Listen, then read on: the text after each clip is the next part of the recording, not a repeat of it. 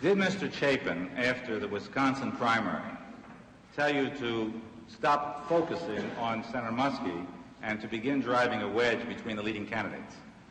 He mentioned two candidates. Which candidates? Senator Humphrey and Senator Muskie.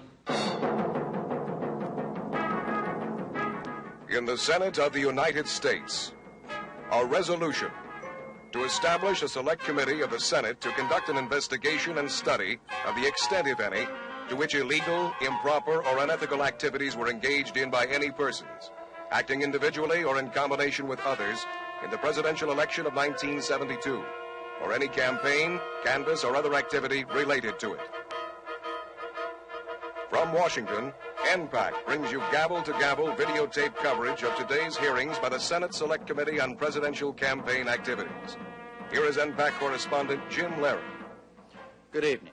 Today, Donald Segretti said he was sorry for all the political tricks he pulled on Democratic presidential candidates in 1972. The 31-year-old attorney and former Army officer apologized for any harm he may have caused his victims or their families and stated flatly that what he did has no place in American politics. What specifically did he do? Well, in his 4.5 hours of testimony, he laid them out in detail. From sending that infamous Florida letter alleging sexual improprieties by Senators Humphrey and Jackson to having an airplane fly over Miami Beach fluttering an anti-McGovern banner. Segretti said he was hired by two old college chums, White House aides Gordon Strachan and Dwight Chapin. Chapin functioned as his boss, and President Nixon's attorney, Herbert Porter, paid him $45,000 to do it all. Segretti also registered some complaints today about the way he has been treated since news of his works first became public. 1 hour into Segretti's testimony this morning, the committee also suffered a dirty trick, a bomb threat hoax, which caused an unscheduled recess while the caucus room was searched. Segretti's testimony today put the committee's course definitely into a new phase of the inquiry, as Peter Kay reports from Capitol Hill. With the testimony of Donald Segretti today, the committee gets well into the second or dirty tricks phase of the investigation. And for the first time, it looks as if separate investigations will be conducted by the majority and the minority. After Segretti, the committee is scheduled to hear from two of his Florida agents, Robert Benz and Douglas Kelly.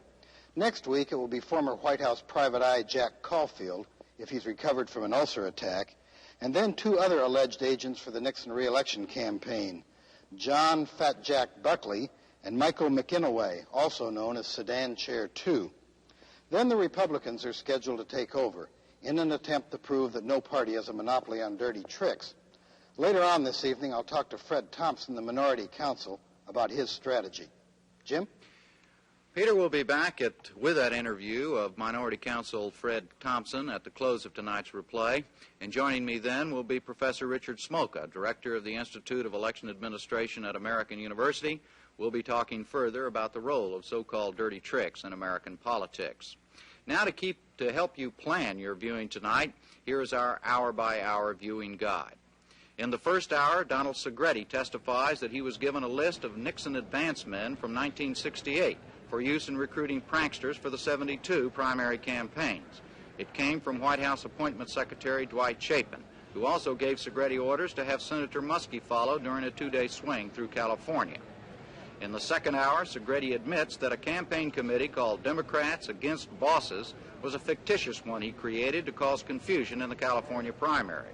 Also in that primary, he admits sending out 3 false press releases. One of those stated falsely that Shirley Chisholm had been confined in a mental institution.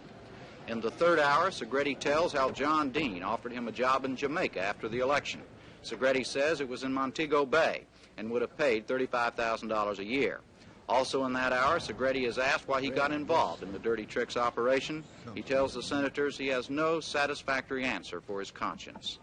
In hour number 4, the senators get into an argument over whether John Dean and Fred Fielding were acting as attorneys for Segretti. Segretti says, "I thought they were, and everything would be kept confidential." The senators disagree because Dean was working for the White House, not as a private lawyer. Senator Ervin rules that there is no sufficient evidence to support the privilege and orders him to testify about a meeting with Dean on October 10 last year. In the fifth hour, Segretti says it was John Dean who suggested that he keep a low profile after the Washington Post uncovered his activities. Dean also suggested he return to California by train rather than fly back. Now to the old Senate office building as Senator Ervin brings the committee to order. Because you cannot, you have to escort the lady out, Bill. She has no right to disturb our meeting. The hearings were delayed momentarily as a woman was escorted from the hearing room. She apparently only wanted to get the attention of the television cameras and gave no reason for her shouting. She was identified as Mildred Benson, a retired teacher from Pittsburgh. She was removed from the room but was not held by police. Hold up your right hand. Do you swear that the evidence that you shall give to the Senate Select Committee on presidential campaign activities shall be the truth, the whole truth, and nothing but the truth, so help you God? I do. Now, let the record show that Mr. Segretti is testifying involuntarily pursuant to an order of Judge Sirica extending to him immunity as provided in sections 6002 and 6005 of Title 18 of the United States Code. I make that entry in order to protect any future rights you may have arising out of that grant of immunity. Thank you very much, Senator. Counsel, proceed with the examination. Mr. Segretti, you have counsel with you? I do. Will counsel identify himself for the record? Yes, Victor Sherman. My address is 8383 Wilshire Boulevard, Beverly Hills, California. Mr. Segretti, do you have a statement which you wish to read to the committee? I do, Mr. Dash. I do have an opening statement. Would you proceed to read it? In 1963, I graduated from the University of Southern California. I majored in business administration. I then attended the University of California at Berkeley and graduated from its law school in 1966. My first job was as an employee of the Office of the Comptroller of the Currency in Washington, D.C. After a few months, I was inducted into the United States Army. That was in May 1967. Once in the Army, I applied for a commission in the Judge Advocate General's Corps and was accepted. I was released from Army active duty in September of 1971 after serving 4 years and 4 months, a year of which was in Vietnam. After my graduation from the University of Southern California, I maintained infrequent social contact with two college friends, Dwight Chapin and Gordon Strong. So it did not seem unusual when I was contacted in early 1971 by these two friends about the possibility of doing some work for them after my release from active duty. I indicated interest, although I had no concept of what they had in mind. In the summer of 1971, I flew to Washington, D.C. and met with Mr. Chapin and Mr. Strong. It was explained to me that I would be employed to perform certain political functions for the re-election of President Nixon. At that time, I was aware that both men were employed at the White House. I considered the political functions we discussed to be similar to college pranks which had occurred at the University of Southern California. The impression was given to me that these so-called pranks were performed by both parties in presidential campaigns and that there was nothing improper or illegal in such traditional activities. Subsequently, I was told to contact Mr. Herbert Kalmbach in Newport Beach, California, for the purpose of finalizing my employment. I met with Mr. Kalmbach in August 1971 and was offered a salary of $16,000 per annum plus expenses for my activities. Mr. Kalmbach and I did not discuss the specifics of my employment, and I myself had no concrete ideas as to what work I was to perform. It was not even clear to me whether or not I would be working for Mr. Kalmbach, Mr. Chapin, or others. However, I was happy to accept employment from people who held prominent positions in and out of government. After meeting with Mr. Kalmbach, I met with Mr. Chapin not far from the Western White House in San Clemente, California. During this meeting, Mr. Chapin gave me a list of cities in which I was to acquire acquaintances to assist me in my future endeavors. Mr. Chapin stressed the secrecy of my duties and stated that he would be my contact at the White House. He further explained that my duties would consist of various activities tending to foster a split between the various Democratic hopefuls and to prevent the Democratic Party from uniting behind one candidate. I was told that this was a common campaign strategy. Even though I had at one time been a registered Democrat and was apolitical during my Army tenure, I was in agreement with President Nixon's announced policies of ending the Vietnam War and the draft. Thus, it was on principle that I favored his re-election.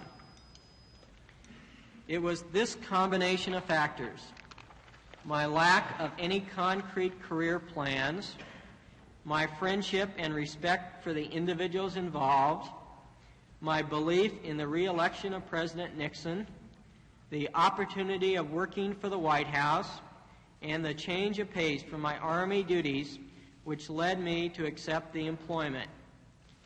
From September 1971 to the end of the year, I traveled to various parts of the United States, attempting to line up political associates.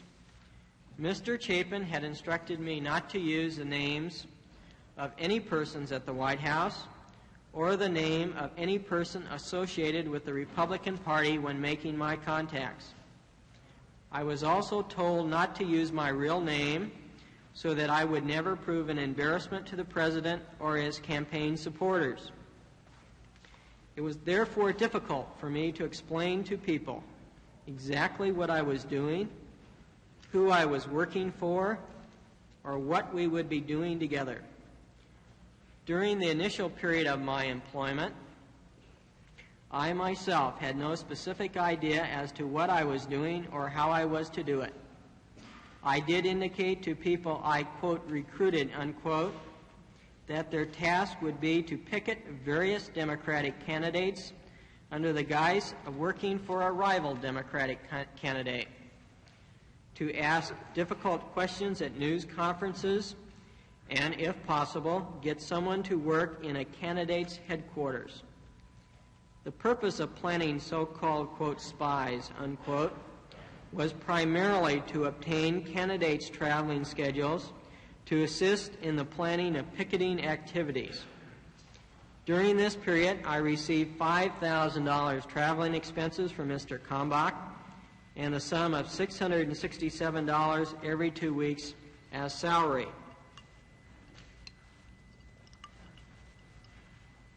Apart from the above, I did the following during 1971. 1. I prepared a list of questions to ask Senator Muskie when he appeared at Whittier College in Southern California. The questions were passed out among the audience, and I believe one of the questions was asked. 2.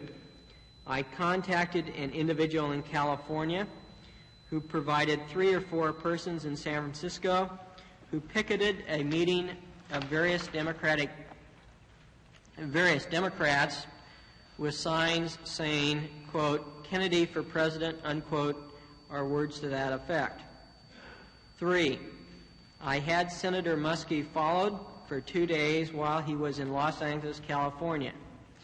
This was the one and only time that I had ever had any candidate followed, and it was done pursuant to an earlier suggestion from Mr. Chapin that I have a familiarity with how presidential candidates travel. To the best of my recollection, those are the only activities I performed in 1971.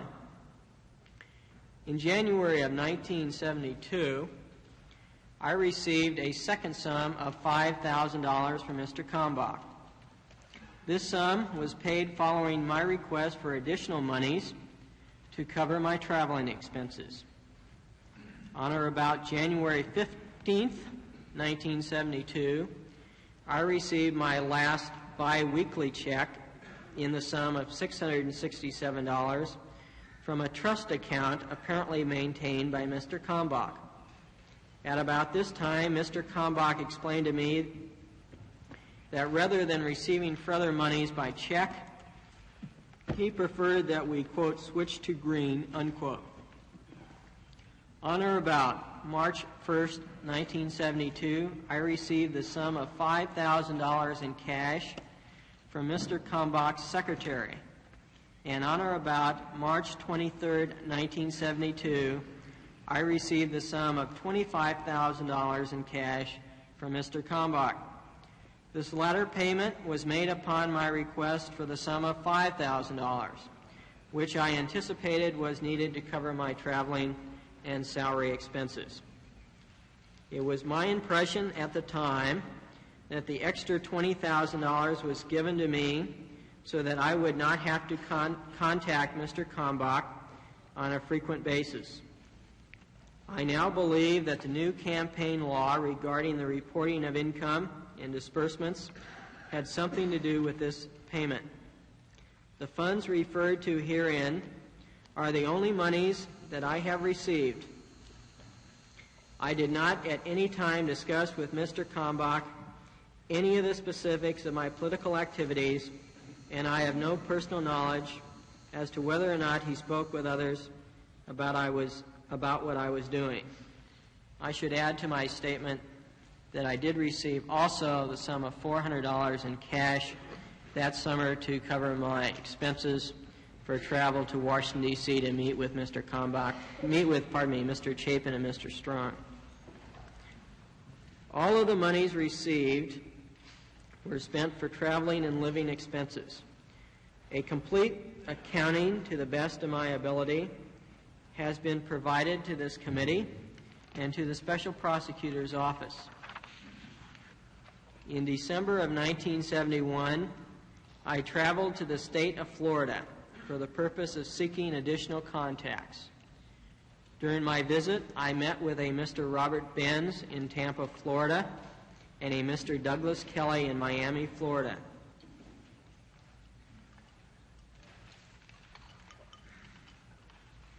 Mr. Benz and Mr. Kelly seemed knowledgeable as to the inner workings of a political campaign and expressed a willingness to assist me in my endeavors. In fact, both young men seemed to know much more about how political campaigns operated than I did. Therefore, I gave to each a modest sum and asked that they make contact with other persons who would be of future assistance. The intention was, as previously indicated, to line up pickets, recruit persons to ask hard questions at news conferences, and to obtain the travel schedules of various Democratic candidates. In early January 1972, I returned to Florida.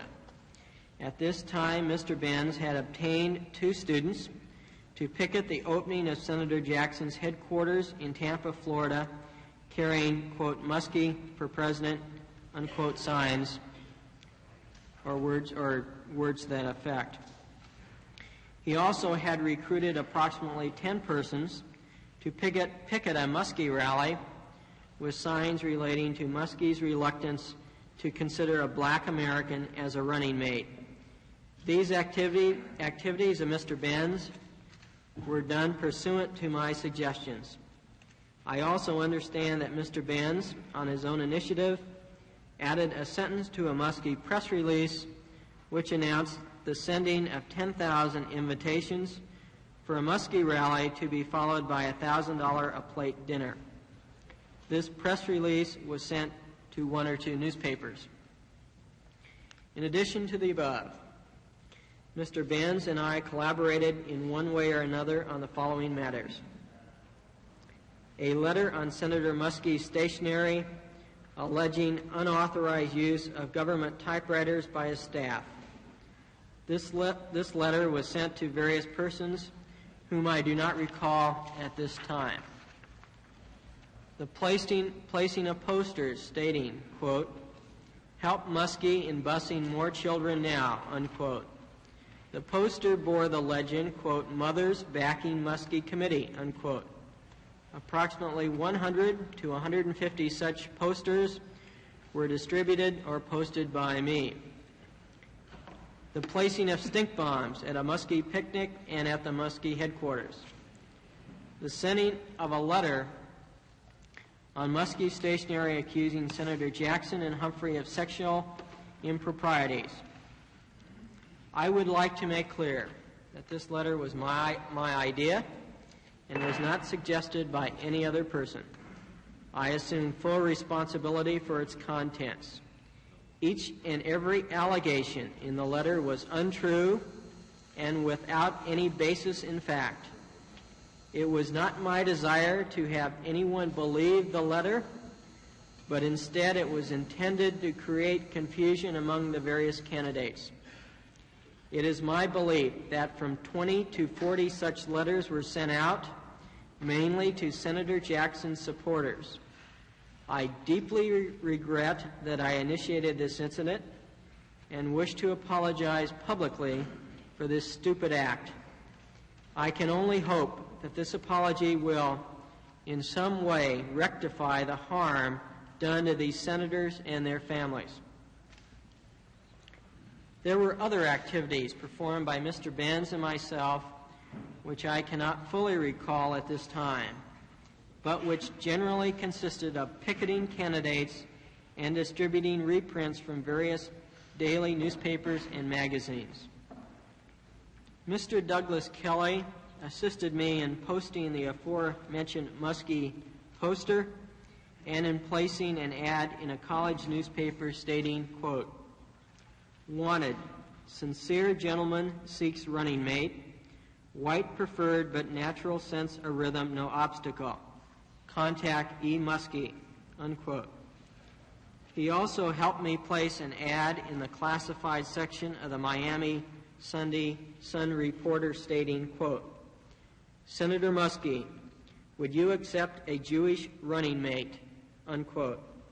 And another ad in the same newspaper stating, quote, "Senator Muskie, you wouldn't accept a black or an American Indian?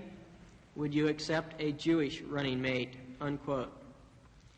There was also an ad that was placed in a local Cuban newspaper and on a local radio station which stated, quote, "Muskie believes all people have a right to choose any type of government that they want.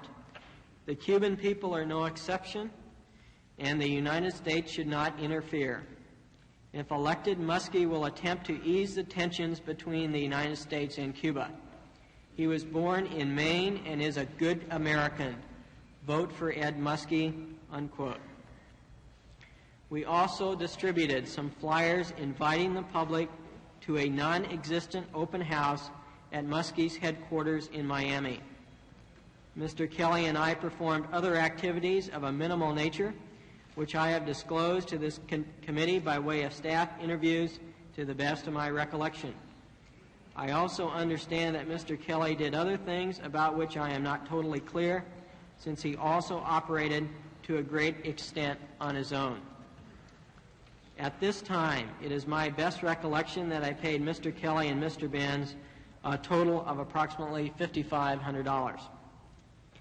In February of 1972, a man called me identifying himself as Ed Warren.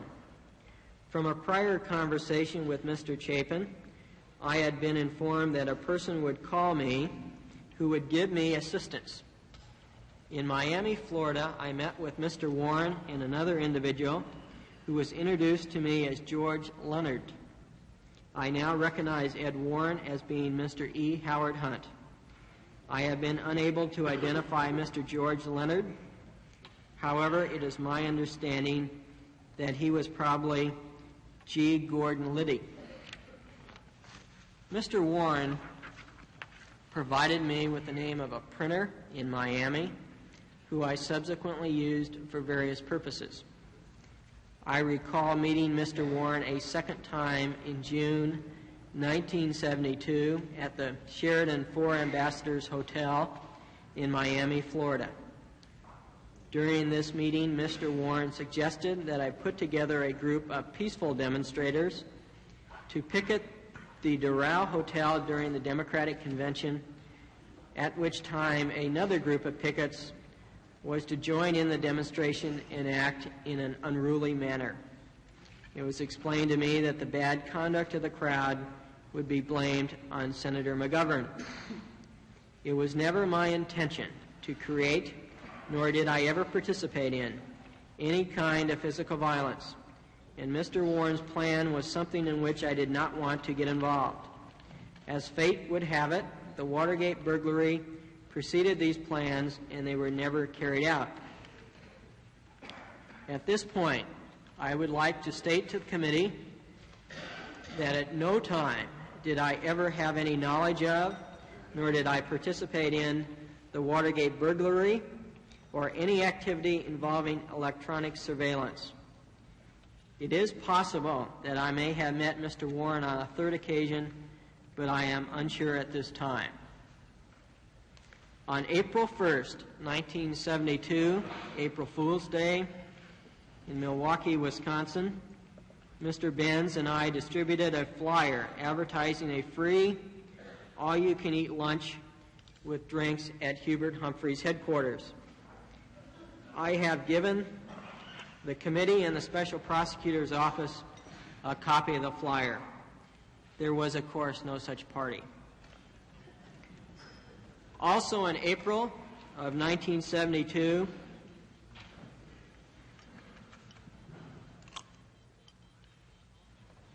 in response to a telephone call from Mr. Warren, I flew to Washington, D.C. I had Mr. Kelly meet me there. Senator Muskie was to have a fundraising dinner at the Washington Hilton Hotel, and Mr. Kelly and I, ostensibly acting for Muskie organizers, ordered flowers, pizzas, and liquor for the campaign workers. In addition, we invited certain foreign guests and provided for the delivery to the dinner by chauffeured limousine. A magician was also hired to attend the dinner and to entertain. We also made inquiries about renting an elephant, but were unable to make the necessary arrangements. The purpose of all this was to cause confusion at the Muskie dinner. Mr. Kelly and I also distributed a flyer stating, "Come, protest the fat cats," with signs. This was in reference to the Muskie dinner. Mr. Kelly and I constructed various protest signs, but no one showed up to protest. During 1972, I performed activities of a similar but less extensive and significant nature in other states. I have given a full statement to this committee's staff regarding these events. I believe my activities in these other states produce little, if any, commotion, and do not need to be elaborated on in this statement. I also feel that many innocent persons would be hurt if I were to disclose the names of all persons I contacted in my travels. Most of these persons are completely innocent of any wrongdoing, and to publicly disclose their names would be a great disservice to them. I have given the committee staff a complete list of all persons whose names I can recall. I understand that both the committee staff and the prosecutor's office have investigated my activities in an intensive manner. I would therefore beg the indulgence of this committee that I not be forced to publicly disclose the names of innocent persons, which could only damage their reputations unduly, without serving any legitimate legislative purpose. In July of 1972, Mr. Kelly and I made arrangements for a small plane to fly over the Democratic Convention Center with a trailer reading, quote, "Peace, pot, promiscuity, vote McGovern," unquote. This was my last political activity of the 1972 campaign. After news stories began mentioning my name, I sought legal counsel from Mr. John W. Dean. I met Mr. Dean through Mr. Chapin and Mr. Strong. Over a period of months, Mr. Dean acted as my lawyer, and I confided in him in this capacity.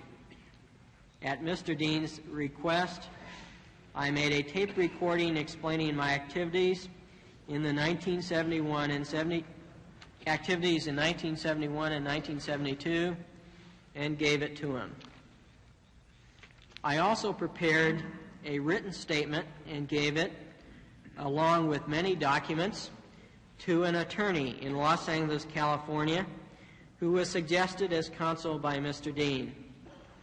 It is my understanding that this attorney sent to Mr. Dean copies of the materials left with him, and that Mr. Dean subsequently turned over said materials, which were obviously intended to be confidential and part of the attorney-client privilege, to this committee. Although I feel that Mr. Dean betrayed my confidence, I do wish to state that at no time did he tell me to be anything but honest and truthful with the Federal Bureau of Investigation and the United States Attorney's Office. This general statement was prepared with the advice and assistance of my present counsel, Mr. Victor Sherman of Los Angeles, California, and was not intended by us to be a complete statement of all my activities during the months in question. I am sure that this committee is now aware that my activities have been blown out of all proportion by the news media. I accept the fact that most of my present problems are the direct result of my own conduct. However, I cannot help but feel that I have been abused by rumor, character assassination, innuendo, and a complete disregard for the privacy of myself, my friends, and my family. I have literally had to avoid the onslaught of the media during the past year and their attempts to get a story at all costs. I understand that under various guises, some of the news media illegally obtained my telephone, bank account, and credit card records, and generally conducted their investigations without any concern for my rights. Nevertheless, this in no way lessens my sincere belief that my activities were wrong and have no place in the American political system.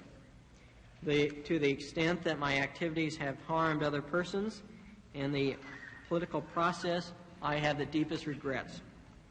I am now ready to answer the questions of this committee.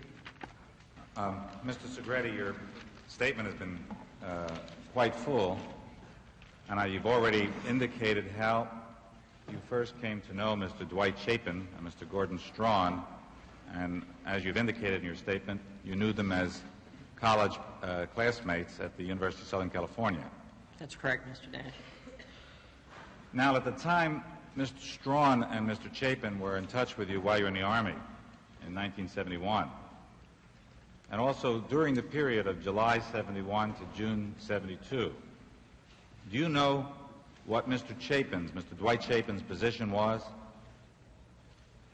He was employed at the White House, and I believe that his position at that time was Presidential Appointment Secretary. And did you know what Mr. Gordon Strachan's position was? All I knew at that time was that he was employed at the White House. Did you come to know that he was an assistant to Mr. Haldeman? I did, but that was much later into 1972. Now, after the series of contacts you have included in your statement, you did in fact come to Washington on June 23, 1971, to meet with Mr. Strachan and Mr. Chapin.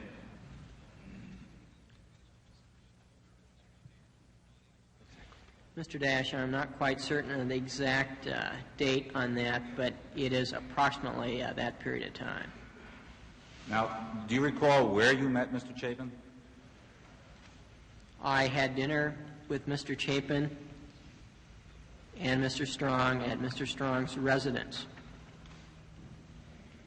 And it was at that time that Mr. Chapin began to discuss with you the job opportunities that he had been talking to you on the telephone about. Yes, it was. Now, is it not true that Mr. Chapin told you that what they were looking for was someone to do some undercover work for the re-election of President Nixon and to engage in political tricks? I don't recall if the term undercover was used, but secrecy was stressed. Well, is it a question of semantics? When we say undercover, Mr. Chapin did tell you at a later time that you were to use secrecy and you were not to reveal your identity, and much of your work was undercover, was it not? That's correct, Mr. Dash. And although you've used the term engage in what you had engaged in with them in college pranks, in fact, they were asking you to engage in what really would be called political tricks. That's correct. And you were interested in this job, were you not? I was. Just a second, Mr. Dash.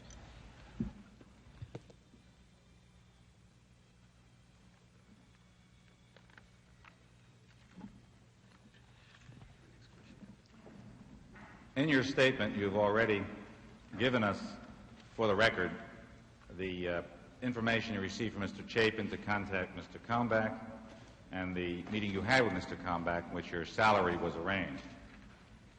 Could you tell us how much did you receive from Mr. Kalmbach totally for your work during 1971 and 1972? I can give you an approximate figure, Mr. Dash. I have it in my financial record somewhere. I think it's in the neighborhood of around $45,000. That included salary and monies for expenses, total. Now, on the same day that you arranged this with Mr. Kalmbach, on which I think the date is July 9, 1971. Do you recall that date? I placed that date a little bit later, Mr. Dash, but it's in the summer of 1971. Did you, on that day, also have a meeting with Mr. Chapin? I did. And where did you meet with Mr. Chapin? I met Mr. Chapin near the San Clemente White House, and we went to a small restaurant in the local area. Now, what information and instructions did Mr. Chapin give you at this meeting? At that meeting, Mr. Chapin, in addition to describing general background of the political situation, gave me a list of states to concentrate on in making future political contacts. And were these states primarily the primary states? Primarily, yes, sir. And is it this meeting that he indicated to you that you were to act in secrecy so that there would be no trace back to the White House? I don't recall specifically if that was discussed at that meeting. That was discussed several times. But I take it was fairly early in your discussions with Mr. Chapin that he emphasized secrecy. Yes, sir. And that there should be no tracing back to the White House. That's correct. And that you were to use not your own name. That's correct, Mr. Dash. Now, what, if anything, did Mr. Chapin tell you at this meeting about the importance of the use of news media and news media impact in your assignment? It was related to me in relationship to pickets that, for example, at a Muskie rally, if you were to have a Humphrey for President sign or two, it should be placed in proximity to where the media could take a photograph of it. Or was he emphasizing to you that you should use, as best you could, news media impact? Yes, sir. At that period of time and in relationship to that type of activities, yes. Now, did he also talk to you about the candidate you should spend most of your time on in terms of your political activities?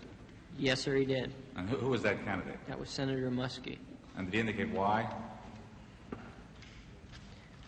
It's difficult to recall any exact conversation at this time. That was some time ago, but Senator Muskie at that time was certainly the forerunner, shall we say, of likely prospects to run for the Democratic nomination. He was the front runner at that time, was he not? Yes, sir, I believe he was. Now also at this meeting, and I think you've indicated some of this in your statement, Mr. Chapin gave you some of the strategy that you were to use in your activities.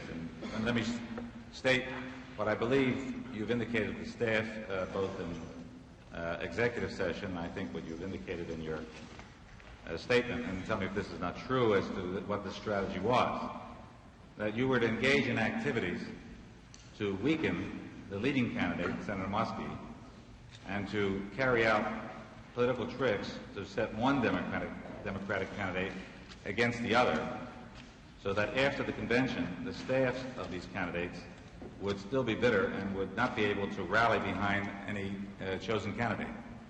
Would that be a fair statement of the strategy? That would be fair, except the statement you made about weakening Senator Muskie. I think you attributed a little more emphasis than at least was conveyed to me at that point in time. But your emphasis was on Senator Muskie, and your political tricks and your use of your agents during that period of time was directed towards him and to confuse the candidates in his campaign. Was that not true? I think that could be stated yes. And therefore, it's not too strong a statement to say that it was an effort to weaken Senator Muskie's primary campaign. It wasn't to strengthen it, was it? No, it was not.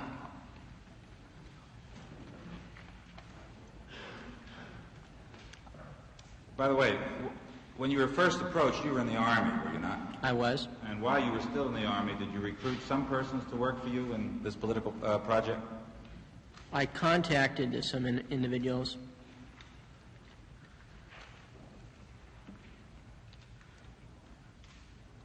Now, following your release from the Army, which I understand was on September 15, 1971. I believe that was September 13. What? I believe it was September 13. September 13? Did you go to Washington to meet with Mr. Chapin sometime towards the latter part of September? I did. And did Mr. Chapin tell you at that time that Mr. Strachan would no longer be involved in the project? I tend to believe that statement, or a statement to that effect, was made a little earlier than that, Mr. Dash. Well, about when would you say, for the record? Prior to my release from Army active duty. And thereafter, you had no further contact with Mr. Strachan in your activities? The only contact I can remember with Mr. Strachan from my release from active duty until June 1972 was Mr. Strachan called me once on the telephone in late September, November 71. Did it have anything to do with these activities? Pardon? Did it have anything to do with your assignment? And yes, it did. You tell what was the discussion about? Senator Muskie was traveling in Southern California, and some individuals threw some eggs at his staff or at Senator Muskie, and it was broadcast on the news media. Mr. Strachan called me up to ask me if I had anything to do with that. I told him I did not, which is the truth. Did he sound disappointed? I just don't recall. I don't believe so. What arrangements, at the meeting now that I think we've established that took place sometime in later September after you left the Army, when you met with Mr. Chapin in Washington, what arrangements did Mr. Chapin make with you for the purpose of contacting each other during the course of the project? Well, I was instructed at some point in time that I had Mr. Chapin, I was given his home telephone number. Generally speaking, I was to call the White House switchboard, and I was to use another name. All right. What name were you to use? I was to use and did use. Do you recall the name Don Morris? That was a name that I did, M-O-R-R-I-S. That was a name I did use, although I think at the very first it may have been another name very similar to that, Bob Morse, M-O-R-S-E, but I believe the first time I called up, the operator said, is that spelled M-O-R-R-I-S? And I said yes.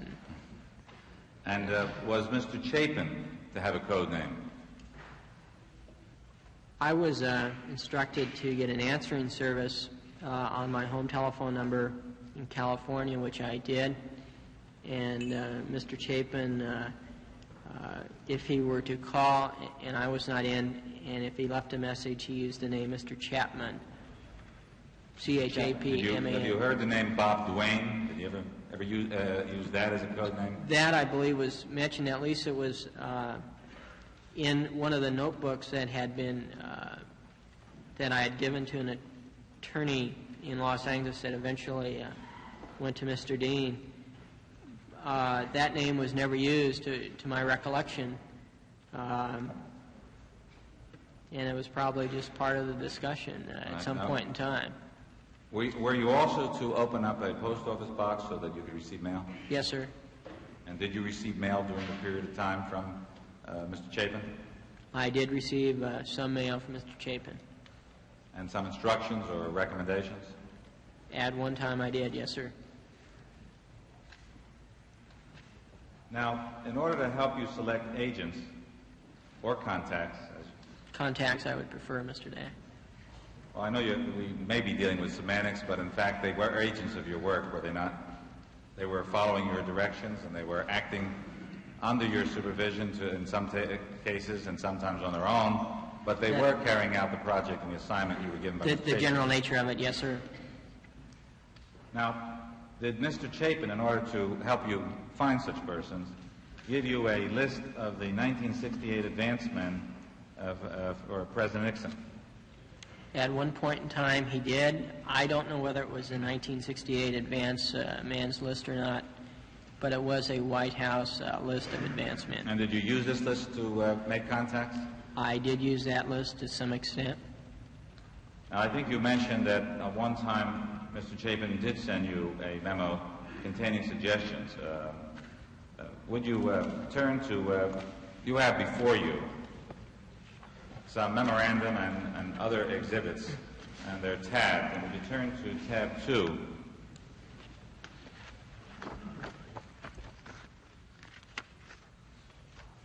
And would you look at that as a memorandum Yes, for the record dated September 28, 1971, 4 p.m.? That's correct, Mr. Day. Yes, and is this a memorandum you received from Mr. Chapin at your post office box? This was a memorandum I received. I do not believe I received it at my post office box, but at my home address. At your home address. And the memorandum, for the record, states, from now on, we want to have at least one Muskie sign in among demonstrators who are demonstrating against the president. It should be, in caps, Muskie for President, in big letters, and should be held in a location that is clearly visible. At Muskie events or events by other Democratic hopefuls, there should be a sign or two which goads them. For example, at a Muskie rally, there should be a large, and in caps, why not a black vice president? Or perhaps, we prefer Humphrey, or something else that would goad him along. At Humphrey rallies, there should be Muskie signs, and at Kennedy rallies, there should be Muskie or Humphrey signs, and so on. These signs should be well placed in relationship to the press area so that a picture is easy to get. Now, did you follow that recommendation?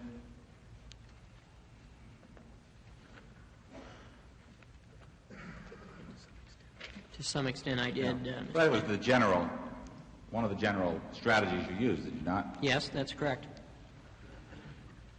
Now, did Mr. Chapin also in September 1971 ask you to fly to Portland, Oregon and stay at the Benson Hotel where the president and his party was staying? Yes. Tell the committee why he asked you to do that. Well, some of it is conjecture. or speculation. I hate to really engage in that, but perhaps it's not too speculative. I think perhaps one reason was to get me enthused about the job. But I think more of a primary reason was to let me get familiar with the presidential advance and how a presidential party was put together in traveling and that type of thing. Did he give you at that time an advance man's manual? I'm not certain whether it was given to me in Washington, D.C. or Portland, but he did give you one. I did receive one from Mr. Chapin. And did he at that time tell you to contact Mr. Kalmbach to get your first check? My recollection is that that was told to me by telephone a little bit prior to that. However, my notes regarding that meeting do mention, I think, the term operating capital, $5,000. So apparently it was discussed at that point then. And shortly right after that, you did go back to Los Angeles and you met with Mr. Kalmbach and did receive a $5,000 check plus an expense. I don't believe I met with him. I received a check in the mail of that sum. Now, when you started out on your work, how did you make your political contacts? How many states did you actually visit? Approximately. That's really a guess to some extent my part without going over my records thoroughly. Some were very sporadic. For example, I remember one trip I was flying down south, and I happened to know a friend that was living in Albuquerque, from Albuquerque, New Mexico, from my period of time in the military. So I, instead of flying direct to Florida or wherever I was flying, I stopped off in New Mexico, and it was a combination of both a social visit and you might call a political visit. About how many states did you actually maybe 12. Make contacts? What I'm really getting at, Mr. Segretti, so that we don't. I know that you traveled quite a bit throughout the country. How many states did you actually place either on a payroll or for serious business people who were going to follow up and do work in the area of political tricks? I would say half a dozen. And were these primarily the states that Mr. Chapin had talked to you about to emphasize your working? Yes, they were. Now, when you made these contacts with these various people throughout the country, what name or names did you use? At first, I believe for a short period of time, I used the name Don Durham, and the balance of the time I used Don Simmons. You've already, in your statement, indicated that you were asked, or you did put under surveillance Senator Muskie when he was out in Los Angeles. That's correct. Do you recall that Mr. Chapin asked you to do this? Specifically? Well, that told you that that Senator Muskie was going to be out in Los Angeles and that you should arrange pickets and things in that area. Yes, that's correct. And that came from Mr. Chapin. That's now, right. when you did have him placed under surveillance, I'm not asking you now for the name of the individual. I appreciate that, Mr. Chairman. What was this? Just a friend, or what was his occupation? This was an individual whose name I had gotten on a list from a friend that I knew in the Army that I had worked with in some extent in the military service, who was assigned to the CID in the military, which is called it stands for Criminal Investigation Division. And this individual was a retired CID individual, and at that time he was working for a detective agency. The private detective? I would classify him as that at that time, yes, sir. Now, as your statement has indicated, you went out to Whittier College, I think in November 1971. Did Mr. Chapin inform you that Senator Muskie was going to be appearing at Whittier College? I believe that's how the scenario went. It is possible that I called Mr. Chapin to inform him of that fact, finding out from a local paper or a news release that I would read in the paper, but My best recollection is that I received a phone call regarding that. All right, and when your activity at that time, I think you've indicated in your statement, was that you distributed a list of some hard questions or questions to be asked Senator Muskie. That's correct. Would you turn to tab 3 of the exhibits that are before you, and would you identify that exhibit as the handout that was given at the appearance of Senator Muskie? Yes, sir. And some of the questions that you were asking to be put to him were, do you refuse to even consider a black or Chicano as a running mate? Your public answer that they do not yet have political equality only fosters any bias that exists and avoids the question. Do you speak in terms of equality for minorities, yet send your children to all-white private schools? That was the tenor of the questions, is that not? That's correct. All right. Now, after that operation at Whittier, did you receive any communication from Mr. Chapin? I did. What was the form of that communication? I received a Xerox copy of what I now believe to be a page from the White House press summary. Yes, so you look at on tab 4, I think. On tab 4, and you have that before you, there appears from page 10 of what appears to come from the White House press summary that goes to the President, a reference to Mr. Muskie's appearance at Whittier. And just want to read a couple lines from there, that Reynolds said that Ed had come prepared for conservative questions, but the Chicanos gave them no chance, and Big Ed proved he could keep his cool. Muskie reportedly was pleased by the reception he received from those willing to listen. But more importantly, said Reynolds, he proved he kept his temper under stress. Now, does there appear on that news summary some handwriting addressed to you? That's correct. And is that handwriting Mr. Chapin's? I believe it to be Mr. Chapin's. Would you read what the handwriting says with reference to the items I just referred to? States, Don, note we really missed the boat on this.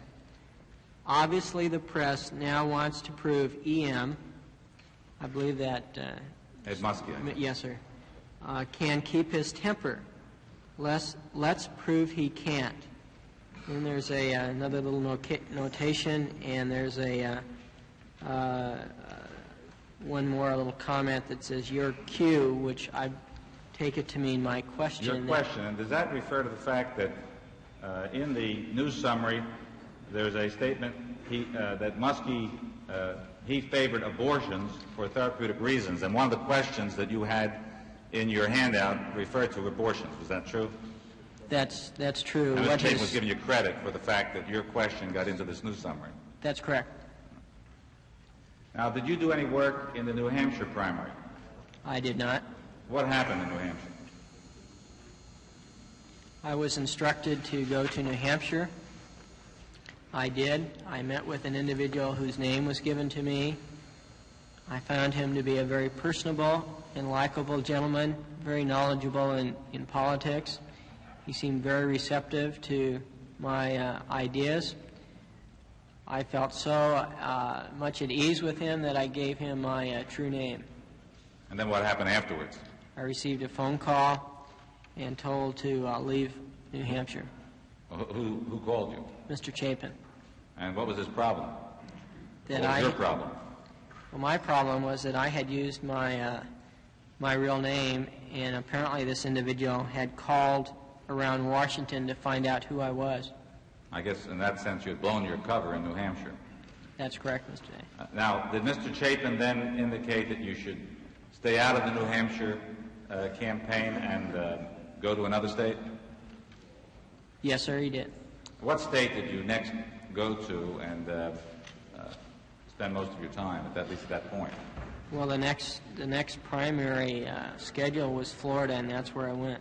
Now, I think you've made in your statement, you've indicated that you recruited two agents in Florida, Mr. Benz and Mr. Kelly. How did you come to get Mr. Benz? Mr. Benz was quite by accident, really.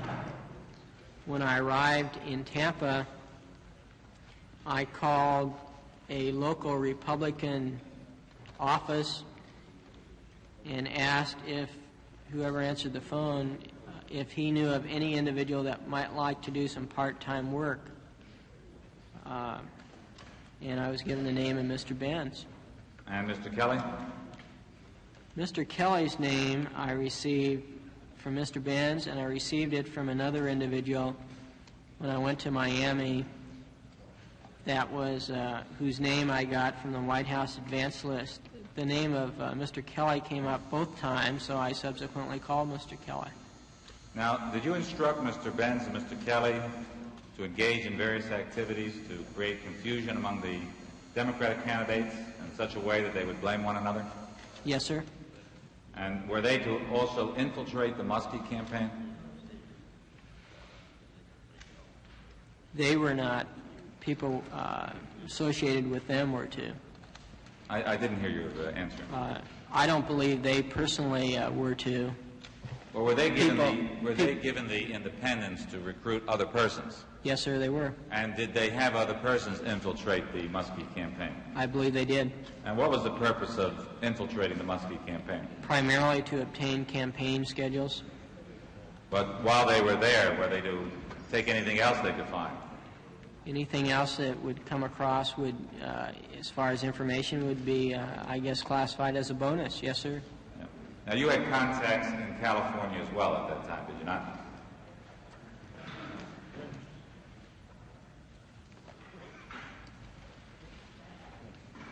Any contacts I had in California at that time really were rather minimal, but I believe I did. You did develop contacts in California? To some extent, yes, sir. And they also infiltrated both in Los Angeles and San Francisco the Muskie campaign? That's correct.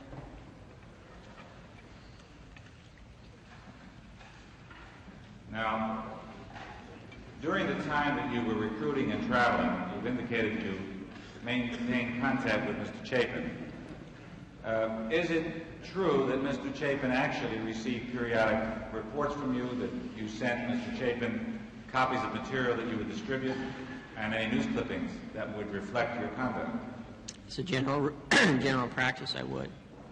Now, did there come a time when you received at your box in Los Angeles copies of a Muskie pamphlet? Yes, sir, that's correct. Would you turn to tab 6 and see if this is a pamphlet the committee has already received in evidence?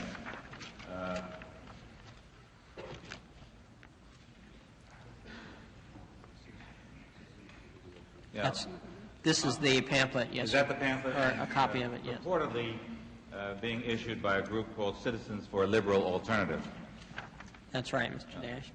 Which has a picture of Mr. Muskie with a large cigar out of his mouth and identifying him as a person who's no different from the Nixons, Agnews, Mitchells, Connollys we have now. The committee has already had this exhibit introduced during the time Mr. Buchanan was a witness. Were you aware, by the way, that pamphlet was prepared by Mr. Kachigian, Mr. Buchanan's assistant, was edited by Mr. Buchanan, and that was printed by the Committee for the Re-election of the President with the approval of Mr. Magruder, Mr. Mitchell, and Mr. Haldeman? Absolutely no idea. How many copies of the pamphlet did you receive? I can take a guess, 500 to 1,000. What did you do with the pamphlets, these 500 to 1,000 copies? I read it. Upon reading it,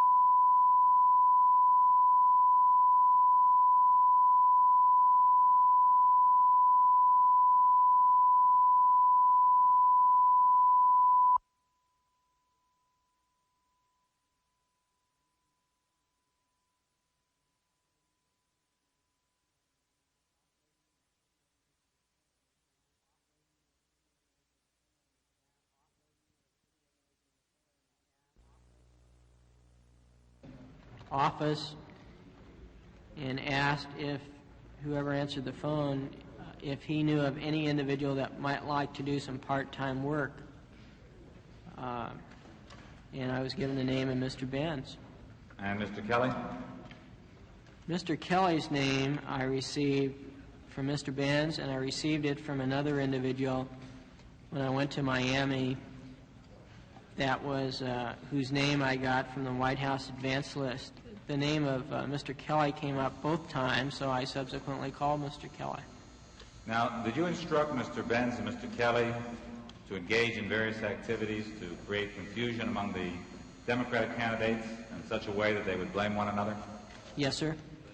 And were they to also infiltrate the Muskie campaign? They were not. People associated with them were to. I didn't hear your answer. I don't believe they personally were to. Or were they given the independence to recruit other persons? Yes, sir, they were. And did they have other persons infiltrate the Muskie campaign? I believe they did. And what was the purpose of infiltrating the Muskie campaign? Primarily to obtain campaign schedules. But while they were there, were they to take anything else they could find? Anything else that would come across would, as far as information, would be, I guess, classified as a bonus. Yes, sir. Yeah. Now, you had contacts in California as well at that time, did you not?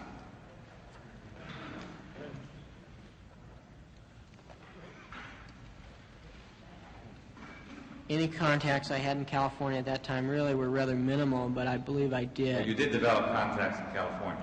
To some extent, yes, sir. And they also infiltrated both in Los Angeles and San Francisco the Muskie campaign? That's correct.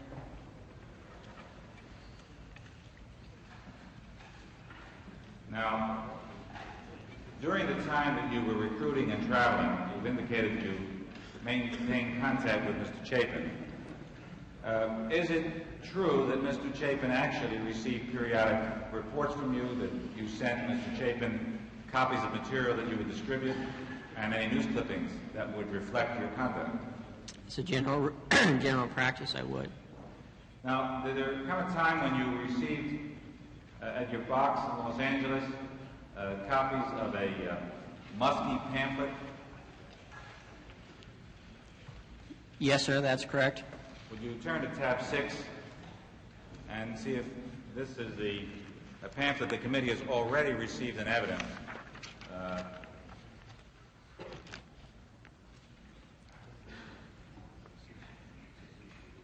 Yeah. This is the pamphlet, yes. Is that the pamphlet? Or a copy of it, yes. Reportedly being issued by a group called Citizens for a Liberal Alternative. That's right, Mr. Dash.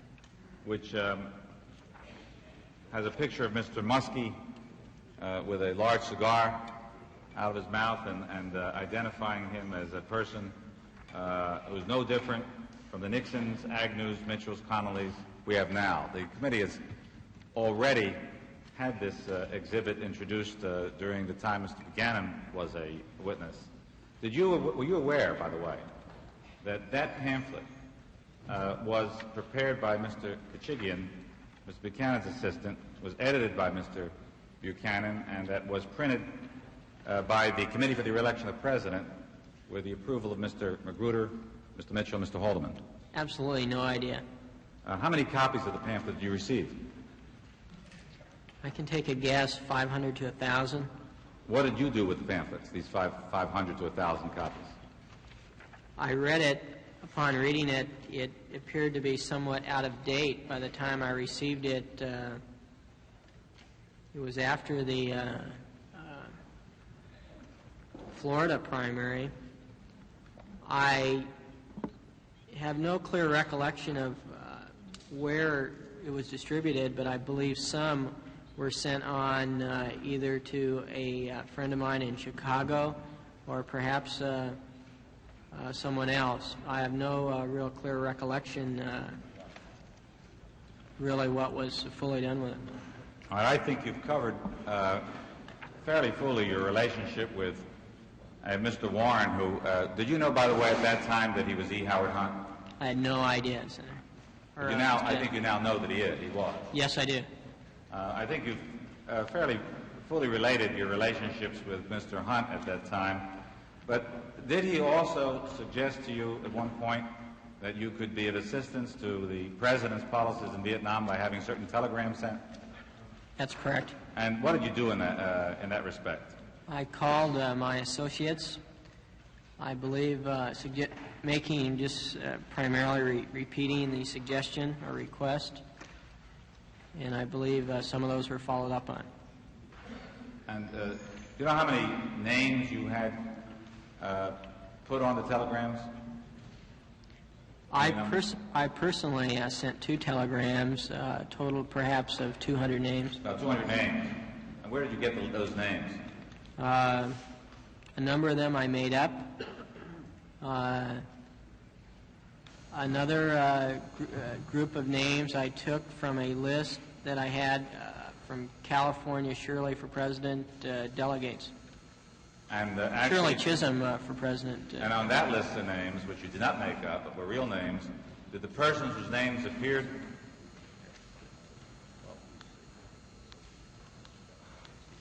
Oh.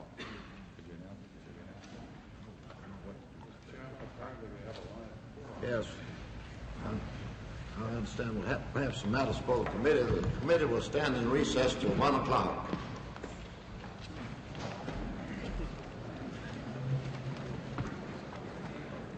The pretext for the surprise recess was a Senate vote, but the real reason was a bomb threat.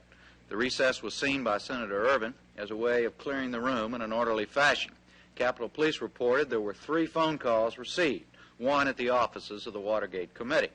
In that one, the anonymous caller said, "I'm only attempting to warn you, it's scheduled to go off in 45 minutes. The caucus room was sealed off until that deadline passed, and then the police used dogs to search the room. No bomb was found. In a moment, we'll have more testimony. Public television coverage of the Senate hearings will continue after a pause for station identification. Unabridged coverage of the hearings is being broadcast as a public service by your local public television station. This is PBS, the Public Broadcasting Service.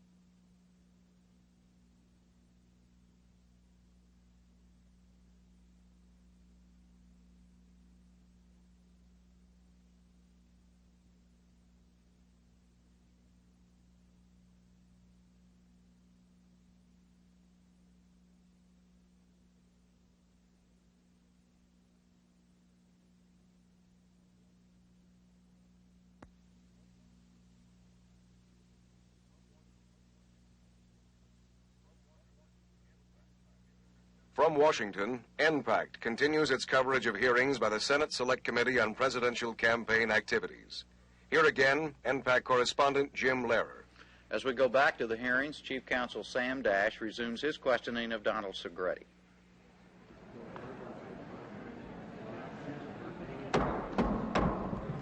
Committee will come to order, and counsel will resume the interrogation of the witness. Mr. Segretti, you've already given the committee information that Mr. Benz, through various people that he had employed, had placed some infiltrators in Muskie's and I think also in Jackson's campaign. Is that not true? I believe right? That's correct, Mr. Dash. Now, was there an occasion when one of these infiltrators in Senator Muskie's campaign in Tampa leaked to the press that there was to be a secret $1,000 a plate fundraising dinner? I believe that's correct. And you know what happened as a result of that leak? I understand that the dinner, which was to be attended by 17 individuals, was subsequently canceled. Yes, and therefore the dinner was canceled as a result of that information coming public. I've heard that, yes, sir. Now, you've stated in your statement that you had various school busing posters printed up involving Mr. Muskie. Would you look at page tab 8?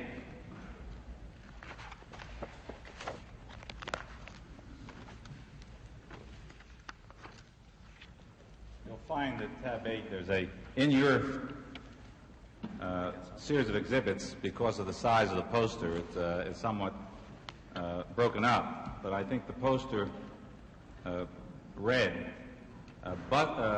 support busing now, support more children now. I think I have a copy of this, and you can see it in, yes.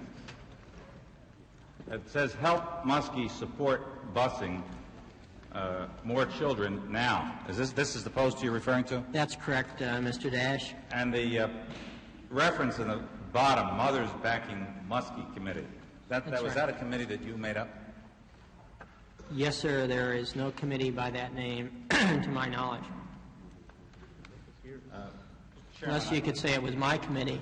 What? It was your committee? Committee of one, I guess. You were one of the mothers backing Muskie? That was committee. That was committee which existed only in your contemplation. That is correct, Senator. Mr. Chairman, although I'm going to be asking that the various exhibits be introduced, this particular exhibit is one that does not appear very well in our collection of exhibits, and I would like to have this reconstruction of the poster marked for identification and admitted in evidence as part of our record. That'll be done, be marked as an exhibit and admitted as such. Do you know how many posters of that kind that you had printed up? I believe the total was 300. And you know, where were they distributed? Primarily in Florida. My best guess is 100 to 125 in Florida. Perhaps a dozen or so were posted in and around Chicago. I believe some were sent to an individual I knew in Indiana. However, they were never used, to my knowledge, and that's the total. Did you send copies or a copy of the poster to Mr. Chapin? To the best of my recollection, I did. And this was in keeping with your sending him regularly various copies of things that you were distributing? Yes, sir. Now, did your Florida agent distribute anti-Wallace cards purporting to be backing Mr. Muskie? I believe Mr. Benz had some printed up, and they were so distributed. Would you take a look at tab 18?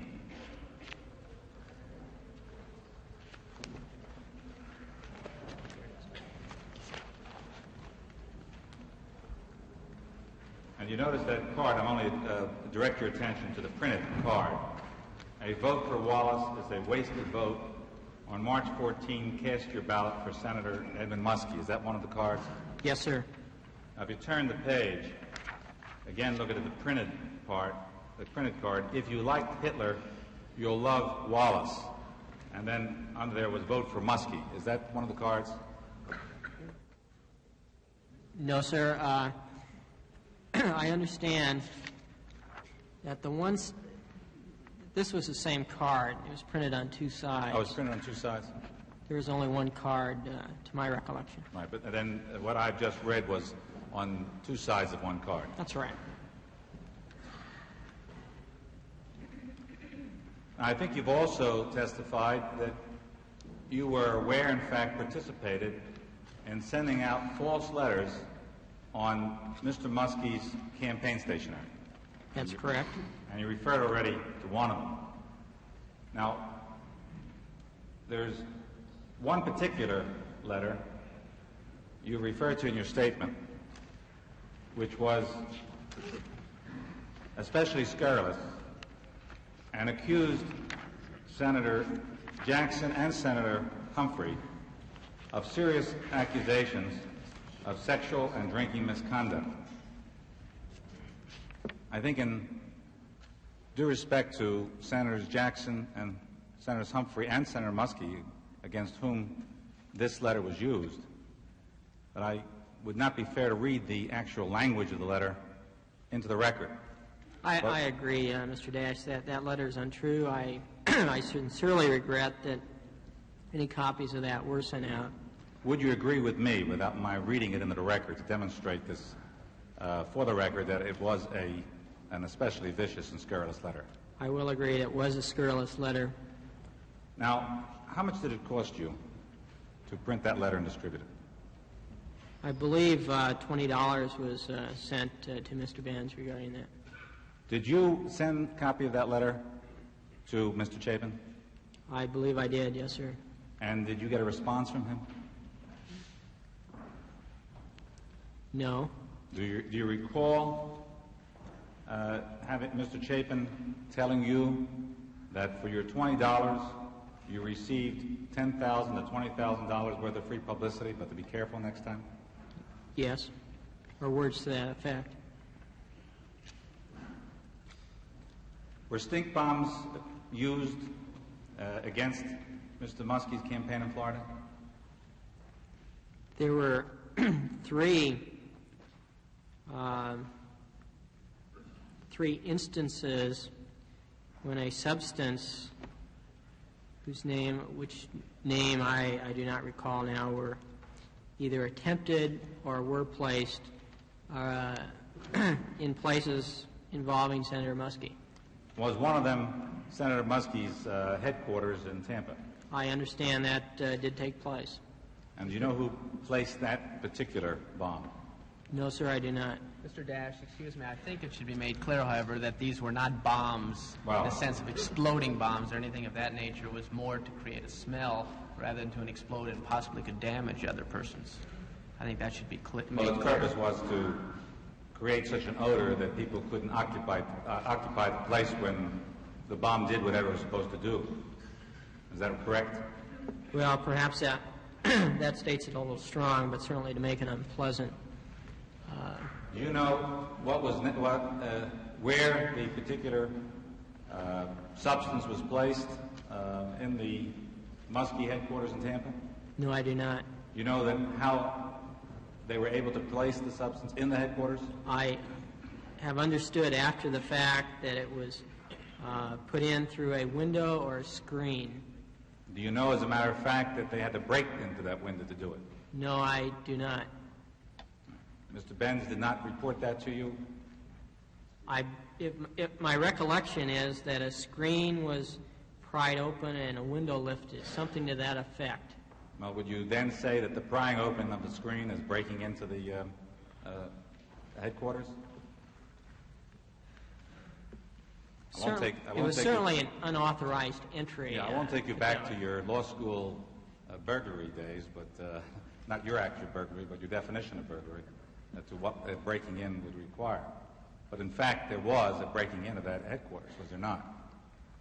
I don't know the complete facts of what occurred there. I was told after the fact that the substance was placed in Senator Muskie's headquarters in the Tampa area. Now, my recollection as to the details of how it was put in are somewhat vague. I do, however, remember that it seems to me a screen was pried open and a window lifted. And was this on the primary day itself? I don't recall that, Mr. Dash. It could very well have been. Right. And if it were on the primary day, would you agree that this would be quite disruptive of the activity of that headquarters on that day, that important day? It could very well be, yes. Now, who did you hire to work for you in the Pennsylvania primary? Can we have a moment? I had a young man in the Philadelphia area who was given, I believe, the sum of $100. I think we have some exhibits which have his name on it. And what was his name? His name was Mr. Zimmer. Now, did he pass out literature and organize anti-Muskie pickets at Muskie rallies? I believe he did some of that. All right, now will you turn to tabs 16, 17, 18? Start at 16.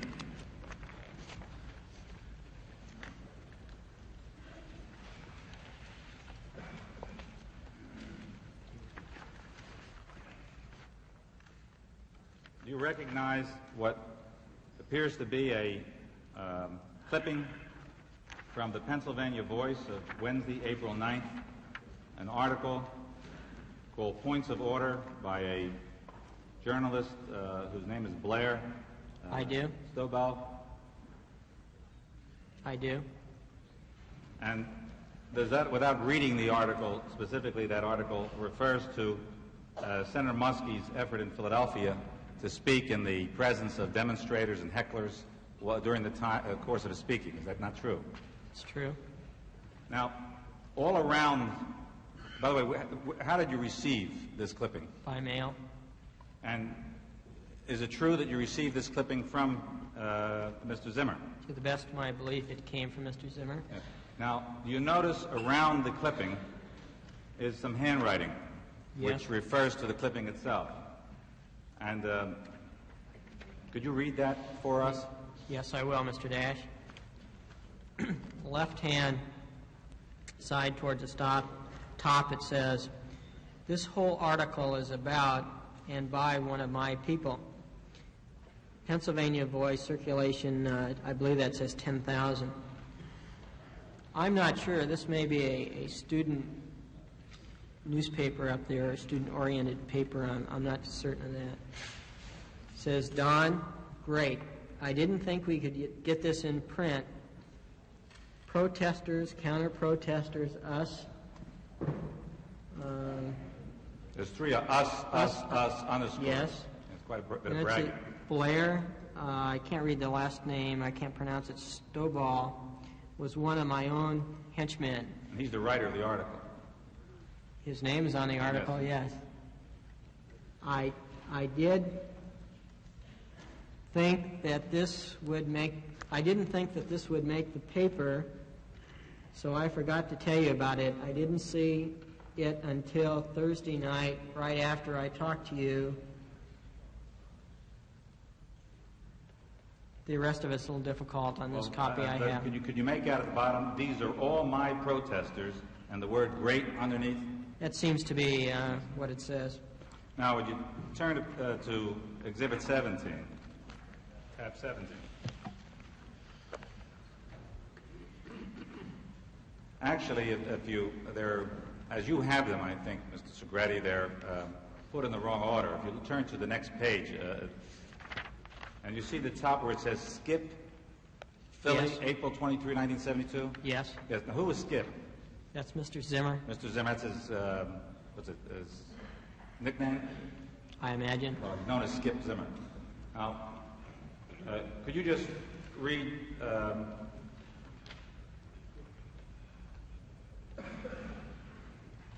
can you read his note to you at that time? Yes, it says, "Don, talk to Jack Cannon, Senator Humphrey's deputy press secretary, tonight about the paying of demonstrators by M's people, I assume that means Senator Muskie's people, gave him names, places, etc., told him I was reporter Bob Schmidt of the Daily News, and that our paper had received calls and letters about it. He said the senator had no comment for publication, but they said off the record were in fact... Now, if you turn over to the next page, it follows. Aware. Looks like aware. This had been going on, and there were hecklers. They were checking further, I think it says. Could you read that? Oh, checking further into the matter, and that the Fair Campaign Practices Committee had been contacted, but that, his writing is a little difficult, but that further proof might be needed to make the charge stick for publication purposes, so forth. He also said off the record that the H people, I assume Humphrey people, were very disturbed and planned to complain to John English about it personally on Monday. Well, then wasn't this a case, Mr. Segretti, where Mr. Zimmer had employed hecklers against Muskie? I don't believe Mr. Zimmer ever employed any hecklers, Mr. Dash, to my knowledge. Well, apparently, posing as a reporter, he contacted Senator Humphrey headquarters and told them that Muskie's people had placed the hecklers. That's right. Right, and this was part again of the strategy of playing one candidate off against another. That's right. To create divisiveness. That's right. Do you notice the signs that are drawn underneath the last statement that you read, which Mr. Zimmer give you as illustrations of the signs they used during the Muskie rally? Right. And one says Muskie, Florida 9%, Wisconsin 10%, Pennsylvania 11%, with luck in parentheses. Yes. And then the next one says M-U-S-K-I-E, spells loser. H-H-H is the man. That's correct. And another one says pro-busing ed kids go to private schools. That's correct. And I'll read it. Then at the bottom, appears to be in handwriting, Muskie looked right up at these two, meaning the first two, right in front of him as he left and scowled perceptibly. So apparently, Mr. Segretti, that what you were doing was having some effect as being reported back to you by your Philadelphia agent, that you were getting Mr. Humphrey and Mr. Muskie pretty upset. Yes, however, I would like to state that Mr. Zimmer at times did have a tendency to perhaps embellish a little bit. So I think to some extent, such as the term henchman and so forth, was embellishment upon the language. Now, Mr. Segretti, turning to California campaign, did you have copies of the headquarters stationery, campaign stationery, from Mr. McGovern, Mr. Yurdy, Mr. Humphrey, Mr. McCarthy, printed up? Yes. And you had them printed up in Miami? Through a printer given me by Mr. Warren, who is Mr. Hunt. Mr. Hunt. Now, did you also have anti-Humphrey bumper stickers printed up and distributed? I did have some. Yeah. Would you look at tab 20? Now just hold this up. This Humphrey, he started the war. Don't give him another chance. Democrats for Peace candidate. Is that one of the bumper stickers that you had printed up? Yes. And by the way, that Democrats for Peace candidate, what organization is that? That was me again, Mr. Dash. That was Donald Segretti. How many of those did you have printed up? I really don't recall, without looking into my records, the number, I would guess perhaps 1,000. And where were they distributed? I believe some were distributed in California. I guess the number would be 100, 150. Now, apparently now this is an attack on Humphrey, where the emphasis has been Muskie in the past. It shifted to Humphrey. Can you explain why now the emphasis has shifted to Humphrey? Well, I wouldn't want to characterize the emphasis switching to Humphrey at all.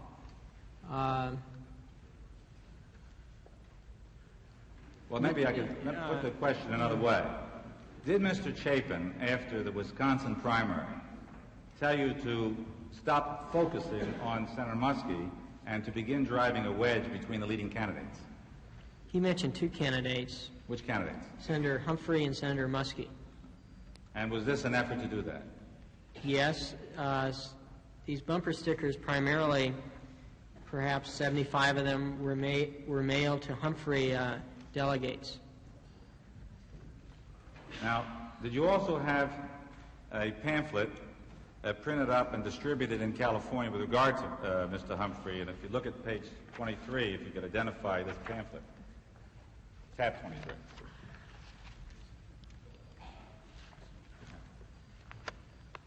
Now, that pamphlet shows a photograph of Senator Humphrey holding a big fish, does it not? That's correct. And underneath the photograph is printed a fishy smell for the White House, ?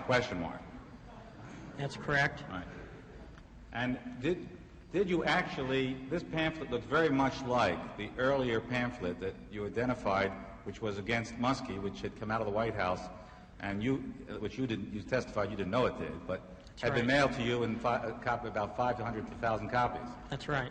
Was this a dummied up sort of from that pamphlet? I thought the pamphlet I received relating to Senator Muskie seemed to be well done. I took that pamphlet and I patterned this pamphlet after it. The pictures I took from Time or Newsweek magazine. And you have a picture inside of a UMW President, Tony Boyle, and a picture of Senator Humphrey, Memories of '68, Stop the Bombing, then-U.S. Aggression. Is that correct? On the next, if you turn the page, you'll see those Yes. photographs. Yes. And this particular pamphlet, again, repeats pretty much the language that was in the Senator Muskie pamphlet. Hubert H. Humphrey would be no different from the Nixons, Agnews, Mitchells, Reagans we have now. He is a boss candidate, etc.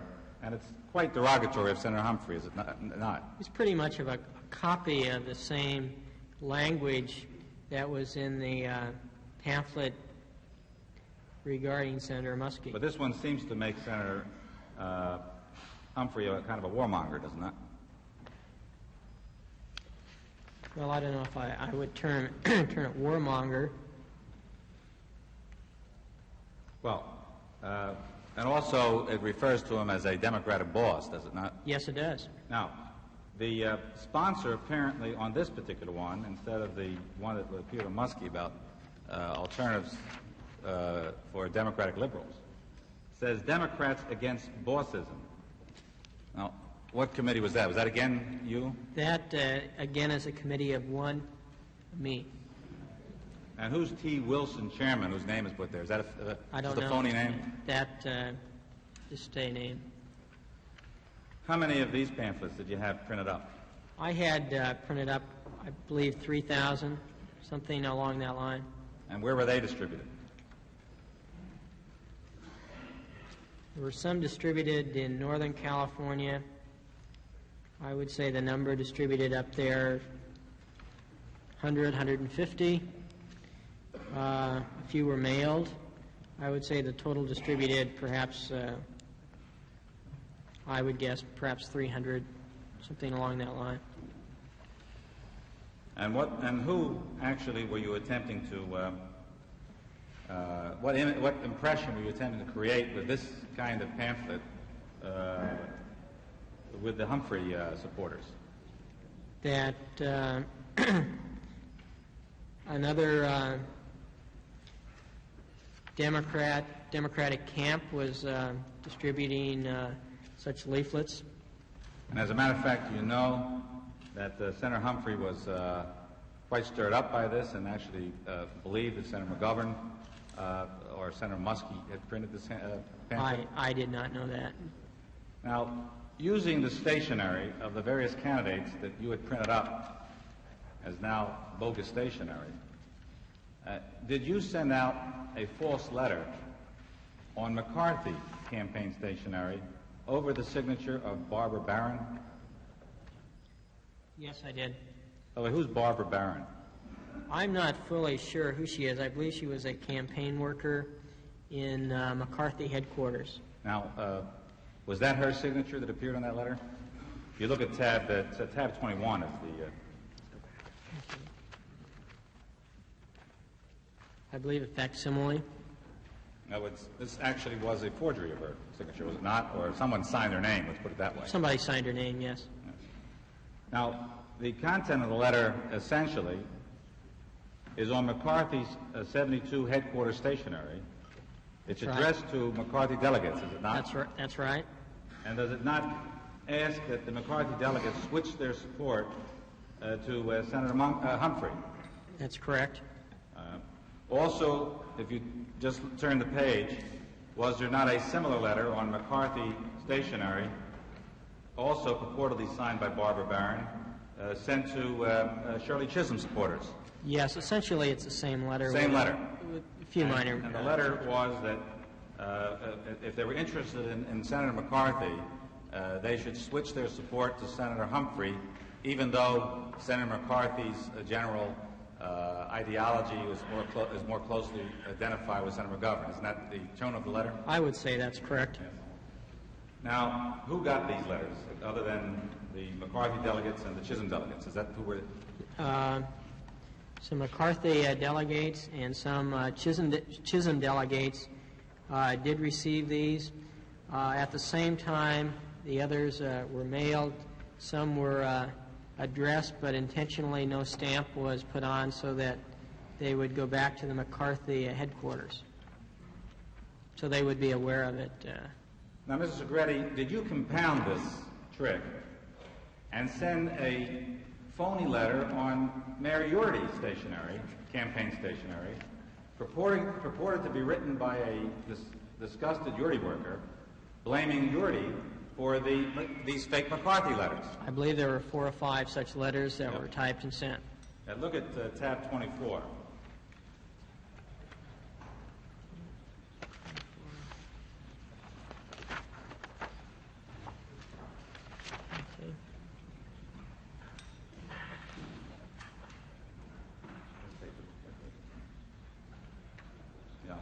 This appears to be a page, a large page, a full-page display of May 26, 1972 of the Los Angeles Free Press.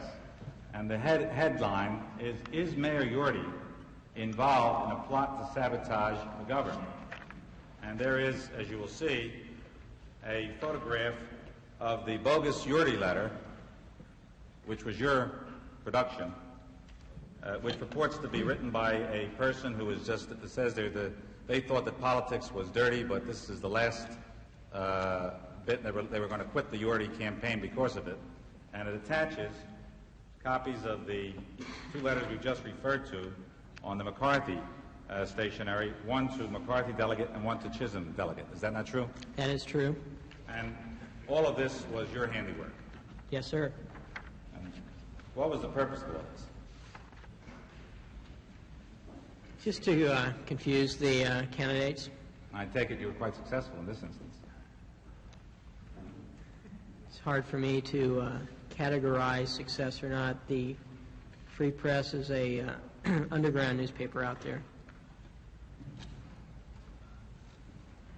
Now, did you have knowledge of false press releases sent out on Humphrey press release stationery? Yes, I did 3 of those. You drafted them yourself? Yes. Now, did one of them say that Lyndon Johnson favored Hubert Humphrey? Or words to that effect. And did another state that Shirley Chisholm was at one time confined to a mental institution in Virginia? Yes. And you made all that up? Yes. That, in fact, is a false charge. That's not correct. The charge is not correct, The right? charge is not correct. Your charge is not correct. That's right. This was all come up out of your imagination. That's correct. And were these sent to newspapers, these false press releases on the A few of those were, yes, sir. Humphrey stationery? Yes, sir. And were they printed? I believe they were mimeographed, Mr. Dash. Did the newspapers pick up the story? Not to my knowledge. Now, did you send copies of these false press releases to Mr. Chapin? Yes. And what was his reaction to that? There was a comment that he laughed for a period of time regarding the press releases. You thought it was funny that you sent a press release saying that Shirley Chisholm was at one time confined to a mental institution in Virginia? Yes.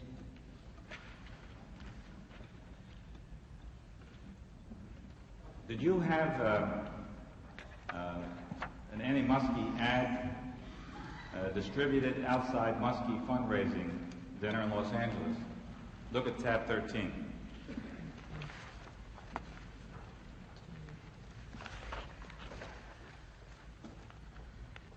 We have a moment, Mr. Dash.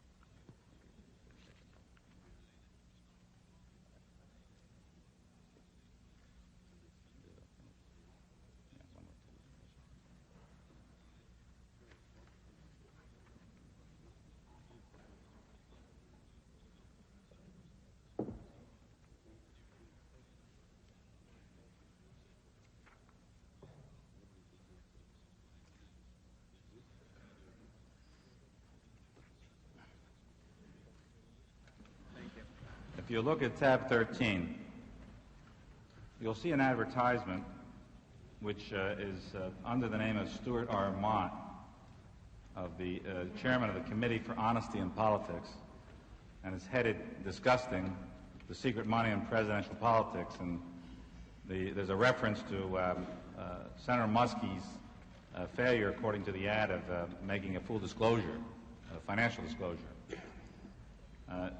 Now, did you take this ad out of a New York newspaper and reproduce it for this particular Muskie fundraising dinner in Los Angeles? I don't believe I took it out of a New York newspaper. I saw it in some newspaper. It's an ad. I clipped it out. Thought it was quite good in a sense. Did you add the printed language at the bottom? Yes, I did add the 5 lines. The language at the bottom says that now he says he will disclose the fact. Which is the language? That's where it starts. Now he says he will disclose the fat cats behind him, parentheses, after he lost badly in Florida and cried in New Hampshire. Why is he waiting for full disclosure? Is it to fix up his books? Question mark. And then you have at the bottom, the committee will look for your name as part of Muskie's fat cats. They better be there.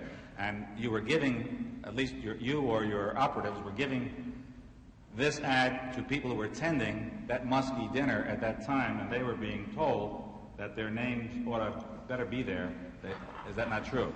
I believe some of those were passed out, yes, and sir. I take it that was for the purpose of either putting them in some fear or at least to confuse them. Is that not true?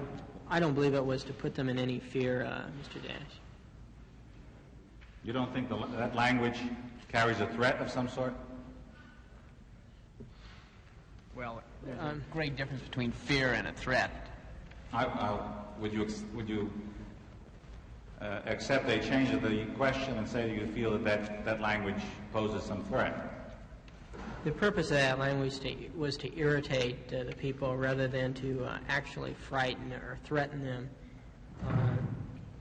I take this language now, and I take it then to be, to some degree, political rhetoric or puffing, in a sense. I think you've also given us one of your final acts. You've said that during the Miami Democratic Convention, your agent, Mr. Kelly, had a plane fly over carrying a sign against McGovern saying, quote, peace, pot, promiscuity, vote McGovern. That was a trailer, I believe. Trailer. What caused your own activities to come to a halt after that?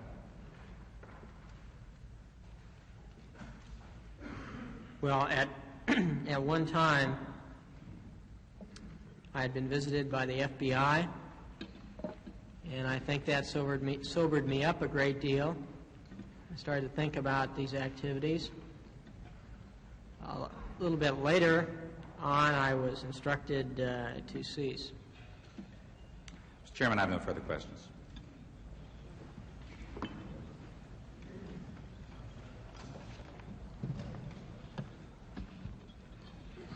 Senator Montoya.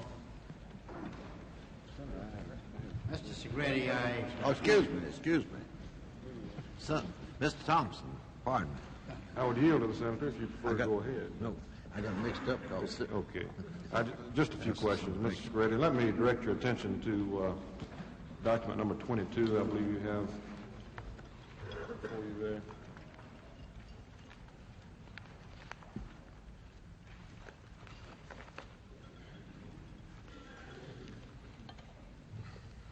Which is a sheet entitled George McGovern's Real Record on the War.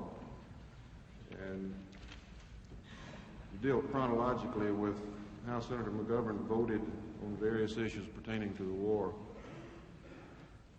And down at the bottom it says, "Don't believe it, check the record, prepared by Students for Honesty in Government." Was that another one of your committees? Well, it was and it wasn't, Mr. Thompson, I think would be the correct way to give you an answer. And perhaps I should explain that. This flyer was obtained, I believe, by Mr. Kelly in the Miami area. I can't recall exactly whether it was told to me it came from either Senator Muskie or Senator Humphrey's campaign. In other words, people working with him. It was picked up. I subsequently had some reproduced and distributed those, or had those distributed myself. So this document was picked up at either Muskie or Humphrey's headquarters? Well, I don't want to say that. It was picked up in the areas being distributed by those individuals. Whether it was actually picked up at their headquarters, I have no knowledge. Mr. Kelly could testify to that, I assume. I imagine he could. All right. And you redistributed it, is that correct? Pardon? You redistributed this document? Yes, I did. I notice at the top there's a signature that appears to be that of Mr. McGovern.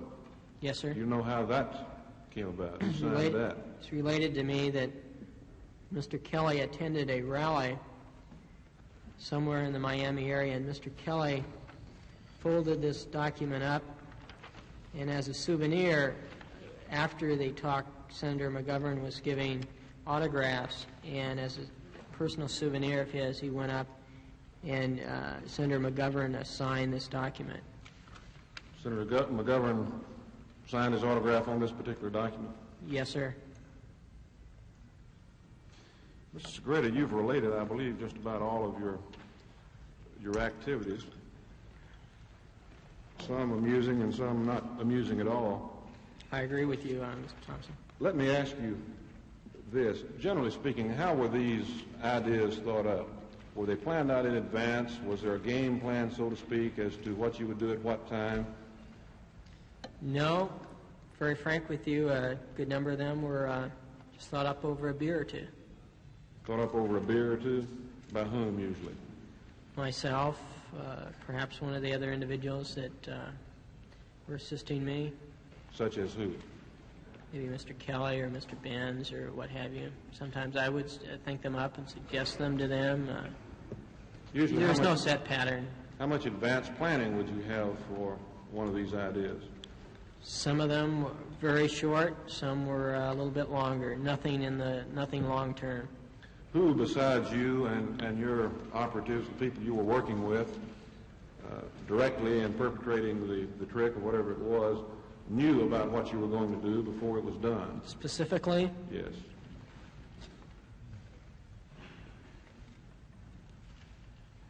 Generally, I would have to say no one. Generally, you'd have to say what? No one. No one else? There were a few examples, minor examples, earlier, however. Well, who would know about it beforehand? Anyone at the White House, for example? I believe possibly Mr. Chapin. What instance? Some pickets at the Democratic dinner in San Francisco that had Kennedy for president, picket or two there, I think 3 or 4 pickets. There may have been 1 or 2 other minor examples such as that. But that's the nature of the activity that was known beforehand at the White House by Mr. Chapin. That's correct. I believe you said you reported on some regular basis what you were doing to Mr. Chapin? Yes. Would that be all of your activities, or could you give us a certain percentage of your activities that were reported to him? It's hard to really recollect a percentage. I would say as a general matter of course, I would send what was done to Mr. Chapin. Mr. Segretti, you, as I stated, listed several activities that you were involved in. Were there activities in the dirty tricks area or the prank area that went on during the campaign that you were aware of that you have gotten credit for, which you did not in fact do?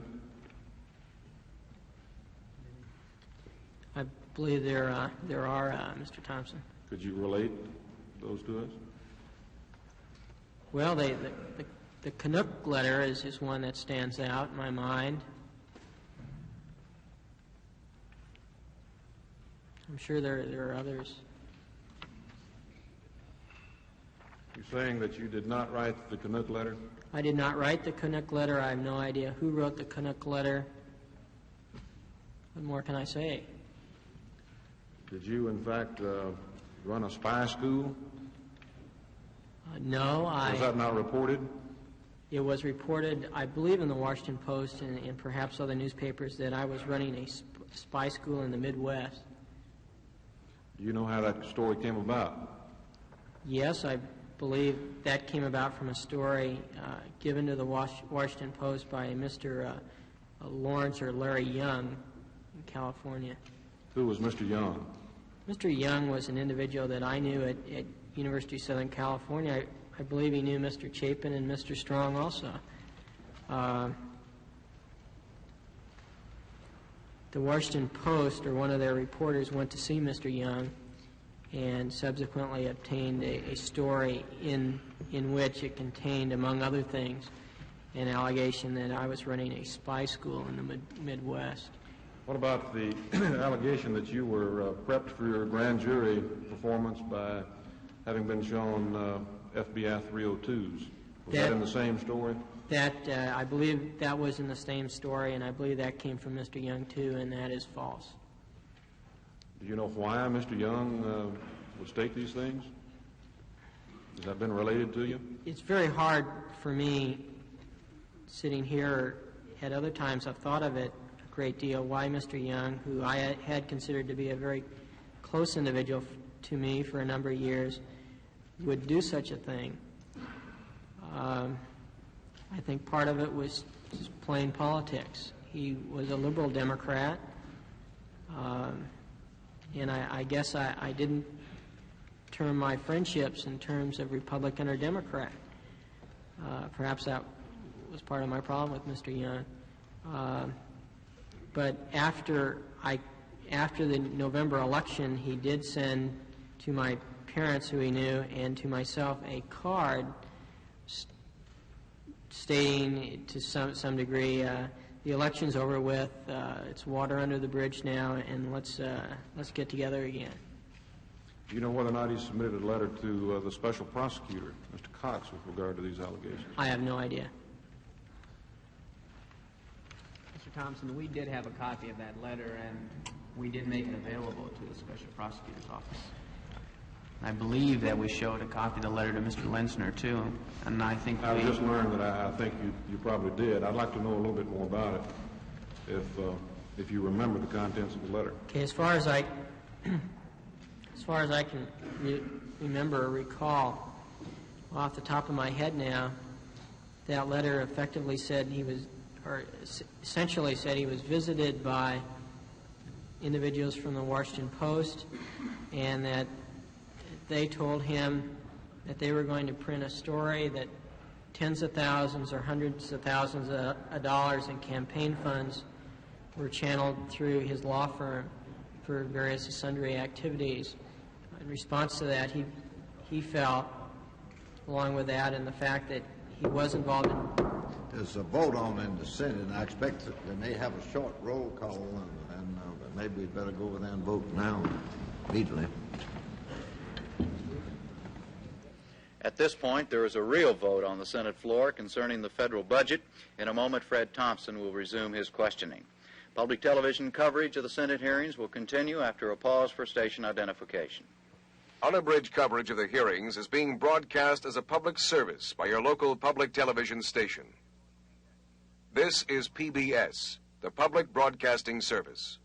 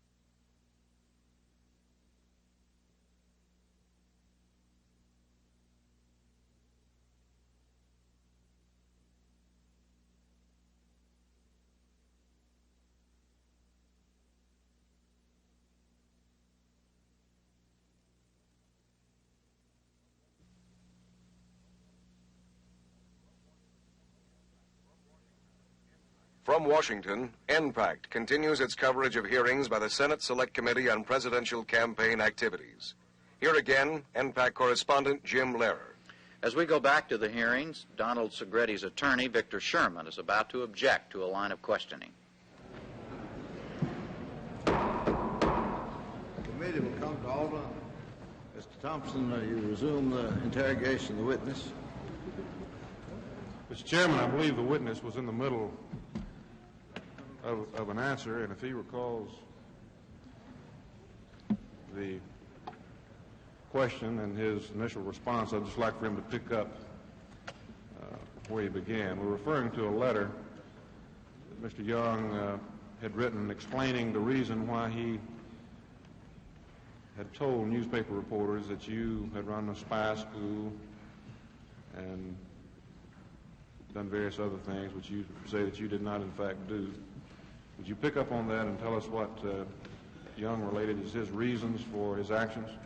Well, essentially he related to me what the fact that if he did not give the press a story, they were going to print a story regarding him that was untrue. To a great degree, it was a letter saying, let bygones be bygones and let's be friends again. The newspaper reporters told him that they were going to print a story that was untrue unless he gave them some information? That was the thrust of the letter written to me. What information that was untrue? That large sums of money were channeled through him to be used in the re-election of President Nixon. You know if there's any factual basis for that at all? I don't believe there's any factual basis to He, that in fact, whatsoever. was not for Nixon, was he? As far as I know, he was not. Did a story subsequently appear in the Washington Post setting forth these allegations? Yes, that's correct, Mr. Thompson. I think that article was dated October the 10th, 1972.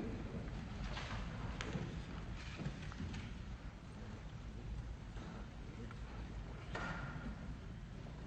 may want to pick back up on that in another round, but I won't take the time to read the entire letter right now. You say that you were not, as was widely reported, shown any 302s, FBI reports, FD 302 forms before your grand jury appearance in August. That's correct, Mr. Thompson. I'll ask you whether or not you have at any time since the Watergate break-in been shown by anyone other than the FBI any FBI FD 302s. At this point, we would ask for a ruling from the chair. We had discussed this previously, I think, with both you, Mr. Thompson, and Mr. Dash, that this does go into another matter we don't feel has any relevancy to these hearings at all and has been fully disclosed to the special prosecutor in this case. And I would ask that unless the question is framed within the terms of Resolution 60, that we would object that it has no relevancy. Now, for Senator Ervin's understanding of the issue, I've explained it fully to Mr. Dash in private and also to Mr. Thompson. Mr. Chairman, if I understand it correctly, and I don't want the State Council's case for him, and I'd really prefer that without divulging what he's seeking not to divulge, that he state his own case. And my question was whether or not any time since the break-in, pursuant to this investigation, he was shown an FBI report by anyone, an FBI report dealing with the Watergate investigation.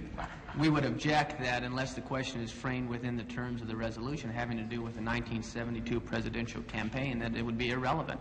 And I can state for the record that if any reports were shown, it was certainly after the election was over and was not part of any cover-up and does not involve any persons in any way that are under investigation by this committee. Mr. Chairman, I would simply state, as far as relevance is concerned, that we're talking about the investigation of the Watergate matter. And I won't belabor the point by referring to witness after witness after witness who have related similar matters concerning all aspects of the Watergate investigation. This pertains to the Watergate investigation.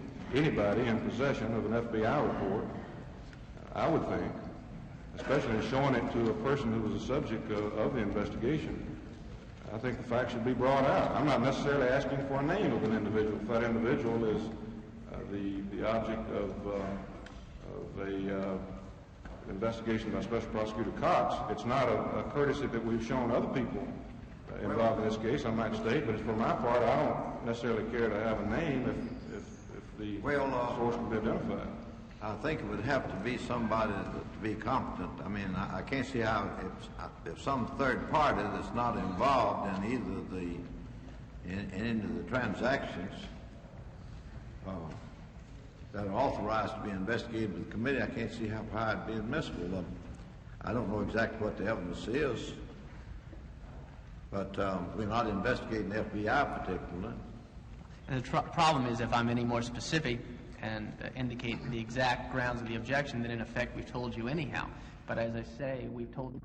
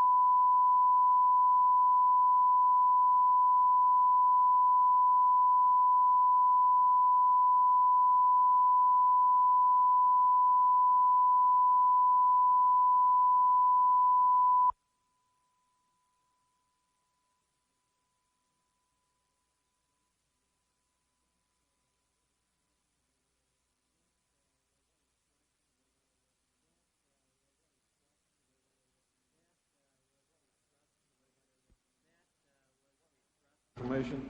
That was the thrust of the letter written to me. What information that was untrue? That large sums of money were channeled through him to be used in the re-election of President Nixon. You know if there's any factual basis for that at all?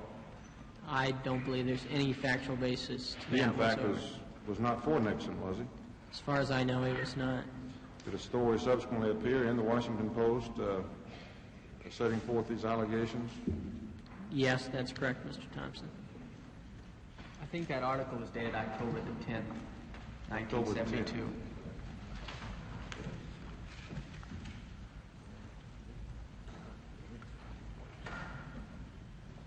may want to pick back up on that in another round, but I won't take the time to read the entire letter right now. You say that you were not, as was widely reported, shown any 302s, FBI reports, FD 302 forms before your grand jury appearance in August.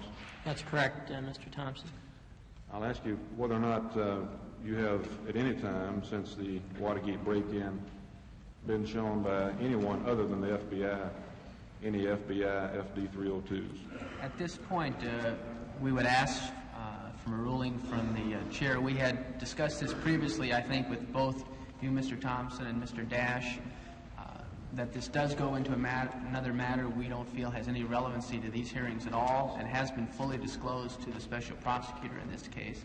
And I would ask that unless the question is framed within the terms of Resolution 60, that we would object that it has no relevancy. Now, for Senator Ervin's understanding of the issue, I've explained it fully to Mr. Dash in private and also to Mr. Thompson.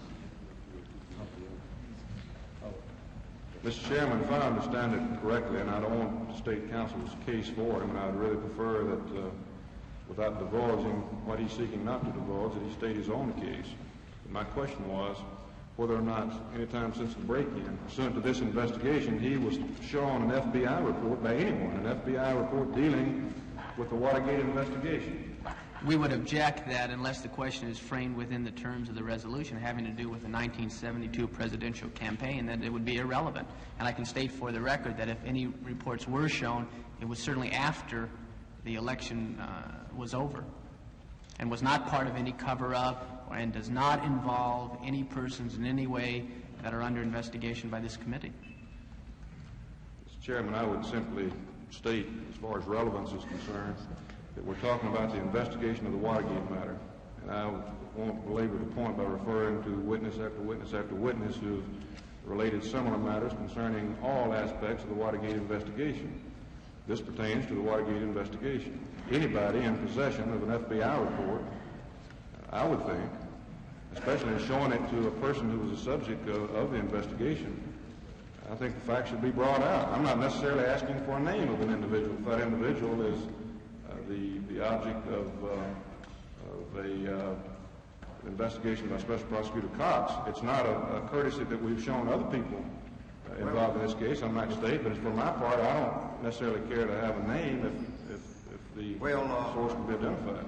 I think it would have to be somebody to be competent. I mean, I can't see how if some third party that's not involved in either into the transactions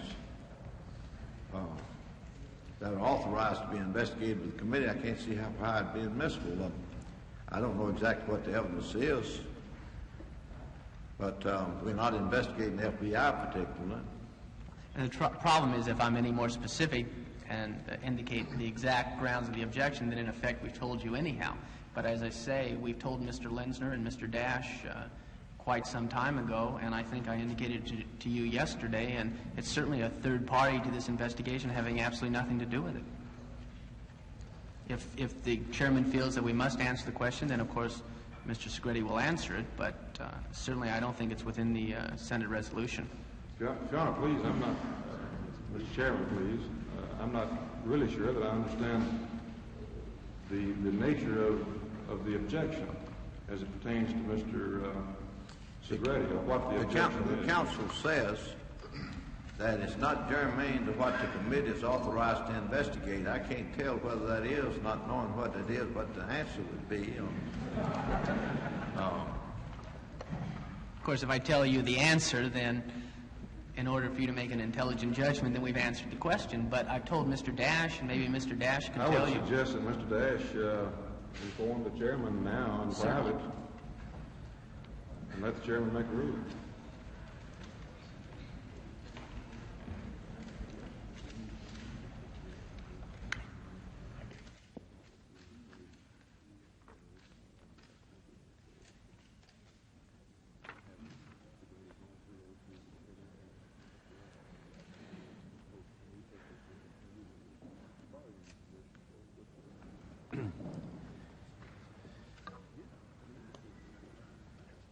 Frankly, can't see where that throws light on what we're investigating.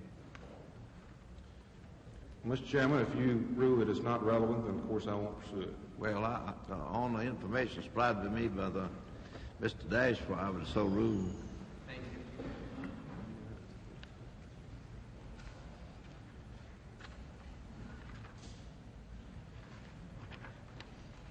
Just so it's clear, however, that Mr. Segretti is in no way protecting any person, is not being forthright with this committee. He has fully disclosed this information months ago to Mr. Lenzner and to the special prosecutor, and is cooperating fully in their investigation into this matter. Of course, what we're trying to do is lay out all the facts of this investigation. It's been repeated, many times for the American people, and have all aspects of it made public. And that goes past Mr. Lenzner or the special prosecutor or myself, as far as that's concerned. So I hope we have a ruling on it, but I hope you understand my concern. I'm not interested in dragging up someone's name, even though you seem to have the first-hand facts with regard to the allegations, if that person is in fact innocent. But I thought that based upon prior testimony that we have heard, and matters which have been considered relevant by this committee, dating back sometime before the election and sometime after the election, that it was relevant, but the chairman has ruled, and I won't pursue it any further.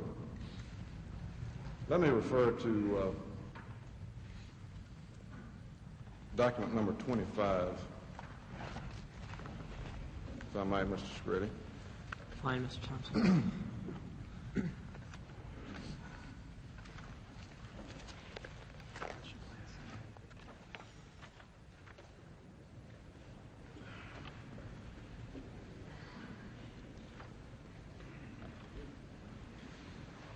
That appears to be the copy of a daily register of a town motel in Miami, I believe, dated June 10, 1972. Yes, sir. And I've just noticed this since our interview, frankly, in reviewing the documents. But there's number 7 listing there is listed a Mr. Simmons. I assume that's you. Is that correct? That was me, Mr. Thompson. And what were you doing in Miami at that particular time? What was your reason for being there? Just talked to Mr. Kelly and to talk to another individual I knew at that time under the name of Mr. Warren. In other words, Howard Hunt. And what were you discussing at that time? The conversation with Mr. Hunt related to a proposed activity at the Democratic Convention. What was the proposed activity? Proposed activity related for me to get a peaceful group of demonstrators, ostensibly for Senator McGovern. Mr. Hunt was going to have another group merge with the peaceful demonstrators and act in an unruly manner, and the unruly demonstration would be blamed on Senator McGovern. I direct your attention to this particular document because I see there listed number 11, Mr. Martinez. Have you ever met the Mr. Martinez who participated in the Watergate break-in? Not to my knowledge. Did you see him, or were you aware that he was there, if it's in fact is the same man on that occasion? As a matter of fact, this is the first time I've ever noticed this, and I have no idea. It could be a coincidence. No idea. Well, if it is occurs more than once with regard to another individual, Mr. Gonzalez. If you'll check over the next couple of pages, on June the 11th, you have Mr. Simmons listed again, entry number 7. And number 12, you have entry of a Mr. Gonzalez. Do you know whether or not that was a Mr. Gonzalez participated in the Watergate break-in? I have no idea. That's June the 11th, and again on June... Mr. Thompson, we might point out, the spelling may be different, but there's also another Gonzalez staying there on the same day, number 23, which obviously indicates a fairly common name. I was wondering about that, or whether or not the same man checked back in. Well, there's a different spelling for the name Gonzalez, however.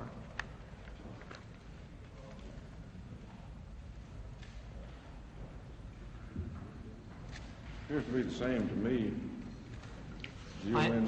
I might state, Mr. Thompson, perhaps this may or may not explain it, that this motel is in close proximity to where I was told to meet Mr. Warren.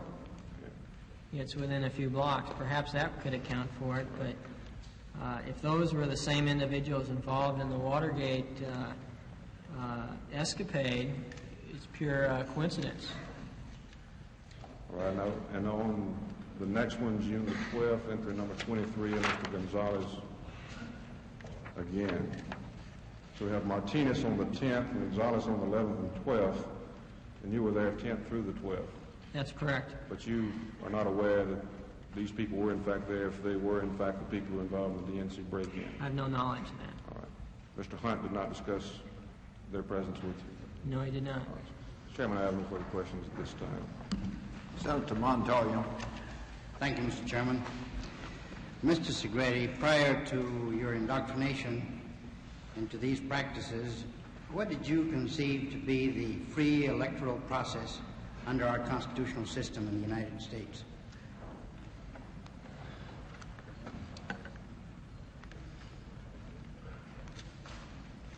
I conceive the electoral process in the United States to be one where hopefully the best candidate for the office would obtain that office.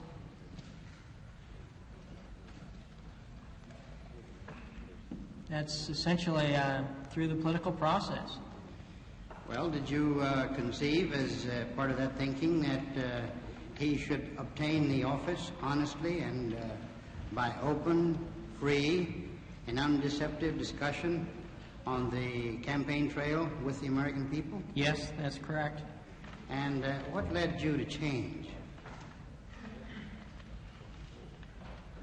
That's a difficult answer for me to give. I've thought of that myself many times, Senator. Well, give me the genesis of it, or the transformation, the gradual transformation, if it was gradual. I've never come up with an adequate answer to myself on that. What ingredients can you supply us with that led you to transform yourself from that type of thinking into what you actually did? I think there were a combination of factors, Senator. I think, number one, I think it was the individuals that contacted me, the fact that they were old friends, the fact that I still have great respect for them, even though a lot of water is going under the bridge. I think the fact of, in a sense, working for high officials, i.e. the White House, I think that was a factor.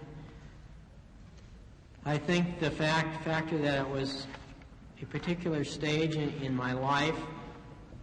The Army was not a career that I wanted to pursue.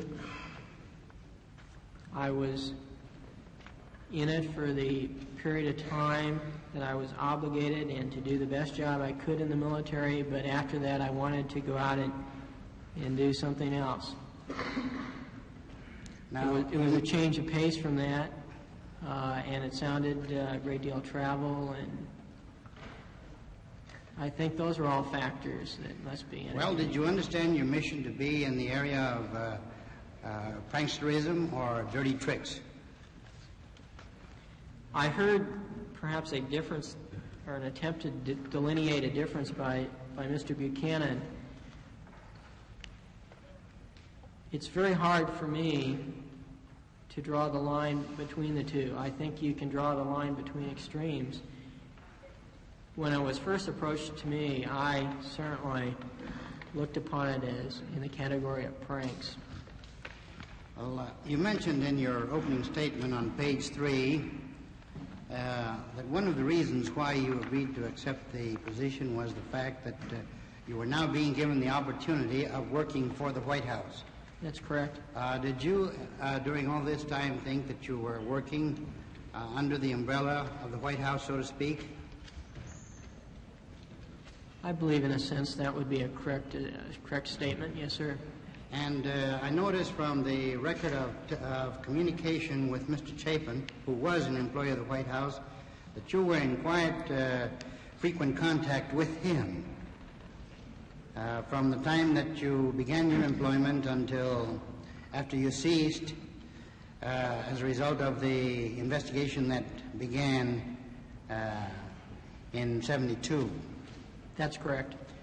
Now, it stands to reason that during all this time, in addition to the initial contacts that you had with Mr. Chapin and Mr. Strawn, that you were receiving quite a bit of instruction from these people as to how to conduct yourself and what to do in the different state primaries in Florida, New Hampshire, Wisconsin, California, and the other states. Yes. Is that correct? Now, how extensive was the instruction that you received from these two individuals which I have mentioned, and other individuals, and please name them if you can? I had very little contact with Mr. Strong. I wish to make that clear. Since the time of my, shall we say, employment up until post-Watergate. And even then, my contact, I believe, was one meeting, one brief meeting. Other than that, my contacts at the White House, excluding Mr. Dean, was Mr. Chapin. My instructions from him, if you will call them instructions, were to a great extent very passive, rather than do this or that or any specifics. Well, you were reporting to him what you intended to do, say a day or two from now, and you were reporting also to him what you had done the previous to the time that you were calling him. You were in constant communication with him, were you not? And relating all these things to him. Pretty much, Senator. There were periods of time later on when Mr. Chapin was out of the country. There was no regular schedule of contacting him. 1 week it may be several times, and then perhaps there would be a 2-week period that there would be no contact. Were you submitting written reports to him too? There may have been one or two, very brief, nothing formalized. Were you sending him copies of the different flyers and pamphlets that you were putting out? Yes, I was. And of course you were getting communications from him in return as to whether they were in proper taste or very proper within the orbit of the mission that you were performing? At times, yes, sir. Many times there was no response that I can really recall. Now that you look back on what you did, and now that you have reflected quite a bit, would you say that what you actually did, and especially those things about which you have testified this morning, fall into the category of being pranks rather than dirty tricks? I would say they cover the whole gamut, Senator. Then is it your testimony that they would be classified also as dirty tricks? Some were, yes, sir. Well, wouldn't you say most of them were? I've never really sat down and categorized. All right, I agree with you. All right, you do agree with me. All right, fine. Now, in view of this, would you say that you were actually subverting the free electoral process as you envisioned it when you were a young lawyer, fresh out of law school and fresh out of the Army and before you were contacted by the White House? Never really analyzed it in that terms, but looking back at it, I mean, certainly during the time that I was doing it, I had no thought along that line. I think if I had the wisdom at that time to look at it in that light and with some degree of perspective and objectivity, which I really didn't have. Hindsight's a very valuable thing at times. I think I would have been long gone from these activities. Looking back on it, it's not none of these activities, I believe, are ones that should be included in the American political system. Mm-hmm. Now, you mentioned on page 10 of your statement, and I quote you as follows: "However, I cannot help but feel that I have been abused by rumor, character assassination, innuendo, and a complete disregard for the privacy of myself, my friends, and my family." Well, in this observation leads me to extend my sympathy to you. Now, don't you think that you were practicing that very same thing on presidential candidates and also practicing deception on the American people while you were engaged in this mission? I agree. And I regret it very much, Senator. And you also submitted some deceptive statements to the press, ostensibly ascribing them to the different presidential candidates. Now, do you think that this was proper and within the free press guarantees of the Constitution? I think it's improper, and I don't think incorrect, distortions, untruths, or anything of that nature should be disseminated by the press, by any individual. Well, in other words, Mr. Segretti, don't you feel that by virtue of what you did, that you have disappointed many people in the United States, and especially young people in your age group? Yes.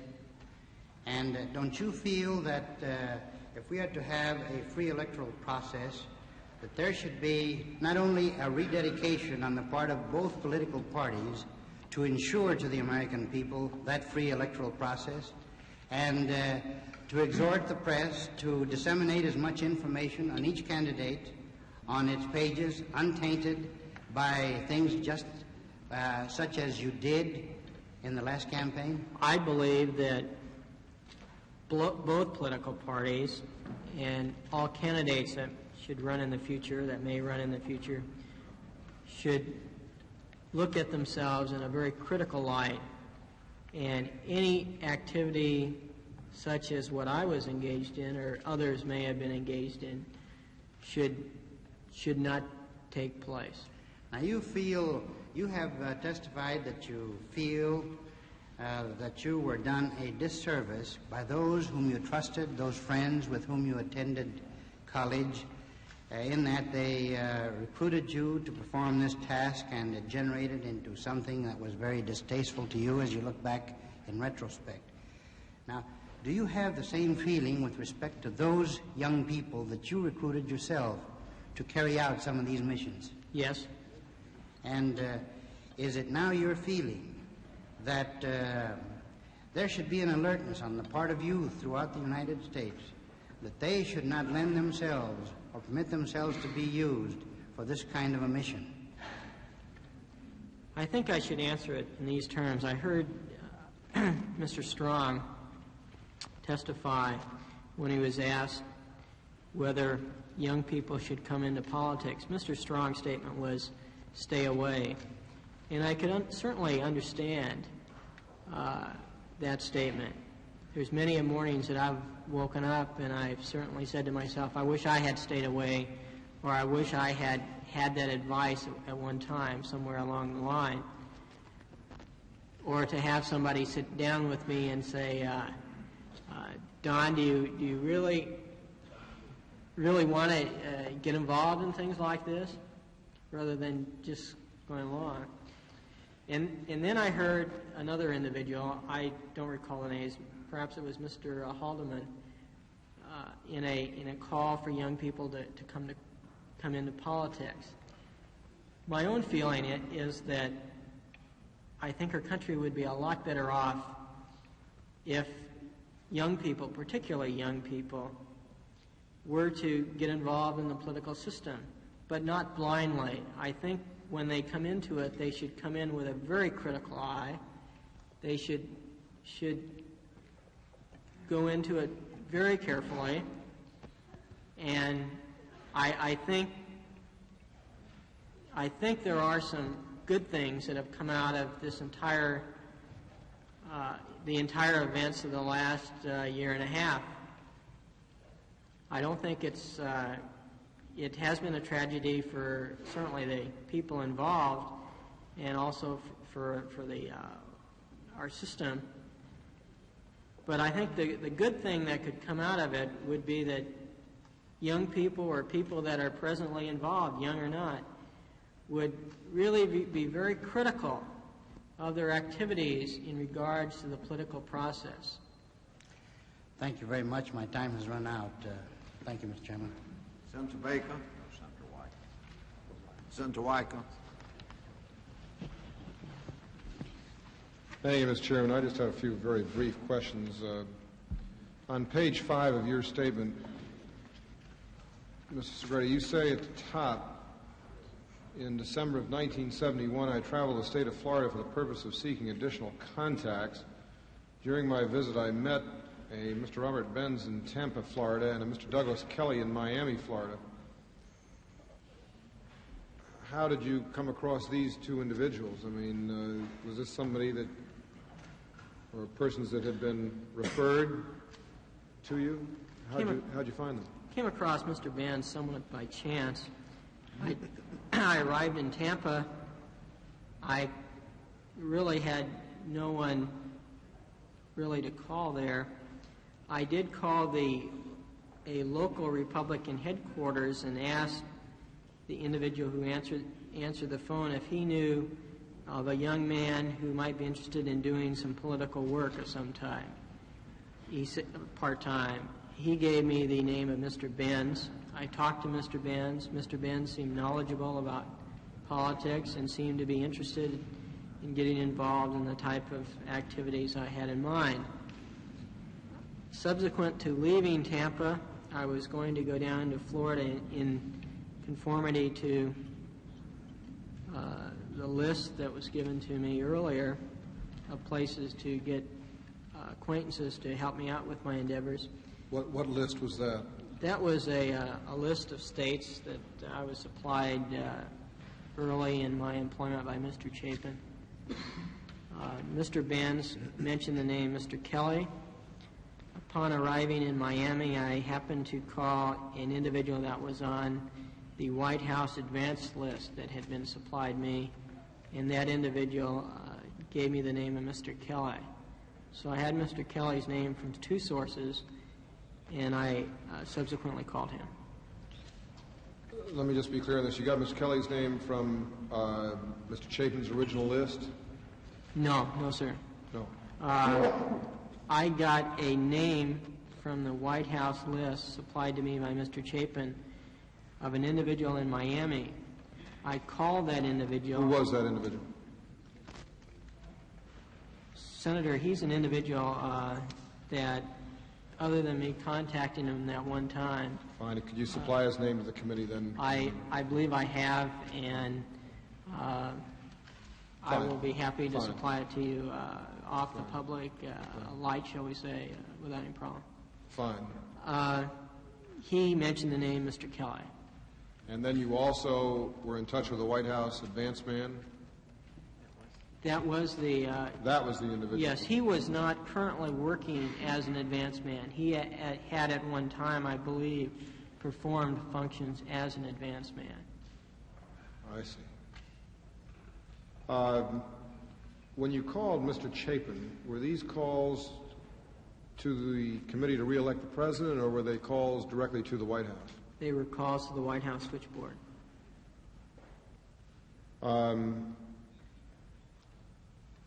I gather from the statement which you made earlier, or your opening statement,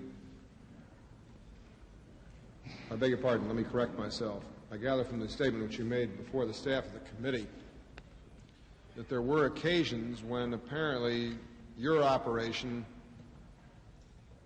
was conducted simultaneously, and I'm now talking about protesters, et cetera, with another Republican operation. Were you aware of this? And No, sir, I was not.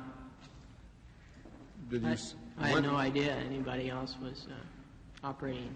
Well, the reason why I'm asking this, and let me have you respond any way you want to, it seems to me there might have been sort of two dirty tricks operations going on in watertight compartments. Am I correct in assuming that? Well, it's difficult for me because I have no personal knowledge of that from my position, but certainly watching the hearings and from what I've read in the press, that's very possible. But your operation, then, I gather, received its direction from the White House. That's correct. And the other operation seemed to have its direction out of the committee to re-elect the president. You have no personal knowledge of that, though? I do not. And there was no time that you came into conflict with each other? Not to my knowledge. The only cross there may be, well, I was thinking about that one pamphlet that was mailed to me. Now, where that came from, I really don't know. But from testimony, that apparently originated in the White House also. Then, lastly, in the course of your activities during that period of time that the Democratic primaries were going on, were you ever assisted in your task by Democrats? In other words, supporters of any one of the Democratic candidates who might have shared a similar goal to put the other candidate under? Was that a field for recruitment as far as any of your activities were concerned? Not really. Or any information supplied to you by other Democrats? Yeah.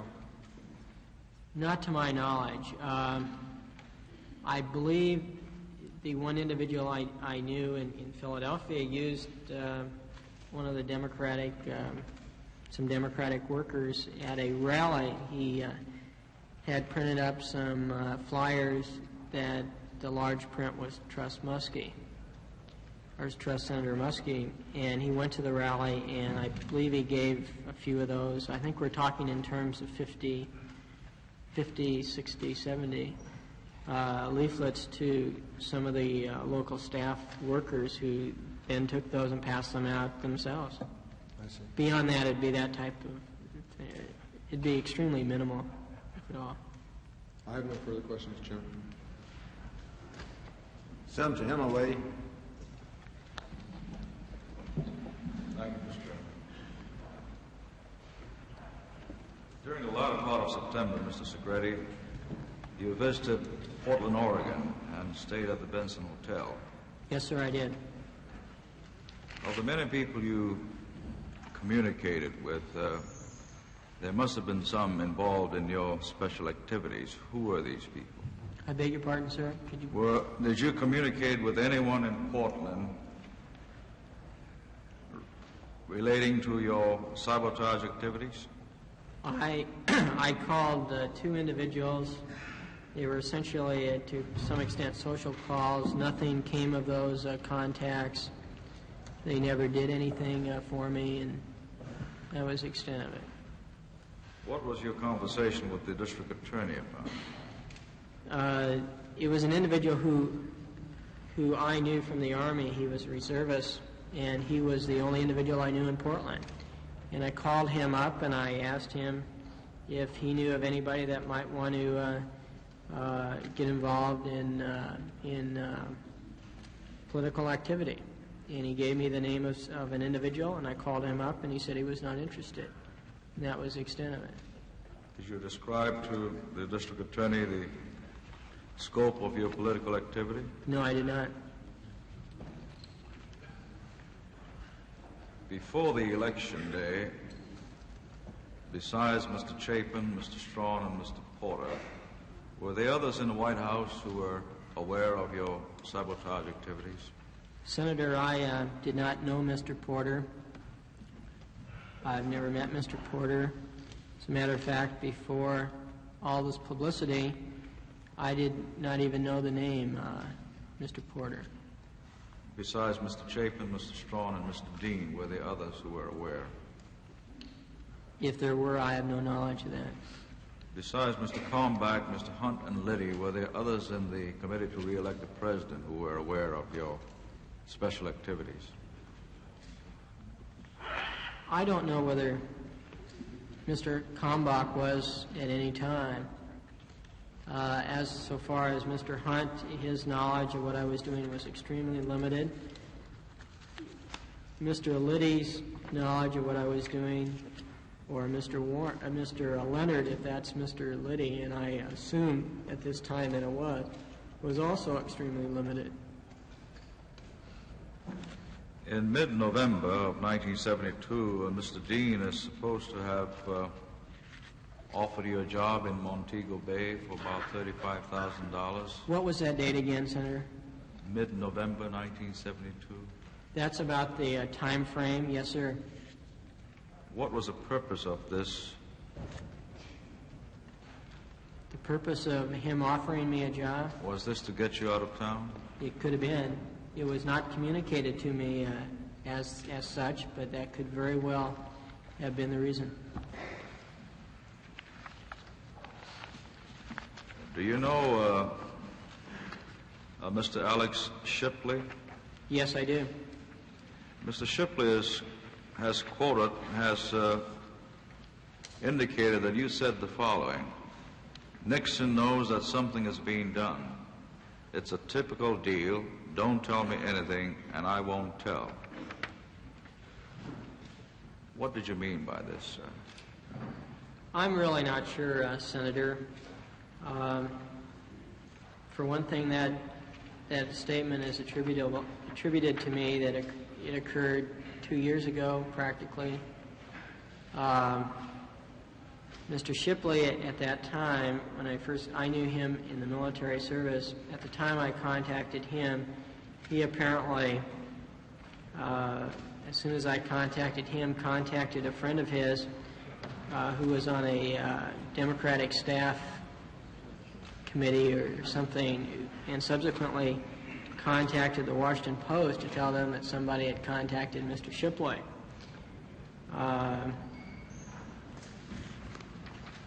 So it's really hard for me to really say what I meant by that, for the reason that I don't really recall saying that. Weren't you trying to recruit Mr. Shipley? Yes, I was. But I have no knowledge whether Mr. Nixon or President Nixon knew anything that I did. You have indicated that Mr. Hunt suggested that you disrupt Senator Muskie's April 17th fundraiser in Washington. Mr. Hunt has denied this. Which version is correct, sir? Well, all I can tell you is Mr. Hunt called me on the telephone and told me about a Muskie dinner in Washington, D.C., and asked me if I would be willing to come back to Washington, D.C. and do some activities in relation to that dinner. Mr. Hunt has also denied meeting you in New York City and giving you a copy of the Newsweek article on Mrs. Muskie. I never met, to my recollection, Mr. Hunt in New York City. I don't believe that's part of any statement or part of any staff interview that we've ever given that Mr. Segretti met with Mr. Hunt in New York City.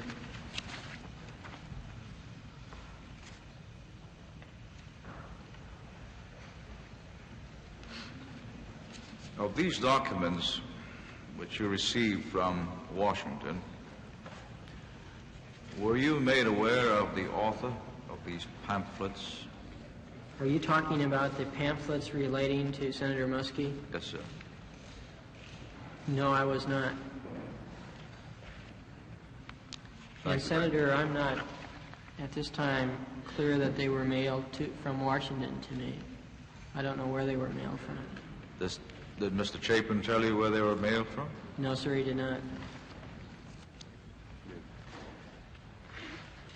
And to the best of your recollection, you did not recruit anyone in Portland to join? I did not. No, sir. Thank you very much, sir. Senator Gurney. Mr. Segretti, I think your statement says that you started your political activities in college in Southern California. Is that right? To some degree, I would say that's correct. Campus politics? Yes, sir. What did you do there, campus politics? Well, I ran for an office there, but I think many people ran for offices there. It was not that unusual. Is this prank business the sort of thing that goes on in campus politics? Certainly not of this magnitude, no. What do they do in campus politics that well, it's hard for me. Anything like this? It's really hard for me to recollect back. For one thing, I was not that involved in campus politics there. I was involved, but I had other interests at the same time. I was not a political science major. I was a business major, and I think much has been made of the fact that I was a great activist as far as politics were at SC, at USC. I think many people were much more involved in politics at USC than I was. I think the type of thing that may have been going on there would be that you put a friendly individual in an opponent's camp to find out what's going on, something of that nature. And at least some of your activities in the 1972 campaign was sort of an extension of campus politics, is that it? To some extent, I would say that's correct.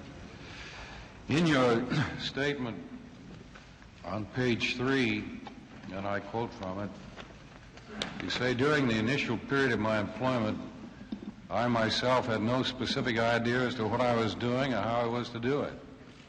I believe Isn't that's that correct. really pretty much the whole operation, really? Looking back on it, I would say that's true, Senator.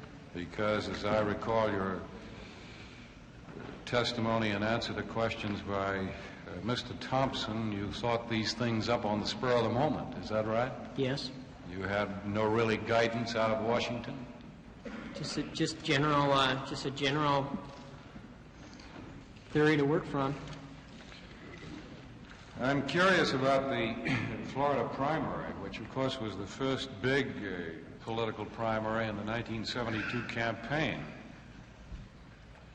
Anybody who knew anything about Florida politics, of course, knew what was going to happen, and that was that Governor George Wallace was going to take that race going away, as indeed he did.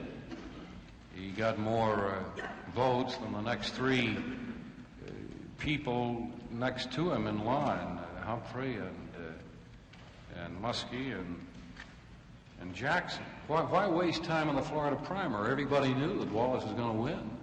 Senator, I couldn't agree with you more. As a matter of fact, I would even like to extend that. And why waste time with any of this?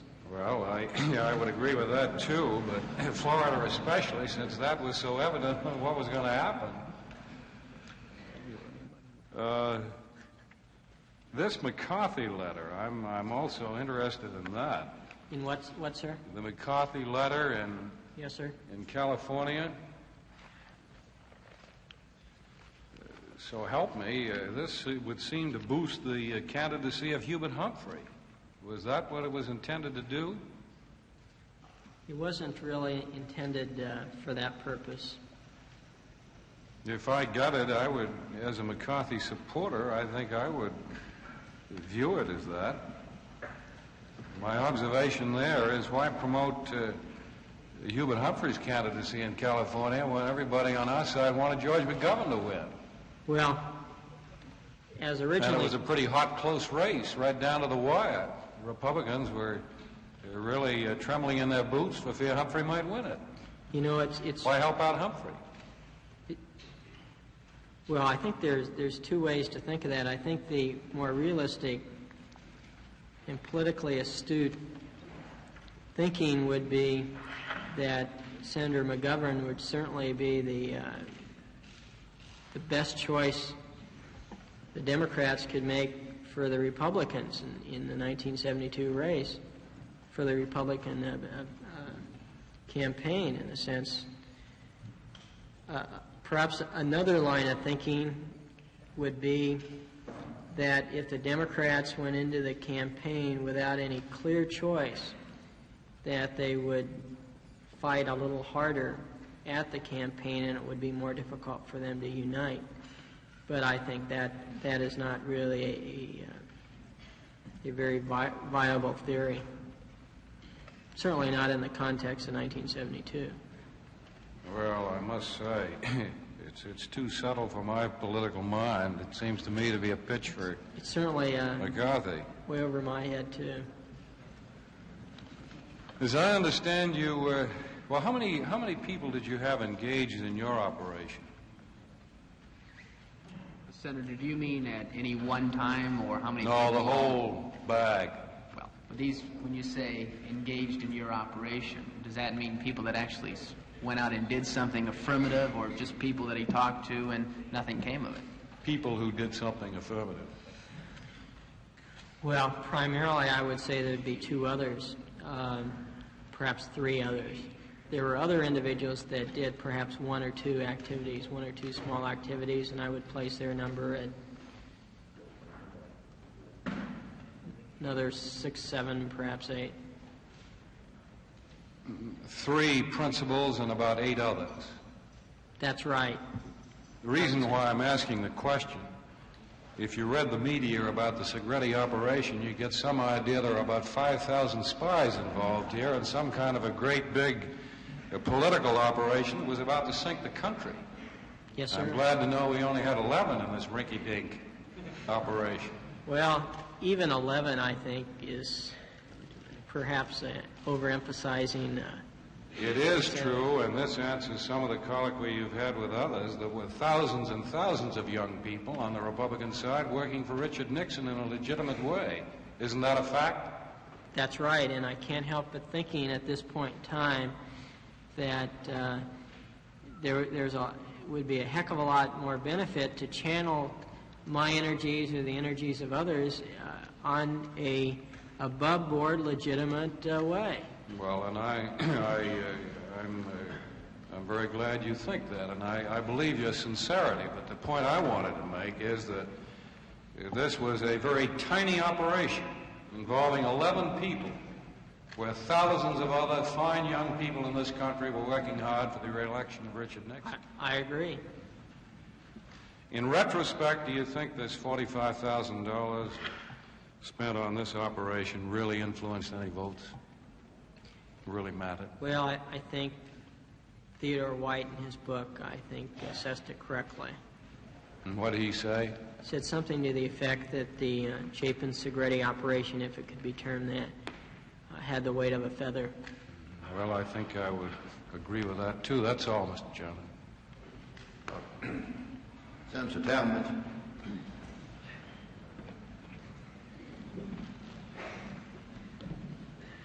Mr. Segretti, will you tell us what your activities were following the breaking and entering of the Watergate complex? Very briefly, Senator. I was in California when that occurred. I heard it over the news. I don't believe I did anything about it. Subsequent to that, I was contacted by the Federal Bureau of Investigation, and I contacted Mr. Chapin,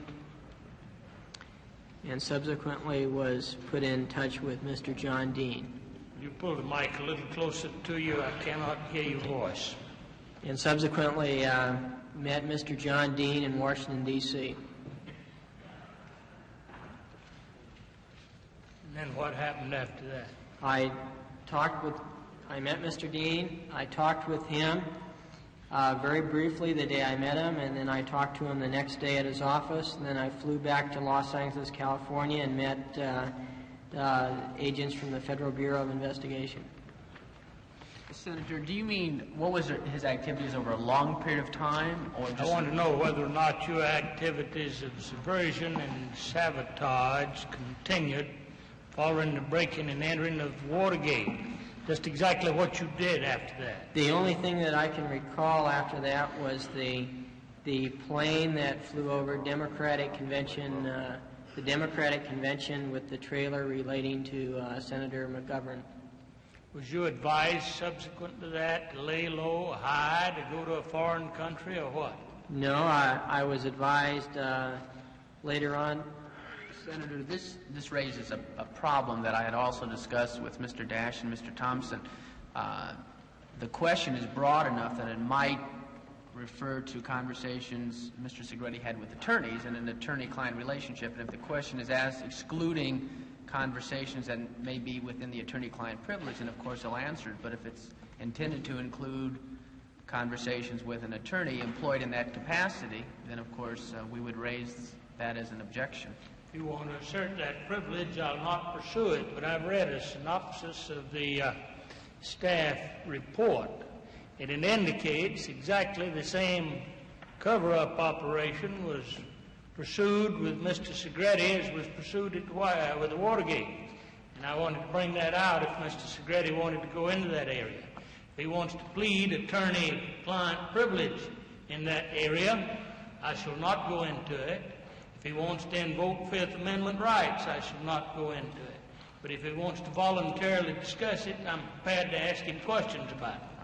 First of all, he has no Fifth Amendment rights, I assume, because he's been given immunity. Second of all, it was part of the synopsis because at all times Mr. Segretti has cooperated fully with the staff in this committee and has disclosed every single conversation he ever had with anybody in the world about his activities because he wanted to cooperate fully. But it was cooperation with the understanding that there were certain attorney-client privileges that existed, and as an attorney himself, and we both feel, and as I explained to Mr. Dash and Mr. Thompson yesterday... If you or Mr. Segretti wants to invoke attorney-client privilege, I shall not go into that area. But we don't want the impression left, however, that he's withheld any information. Could I ask Senator Talmadge to yield briefly on my time? Certainly. I yield. And just to clarify the situation, do I understand that you're discussing now the possibility of claiming attorney-client privilege with relation to conversations between Mr. Segretti and Mr. John Dean? That's correct, and other lawyers. And other lawyers? That's correct. Which we have fully disclosed to the committee staff and told them exactly the basis of the claim, who he talked to, and what was said, but with a clear understanding that that was not to be a waiver of the attorney-client privilege. Well, Senator Baker, I think that it's true that we've had that discussion with regard to Mr. Dean and Mr. Segretti. I think it's my position consistently with counsel that I could not see any attorney-client relationship existing. Was there any fee paid, for instance, to John Dean for this service? No, there was not, Senator. Well, Thank you, Senator. Possibly to clear that up just a little bit, the committee is in possession of a tape, which I believe the tape fully indicates that... I think that if he claims that Mr. John Dean was his attorney, frankly, the evidence in this case indicates to me that Mr. John Dean was a messenger boy. But if attorney conspired with a clown to obstruct the course of justice, I don't think he'd be covered with attorney-client privilege. Well, I don't think that Mr. Segretti did anything to obstruct justice in any manner, shape, or form, and I think the staff is aware of that, too. But he did seek Mr. Dean, and Mr. Dean agreed to represent him as an attorney at some period of time, and we feel it's covered by the attorney-client privilege. Yeah. I mean, we're not trying to obstruct the committee in any way at all. Well, maybe Senator Talmadge would modify his question if he wants to ask a question about any conversations Mr. Segretti had with anyone except his attorney. Why, he's certainly at liberty to do so. I think I can pursue it in another way, and if at any time you think you ought to assert the attorney-client privilege or any other immunity that you may have, don't hesitate to do so. Thank you. Did you engage in any so-called dirty tricks or espionage following the Watergate break-in? The only thing I can recall is what I related to you regarding the plane with the trailer flying over Democratic Convention. Were you advised by anyone to maintain a low profile? Other than an attorney. Other than an attorney? By anyone? Well, I thought we just had a discussion that the question implies any person other than Mr. Segretti was communicating with. I didn't ask him if his lawyer advised that. I asked him if anyone advised him to maintain a low profile. Perhaps this will answer that question or a part of it. I did have lunch with Mr. Chapin in the summer of 1972 between my grand jury appearance and I believe the period of time when the news stories started coming out about me, which was in October. And at that time, I was certainly told to cease all activities, although they had pretty much ceased prior to that. Did you check out of a hotel under the name Segretti and register in another hotel under an assumed name? When was this, Senator? Shortly after the Watergate break-in. In Washington, D.C. When I came to Washington, D.C. and met with Mr. Dean, I met with him. I was staying at the Mayflower Hotel, staying there under my own name. After I talked with Mr. Dean, I checked out and flew back to Los Angeles and met with the agents. Before you left Washington, though, didn't you register in another hotel under an assumed name? I did not. You did not? I did not.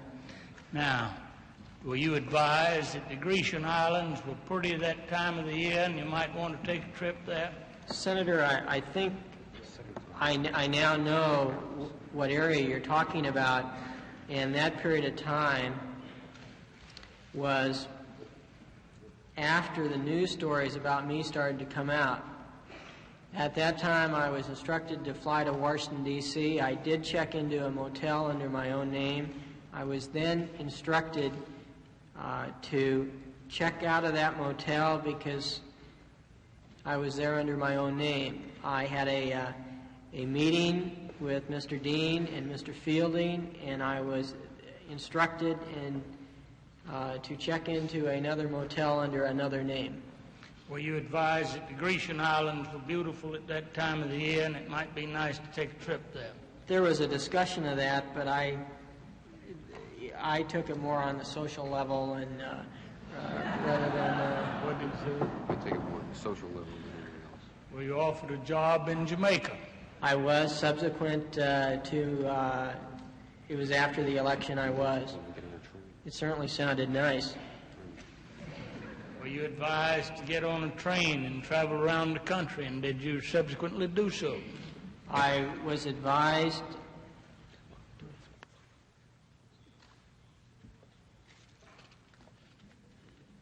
Yes, sir. And you did? I did.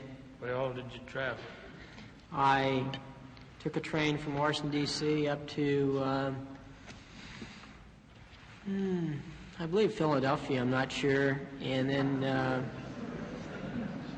then I was, to take the train, I had never taken a train before, and I was going to head back home out west.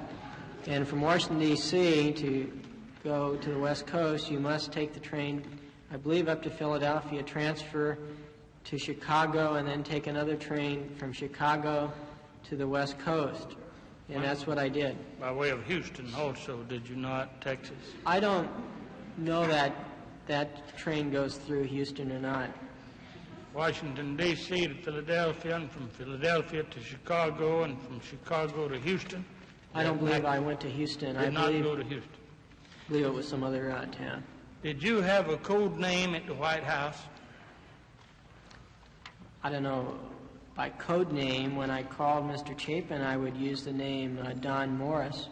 Do you know how many contacts that you had with Mr. Chapin from the time of October the 5th, 1971 to September the 1st, 1972?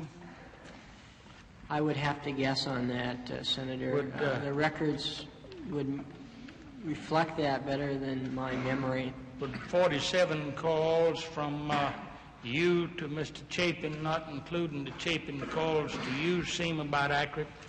That could very well be, although many of those calls were to his office and he was not in, and I would leave a message, and sometimes I would get a return call and sometimes I would not right away, and perhaps there'd be 2 or 3 phone calls along that line. Do you have the folder in front of you that includes tab number 28?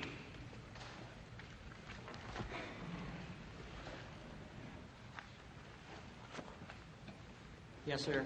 I ask you to look at that and see if you think that's probably correct. Yes, sir. Then, Mr. Chairman, I ask unanimous consent that that be appropriately numbered, marked as an exhibit in the record at this point. I believe that will be received in evidence as an exhibit appropriately marked. My understanding is that all of these exhibits were... Oh, well... Can we do that now, Mr. Chairman, since I've used the exhibits, in addition to the 28 that Senator Talmadge has, identify and enter into the record all of the exhibits from 1 through 30. Am I correct in assuming that Mr. Segretti has identified all of those exhibits? Yes, I'll do that on the record, Senator. Then let the record show that all of the exhibits relating to the testimony, identified in the testimony of this witness from exhibit number 1 through exhibit number 30 will be received in evidence as exhibits and will be appropriately numbered by the report as such. Mr. Chairman, I might say that Mr. Segretti has obviously not been asked about each of these exhibits, and I don't even know if we've looked at each and every one of these exhibits. I'm sure if Mr. Dash says that at some point in our interviews he's identified them, that's fine, but I wouldn't want him to say that it's his exhibit. I believe he just stated, though, in He has had an opportunity this morning. he identified them. Yes, I went through those exhibits briefly this morning prior to appearing before this committee, and I am familiar with most of those. There are 1 or 2 that were done by people that I had contacted, but I'm familiar with them now. Fine. And you do identify them? Yes, sir. Mr. Segretti, in your opening statement, you stated, I quote, "I was happy to accept employment from people who held prominent positions in and out of the government. You also said a factor in accepting your duties was the opportunity in working for the White House.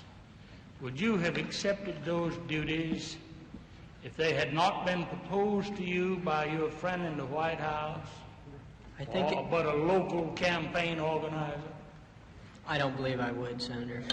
Would you have accepted your duties if you had received much less compensation or had been asked to do those things without pay?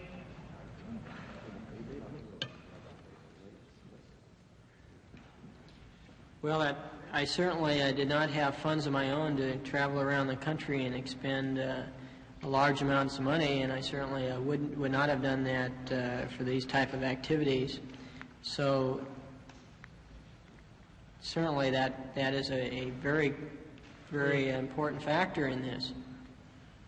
Am I correct then in saying that the reason you accepted those duties that you have described in detail during the day is because first, the glamour of working in the White House, friends in the White House was appealing, plus the fact that you needed a job and the job was attractive? I think that was certainly several times some of the factors.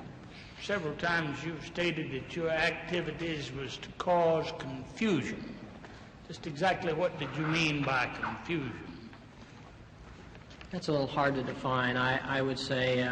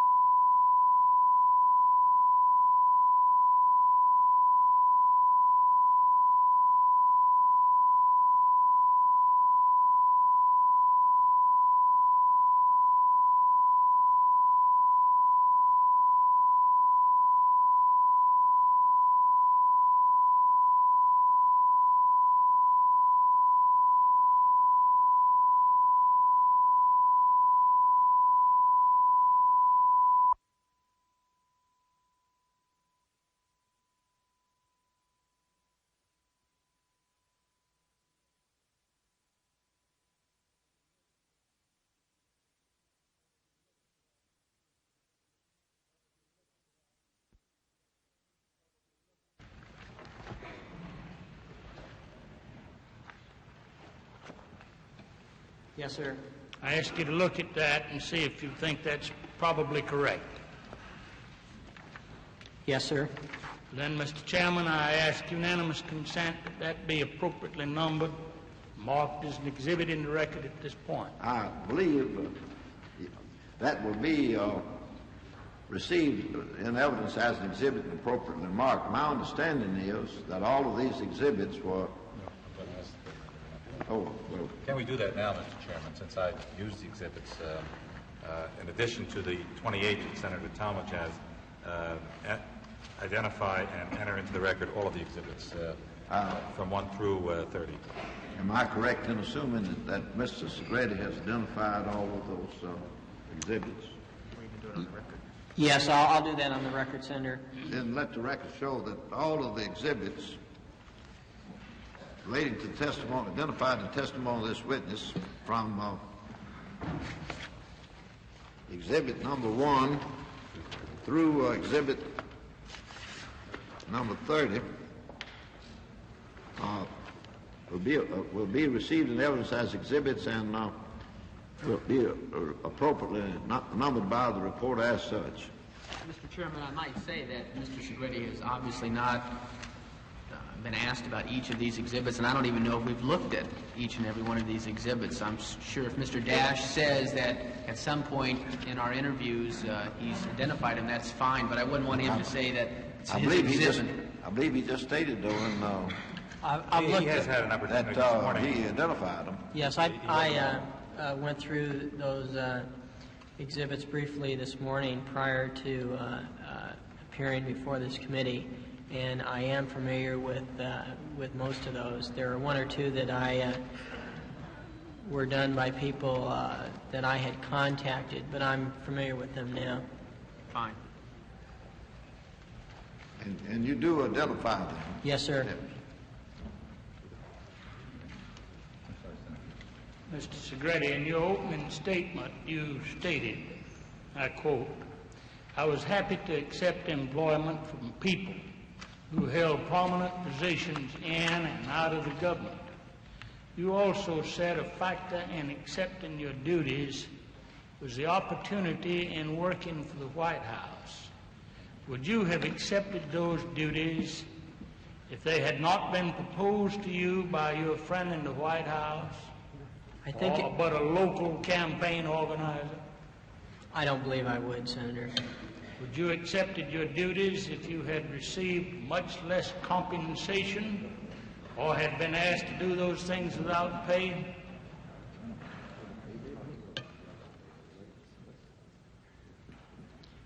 Well, I certainly did not have funds of my own to travel around the country and expend large amounts of money, and I certainly would not have done that for these type of activities. So certainly that is a very, very important factor in this. Am I correct then in saying that the reason you accepted those duties that you have described in detail during the day is because, first, the glamour of working in the White House, friends in the White House was appealing, plus the fact that you needed a job and the job was attractive? I think that was certainly some of the factors. Several times you've stated that your activities was to cause confusion. Just exactly what did you mean by confusion? That's a little hard to define. I would say best way I could describe that is that the word confusion to some extent speaks for itself. Perhaps to perplex the staff of the particular candidates where these were coming from. You concluded your opening statement by saying that you have been abused by rumor, character assassination, and innuendo. Isn't it rather ironic that the same effect that you complain about was vested in abundance, I may say, on Senators Muskie, Jackson, and Humphrey by you? It certainly is, and I now know how it feels. You've had a career in college, graduated from one of the best colleges in the country, and then you served your country with responsibility during the Vietnam War. Why would you, as a bright, young, attractive, articulate fella, get involved in something that you got into where you were running around the country and falsifying documents, and falsifying letters, falsifying press releases, and doing all the things that you did, Mr. Segretti? You had a very bright future, yet you let these people persuade you into getting into something of this nature. Very honestly and candidly, Senator, I have not been able to give myself a satisfactory answer to your question. You never had any previous criminal record of any kind before? Absolutely. No involvement with the police? No falsifications, no forgeries, anything of that kind? No, sir. Thank you, Mr. Segretti. I have no further questions, Mr. Chairman. Senator Bacon. Thank you, Mr. Chairman. Mr. Segretti, I don't have many questions. I think most of the principal areas of your information have been covered and covered rather exhaustively. But to continue the line of questioning that Senator Talmadge initiated, that is, why did you undertake this? I've pursued that line of questioning with other witnesses, and I won't press you on it now, but let me suggest a hypothetical situation. If you were approached to do the same sort of job that you did in 1971 and 1972, now, after these hearings, and after a full and thorough public ventilation of the facts and circumstances, would these hearings, would this record, would this experience have any impact on your willingness or unwillingness to do that? I think the answer, certainly to me, is very obvious, Senator. Well, what is the answer? I would not. Now, this has been a painful experience, and I'm sure an unpleasant experience for you. Your interrogation, your indictment and arraignment, your testimony before this committee, I suppose. It's really been, I would expect, an unpleasant personal experience. But if you can, lay that aside and put yourself in the role of a young man who has served his country in the armed services, who was a graduate of a distinguished law school, someone who had not suffered the scars and the wounds of this hearing and these investigations. Do you think that same thing would apply? Do you think these hearings and this public ventilation of these circumstances may, in fact, have deterrent effect on others undertaking what you did undertake? I really believe that they would, and I hope that they will. And I think that's one of the benefits that these hearings have accomplished. What do you think about the possibility that these hearings or this testimony of yours or other testimony may have another effect? It may have the effect of disillusioning young people. What do you think about the probability or possibility that young people, young men and women will, instead of accepting this as a deterrent to such conduct in the future, just simply decide, well, that's politics, and drop out of the whole political system? How do you evaluate that? I think that's a very important factor to consider, and I think that's one of the great dangers of this committee. And very, very honestly, I feel that to some extent the committee has done its job insofar as deterrent and cleansing of the political system. I think if it was carried on for a great length of time, I think it would create a great deal of disillusionment in the country. And I think that's dangerous. In other words, I think it's a balancing situation, and it's very difficult to make that decision. And I don't think I am the one that should make that. I think it's up to you, senators, to do that. Well, I thank you for that information. Sometimes I hear men and women, and particularly young men and women, say, well, after all, that's politics. And that isn't politics. That isn't politics as I know it, and I would even venture the estimate that that isn't politics as you know it, except for the the situation that you've testified to. Is this your concept, what you did, is this your honest concept of what American politics is all about? That is a bag of dirty tricks over a period of time? Not now. Was it then? I think, as it was explained to me, and I think you should realize that I had no great background in politics, practical politics, that some of these things were somewhat traditional in American politics. How widespread do you think that point of view is? I really don't know, Senator.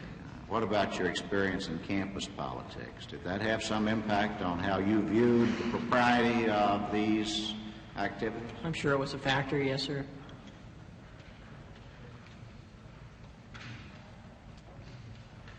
One or two other questions, Mr. Segretti. I know you've touched these matters in previous questions and answers, but tell me briefly, who gave you your instructions? Who was your boss? I guess you would say Mr. Chapin. All right.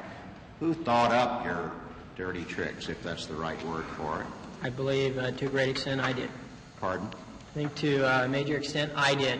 In most cases you did. You I initiated, did. you originated, initiated, and carried forward on the projects on your own. That's right. Did you have comment from time to time from Chapin or anyone else on the appropriateness or the inappropriateness of what you were doing? Yes. By whom and on what occasions? By Mr. Chapin. I believe it's very hard to recall specific instances at this time, but what I'm really driving for is to what extent were you a free agent, or what control did some responsible political official have on your conduct and activity? Well, I believe at any time I could have been told to cease. I would have ceased. Mr. Segretti, we have a vote in progress, and I understand we're on 10-minute roll call, Yes. Mr. Chairman, so I'd like to suspend at this point. I think we'll recess till we can return and resume the hearing.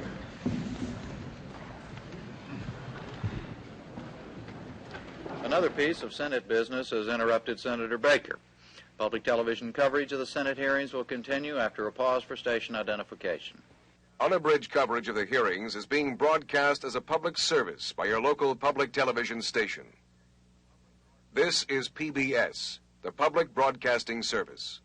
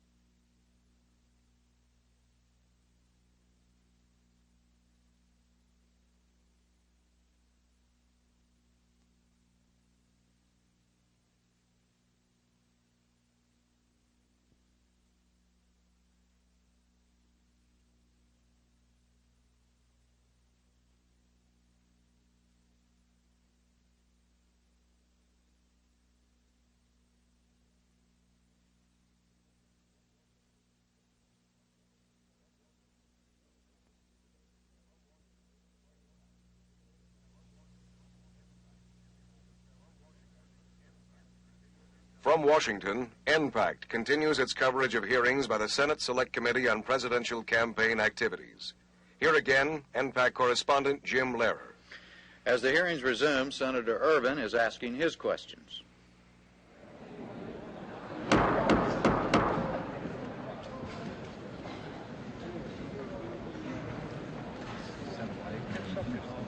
Yeah, he's told me. He had that phone call.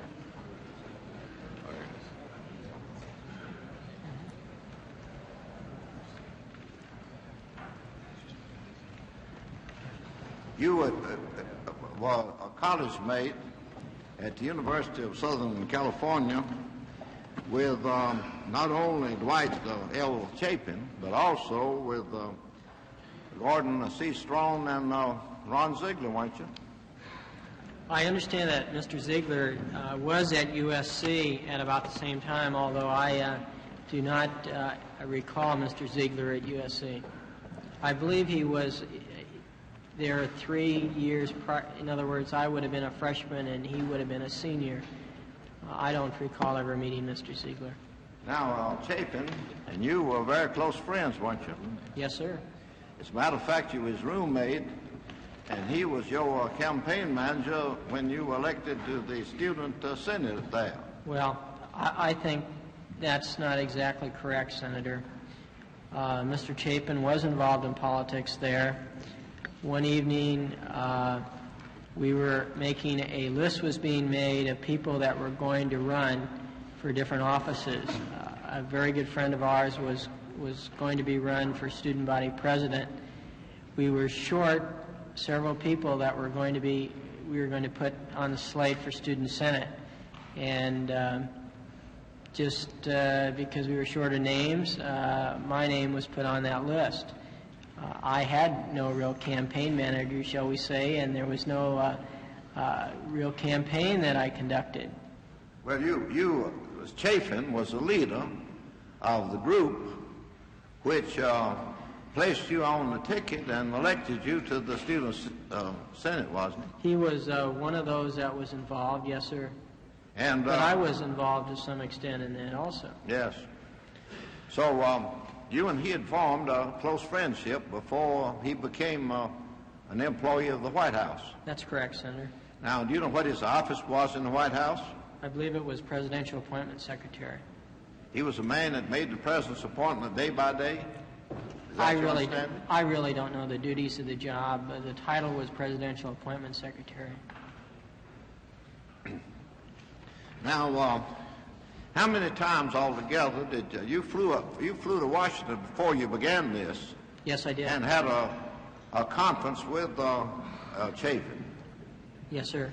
And in that conference, Chapin indicate to you that he wanted you to engage in what he called dirty tricks. I don't think he used the term dirty tricks at that time, Senator. Well, he indicated to you that he wanted you to engage in a course of action which he did not want you to expose under the full glare of the noonday sun, didn't he? That's correct. Yeah. He told you to keep it secret what you did. Yes. And to act in such a way that your activities would never be traced to him, didn't he? Or the White House. That's correct, Senator. Now, was he the man that arranged for you to be paid by Mr. Kalmbach? That's a question that's difficult for me to answer. I believe Mr. Strong called me and gave me Mr. Kalmbach's name to contact in Newport Beach, California. So who made the real arrangements there, I really don't know. Well, anyway, you were told by Mr. Strong, who was also a White House aide, to contact Mr. Kalmbach.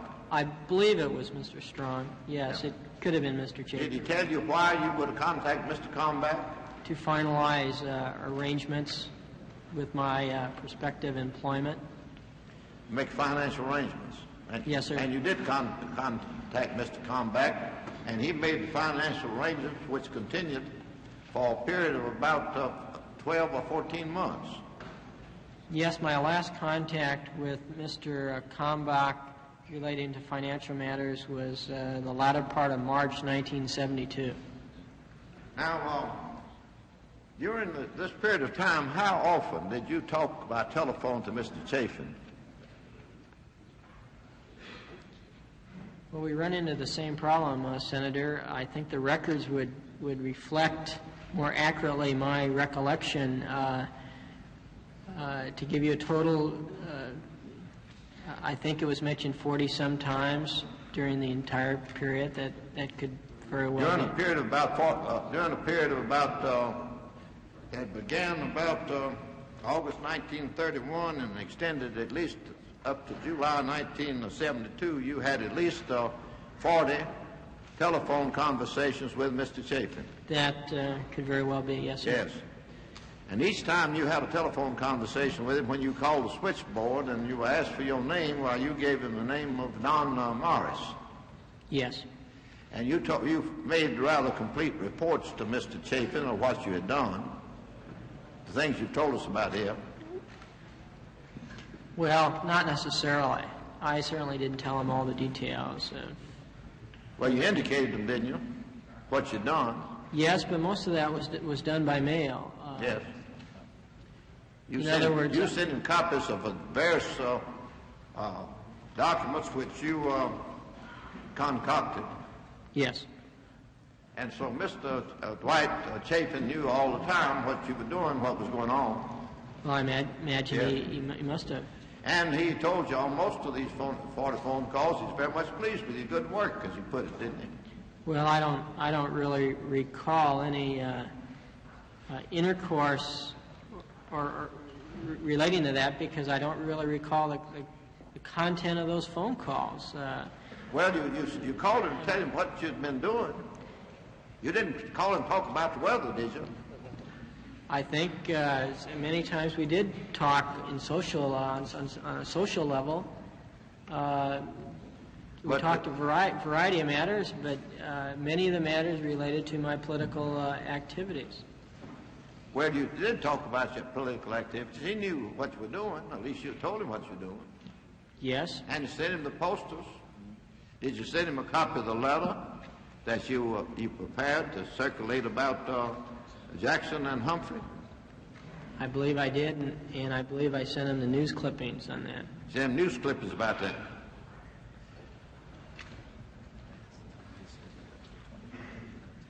And 10,000. And he sort of bragged on you that time, didn't he? I'm sorry, Senator? When you sent him the newsletter about the letter that was written on Muskie's letterhead, and he commended you on that, said you'd gotten $10,000 worth of good work out of spending $2 or $20.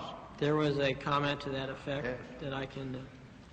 Now, in your conversations with the Chapin, didn't Chapin tell you that Muskie was the front runner among the Democrats, and the polls showed that he would make the best race against President Nixon, and that he wanted you to do as much as you could to discredit Muskie's campaign? I'm trying to recall any specific conversation, and I can't pin any date on such a conversation. Well, however, that was the general background of many conversations. Unfortunately, they tend to merge because it's been such a period of time.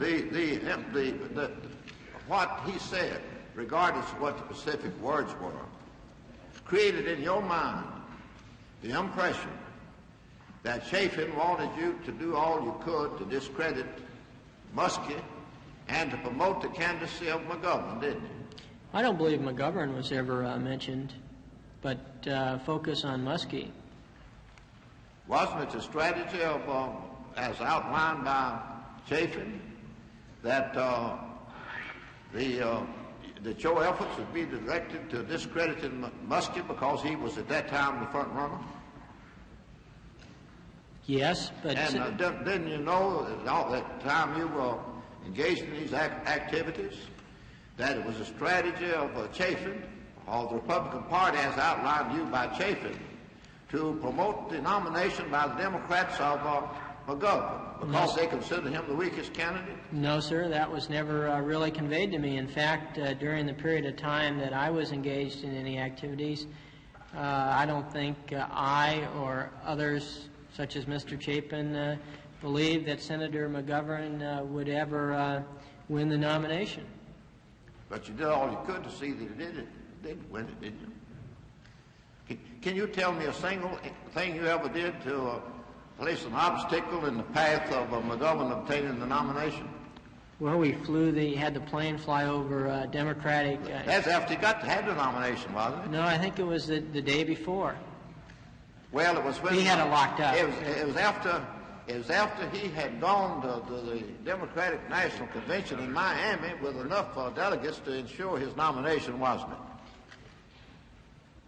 I'm sorry, I was thinking of another example, and I didn't hear the question, Senator. Well, I was just asking you if you... Now, you've told us about things that you did to discredit, or which were calculated to discredit Jackson and Humphrey and Muskie, and to create the confusion against them.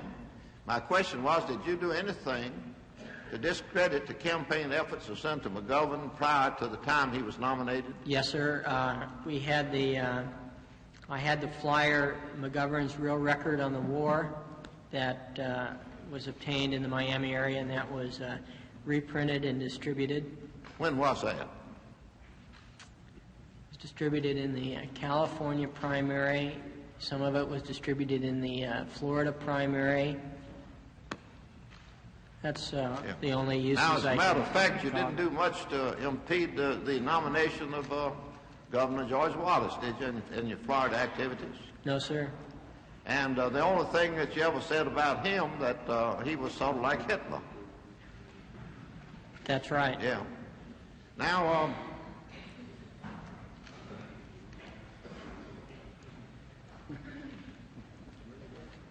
I want to invite your attention to the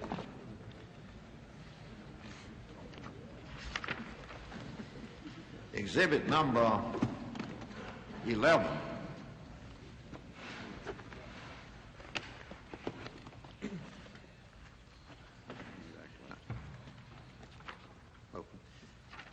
Tell me what it is. Yes, sir. What? Yes. Now you state in your prepared statement, your opening statement, that it was not your desire to have anyone believe this letter. That's correct, Senator. Well, now, how can you reconcile that statement with the fact that you say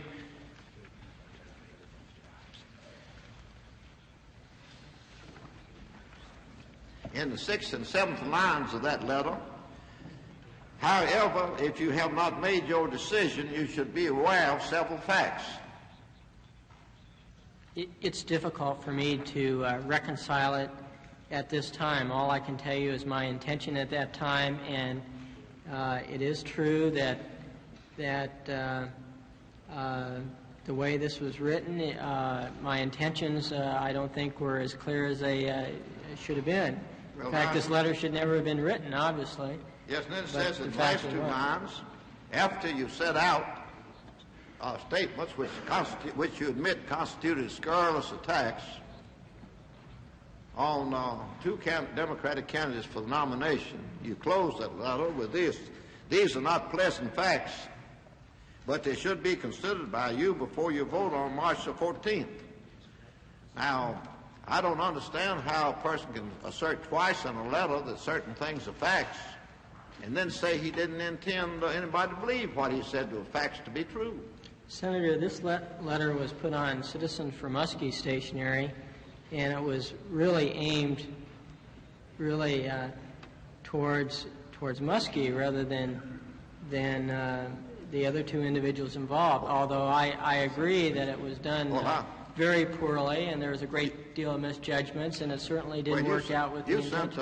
It looked like to me you were trying to kill the 3 Democratic birds with just one stone. You intended, you issued what was a scurrilous libel, manufactured out of the whole cloth, you admit, by yourself, against Senator Jackson.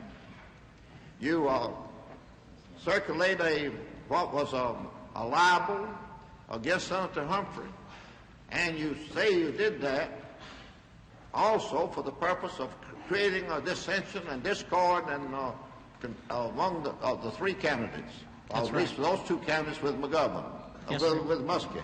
Yes, sir. Yeah. So you were really your shaft was directed at three different people and calculated to hurt three different people. That's what it's intended for, wasn't it? Yes, I will say this. Perhaps you can better understand that this letter was not done with a great deal of forethought in mind. Well, the letter, you admit there's not a word of truth in the whole letter, don't you? That's true. And you attempted to deceive people to thinking it was that it emanated from Muskie's headquarters, or from his campaign organization. That's right. Now, you invented the names of these women that are mentioned here, didn't you? Yes.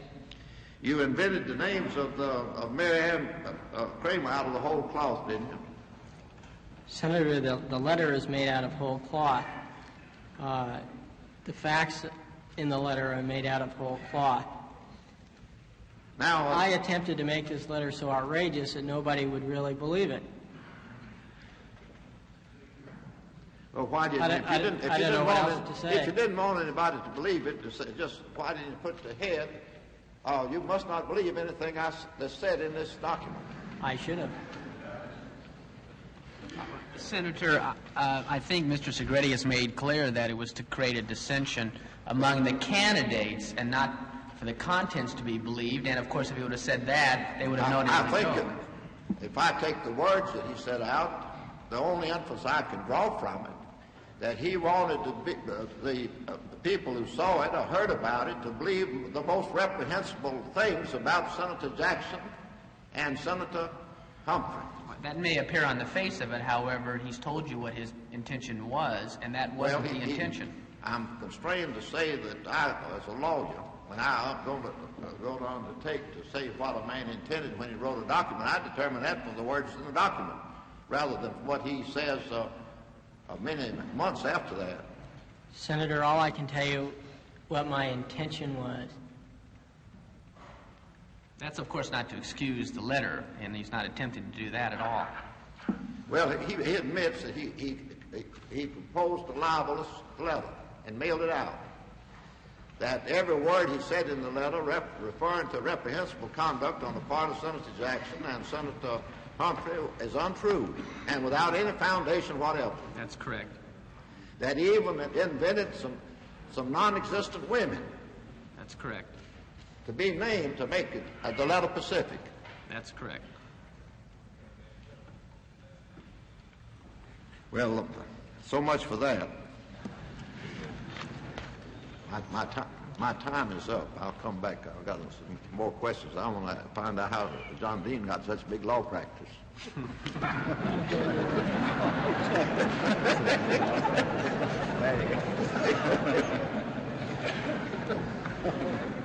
I might just comment that if he's relying upon fees paid by Mr. Segretti, he must not have a very successful law practice. I'm not asking about you. Were paid. I wasn't asking about your law practice. No, I wasn't commenting about mine either. I'm sure Mr. Sherman is quite successful. I was just wondering how Mr. Deans got spread out so fast. Senator Weicker.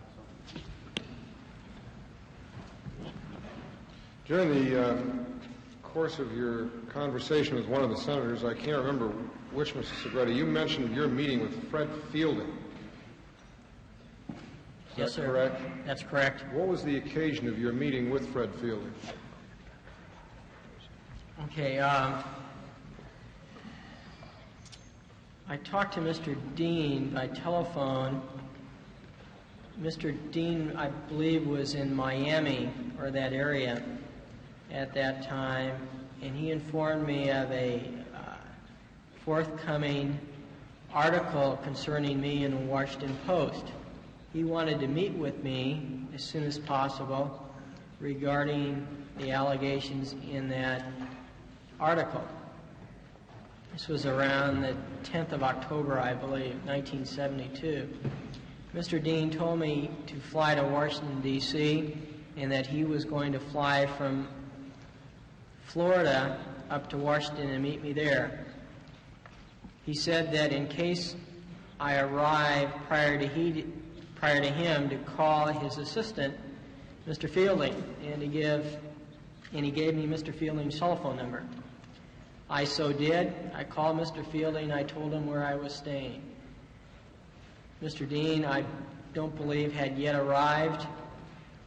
I was subsequently contacted by, I believe it was Mr. Fielding, although it may have been Mr. Dean, and then told to check out of that motel and come and meet with him. And where did you meet? We met in Mr. Dean's office in the executive office building. And how was your entry into that building? Was it the normal routine of signing in? No, it was around 8 or 9 o'clock in the evening.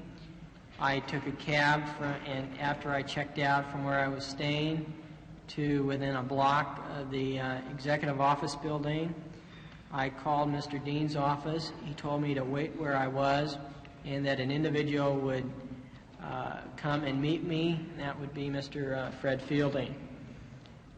That was done. When we entered the executive office building, as you know, there's a checkpoint there, and you are to produce identification and perhaps sign in. I'm not sure of that. Mr. Fielding stated something to the effect, this was the individual who lost his wallet, and I was just ushered in. And how long? This was around 9 o'clock at night, 8 o'clock at night. And how long did this meeting last? It's hard to really guess now, an hour perhaps. I was pretty exhausted. I had been up really that night on the airplane, and it was certainly a shock to me to see my name and picture on the front page of the newspaper. So I was and what was the purpose of this meeting? To go over the Post article to see what allegations were true and untrue. And in the course of the meeting, did you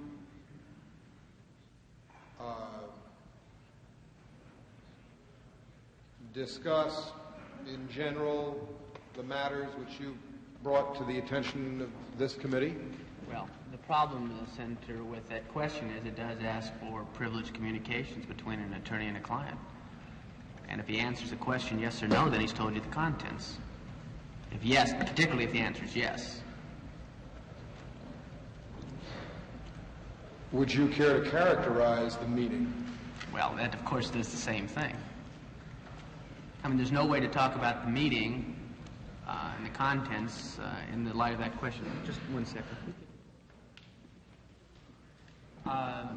As we've indicated, however, previously, preserving the privilege, however, we have discussed these matters in detail with Mr. Dash, Mr. Lenzner, and Mr. Lackritz, and perfectly be willing to answer any questions and any general questions in private about this, but we feel an obligation to maintain the attorney-client privilege. All right. And I know you have. I think that point should be made clear. You have cooperated fully with the staff of the committee. Let's go at it. I have difficulty accepting the view that there's any relationship of attorney and client between the witness and Mr. Dean. Mr. Dean was allegedly the White House lawyer at the time. And furthermore, when he had a conference with Chapin and the witness, a third party was present, and you can't have a confidential communication between an attorney and his client when the third parties are present. It's not confidential. Senator. And furthermore, Mr. Dean's testimony for this committee indicates that Mr. Dean was engaged in a conspiracy to obstruct justice. And communications between, if anything transpired in that committee that had to do with obstructing justice, then it's not covered by the confidential lawyer's relation if it existed, because it only can refer to past activities of a criminal nature or supposedly criminal nature.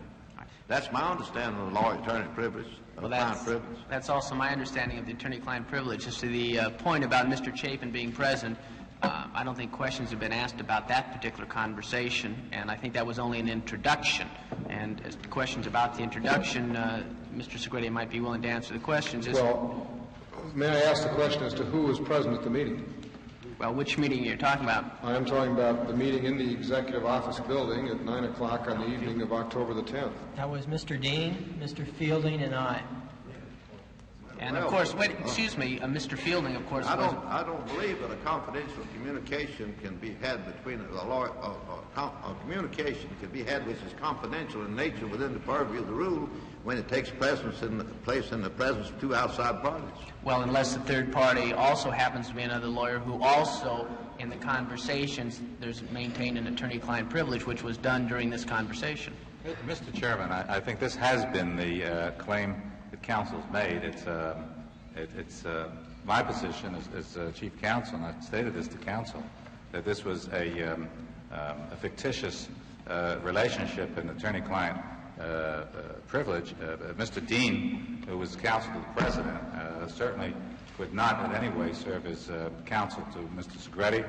Certainly Mr. Fielding could not, and you cannot create a fictitious attorney-client relationship in order to shield these conversations. And I think the position, I think, of the committee really should be there was no attorney-client relationship established. All right. However, whatever Mr. Dean's purposes were to shield anything, I have no knowledge of. From Mr. Segretti's point of view, there was a good faith relationship of attorney and client, and he reasonably believed there was an attorney-client privilege and had specific conversations with Mr. Dean on that particular point and only confided in Mr. Dean because Mr. Dean assured him that that was the relationship and he was representing him in that capacity. Are you asking him about the conversation that he had with Mr. Dean at the time Mr. Fielding and the time Mr. Chapin was present? That's correct. Well, I hold that's not covered by attorney-client privilege at all. Well, Mr. Chapin was not present, sir, during that meeting. And I think if the senator is going to make a ruling... I'm asking, I specifically asked Mr. Segretti to give to this committee the contents of conversations held with Mr. Dean and Mr. Fielding in Mr. Dean's office on the night of October the 10th in the executive office. Well, I think if the chairman's going to make a ruling as to whether or not there was an attorney-client privilege, a foundation ought to be laid as to whether there was or was not an attorney-client relationship, and the only way to lay the foundation is to ask Mr. Segretti what was said. I don't think we have a scintilla of evidence in this case that Mr. Dean was practicing law generally and that he was a counsel for this man. Well, you haven't asked the questions of Mr. Segretti as to what Mr. Dean told him, so how can there be any evidence? If you want to ask those questions, I think you should do that first before making a ruling. I was just on the verge of asking them when my time expired a while ago.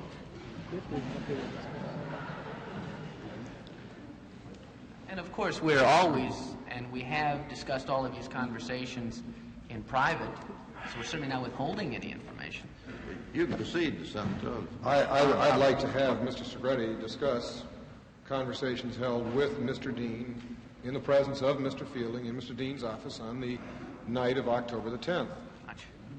Can I then request that a foundation be first laid as to whether or not there was an attorney-client relationship and questions asked of Mr. Segretti in that regard? What was told to him and what did he reasonably believe? Let me ask him a question, too, on that point.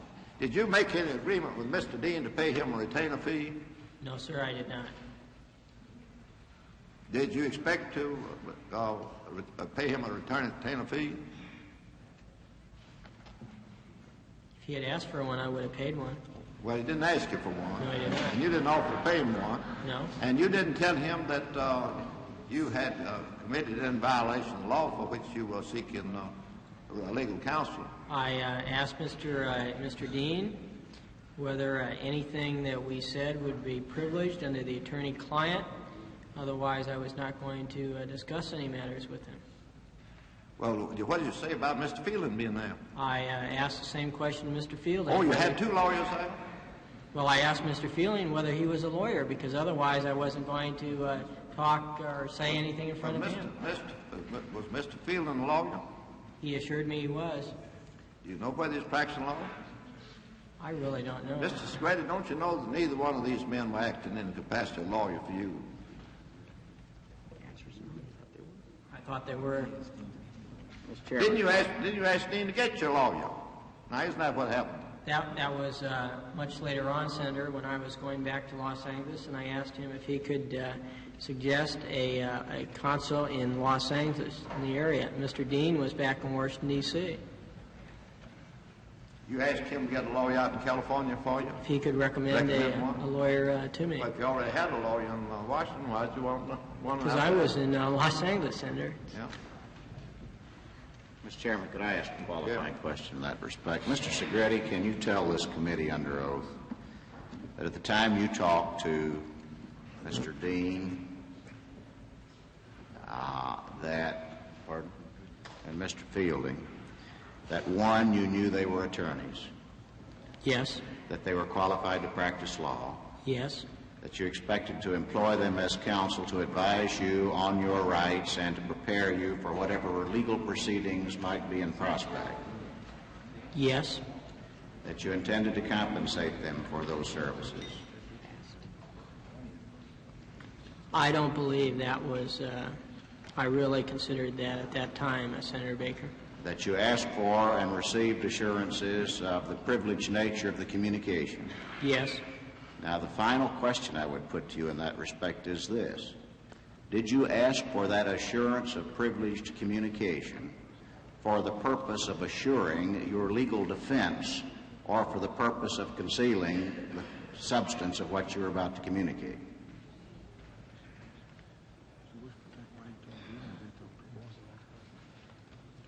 I'll tell you why that's difficult for me to answer, Senator Baker, because I felt that the privileged nature of any communication would be necessary in my defense. The point I'm trying to... So the answer would be yes. The point I'm trying to reach is whether or not you're trying to obtain an assurance of confidentiality for the sake of protecting the confidentiality of that information or for the sake of assuring your representation by counsel in any proceeding that might be brought against you. I think the latter would be true, Senator. Well, of course, Senator, also, obviously, when you seek an attorney, you also expect it to be confidential, so it's kind of a dual purpose. Yeah, but the law is also well settled that you cannot cloak yourself in a claim of confidentiality or attorney-client privilege simply for the sake of concealing information. That it must be a legitimate intendment of employment for the purpose of advancing the legal defenses that may be available to you under the Constitution and statute. And I think if the question was asked, did he intended to cloak it so it would not be disclosed as part of a cover-up, his answer would be no. My understanding is that I'm not able to say this as a fact, that there's a regulation prohibiting anybody who is a lawyer from the government to engage in private practice. And the evidence is that Mr. Dean at least had the title of counsel to the president. Well, that made him a lawyer for the executive branch of the government. As Mr. Dash, of course, raised the same point yesterday, and my response was, even if that's true, which I asked for such a regulation, he could not show it to me, I don't think that would affect what Mr. Segretti's good faith belief was. And the example, of course, I gave him yesterday, if you went to somebody who told you was a lawyer, turned out not to be a lawyer, and you communicated with him on the good faith belief he was a lawyer, it would be protected. But isn't it a fact that you went to see Mr. Dean at Mr. Dean's instance? That's at correct. his request. That's correct. Yes. And you didn't go to him to employ a lawyer.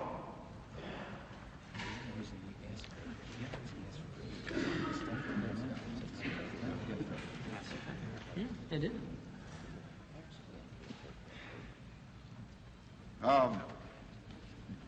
What did Dean tell you? Mr. Dean wasn't soliciting employment as an attorney, was he? At the time he invited you to come and pay him a visit? I don't believe so, Senator. However, if Mr. Dean had informed me that there was such a prohibition against him acting in that capacity and that he could not so advise me in that capacity, that would have been the end of it right there.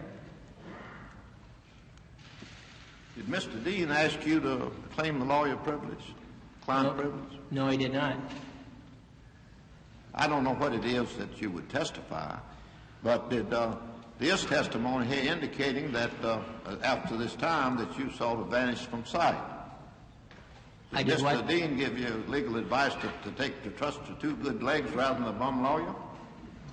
Is that what you're trying to... You claim to be privileged. Senator, we're not trying to hide any of the facts because Mr. Dash and Mr. Thompson are in possession of all of the facts. The whole point is we've maintained from the outside there is an attorney-client privilege, and he is an attorney, and upon my advice that he has this privilege, and we feel very strongly about attorney-client privileges, as I'm sure all the other lawyers in this committee feel, he ought to claim it. Not to hide anything. You mean claim it just for the sake of claiming? No, but because there is a legitimate attorney-client privilege here which ought to be protected. Mr. Chairman, I don't think there is. May I say this also, that the attorney-client privilege is one for the protection of the client, who would be Mr. Segretti if he were a client. He could waive it. It would be if an attorney was sitting there, then he would have no right to waive another's privilege. Now, I don't see any principle involved. If Mr. Segretti, in fact, wants to tell us the facts, because he's the client, if he is the client, and could waive it by telling us the facts. He's already told us the facts. My own view is there is no attorney-client privilege, but I don't see any principle if there were, if Mr. Segretti wants to tell us something, that he wants to tell us. Well, we are claiming the privilege, and I think the facts make it clear that there was an attorney-client privilege, and if the chairman rules against and the questions are asked, he has no choice. I just thought the evidence does not satisfy me there was any attorney-client privilege. And the evidence of Mr. Segretti admits that he didn't go there for the purpose of employing Mr. Dean, that he went there in response to a request from Mr. Dean because Mr. Dean wanted to get some information from him. Well, I don't think that's the tenor of the testimony. Well, isn't that true, Mr. Segretti? I don't think that is absolutely correct, Senator. I knew Mr. Dean was an attorney at that time, and from the brief discussion I had, or that was told to me regarding the Post article, I certainly was desirous of receiving some legal advice at that time. Well, now, did Mr. Dean call you at the instance of Mr. Chapin? I believe I called Mr. Dean at that point, and he informed me about that article. Well, how did you know about the existence of Mr. Dean? Who did you get information of such a person as John W. Dean III? I was introduced to Mr. Dean in June 1972 at the Mayflower Hotel by Mr. Strong. Mr. Strong? Yes, sir. In 1972? Yes. Now, when did this meeting occur that Senator White was asking you about? That was in October, I believe, 1972. And Dean set up the meeting. Is that a fact? Didn't you tell me that? Yes. Yes. Well, so I often call my clients and ask them to come into my office. Now, that doesn't destroy the attorney-client privilege. No, not before. You don't call your clients before they become a client. Before they become a client. Well, he'd already... Because he says he has no reason to believe Mr. Dean was soliciting legal business. I just think I hold as a matter of fact that the attorney-client, the evidence is insufficient to show that the attorney-client privilege existed between this witness and Mr. Dean. Might I ask the senator to look at, I think, a transcript of a tape which makes it clear that in fact was a discussion between the participants, that in fact there was an attorney-client privilege. If I'm not mistaken, the tape which is being referred to, however, is a tape that was done on November 10, and I'm referring to a meeting of October 10. Mr. Dean has testified before this committee that at that time he was engaged in efforts to cover up the so-called Watergate fact.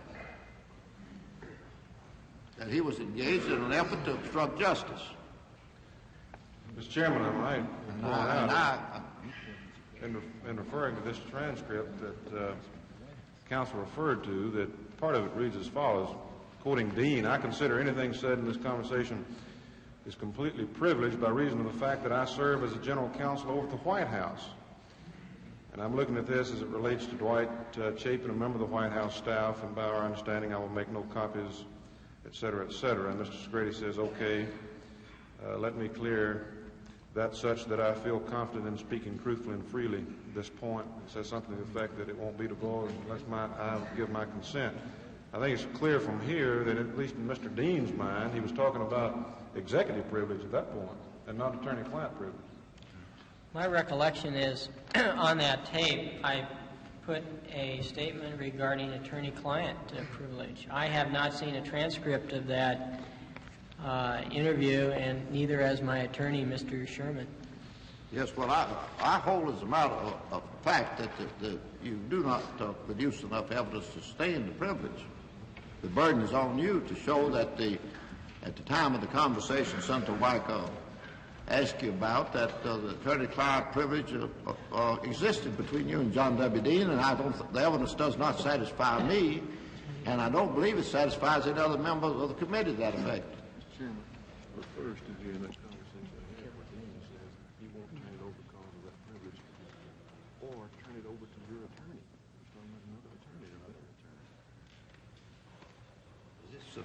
Yeah, that's the transcript of Dean and Chapin's conversation. Dean says here, said, I serve as the general counsel over at the White House, and I'm looking at this as it relates to Dwight Chapin, a member of the White House staff, and by our understanding, I will make no copies of the transcript of this, other than one for myself, and one I'll send you for any use you may want to make of it personally or to turn over to your attorney. So that he's got a record of exactly what we talked about. In other words, that bears Mr. Dean's testimony to the fact that he was not your attorney, that he would give you a copy of the transcript so you could turn it over to your attorney. I never received a copy of that, and very honestly, I don't remember that being said on the tape. Senator, in addition, Mr. Segretti did employ a Los Angeles consul who I talked to just in the past few weeks, and he told me that when he turned over certain documents to John Dean, which apparently John Dean, without authorization, turned over to this committee, that he considered John Dean co-consul for Mr. Segretti. Now, it was another attorney in Los Angeles who advanced this idea after I asked him why documents were turned over. That's a transcript of the tape. This is a transcript of the tape, and here is Dean talking. He says he'll give Mr. Segretti a transcript of the conversation so Mr. Segretti can turn it over to Mr. Segretti's attorney. Now, if Mr. Dean had been Mr. Segretti's attorney, he wouldn't have said, he just kept a copy to be as the attorney for Mr. I think Mr. Sherman. I'm going to hold that there's no sufficient evidence to justify the conclusion that any attorney and client relationship existed between Mr. Segretti and Mr. Dean. I'm going to instruct you to answer the question.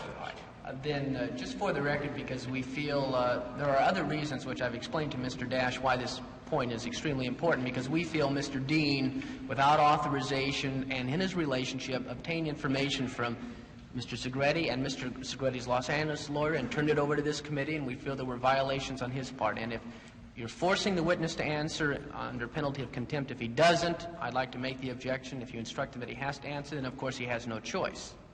I just am not satisfied at all that any such relationship existed. Well, for several reasons. He certainly didn't ask Mr. Field and Mr. Dean both to be his lawyers. He's testified that when he met with Mr. Dean and Mr. Fielding, he asked at that time if there was an attorney-client relationship, because he wouldn't speak in front of Mr. Fielding unless that was told to him, yes, there was such a relationship. Certainly, if my secretary is present in my office, that's part of the privileged communications, if she's an agent of the attorney at the time, which Mr. Fielding was.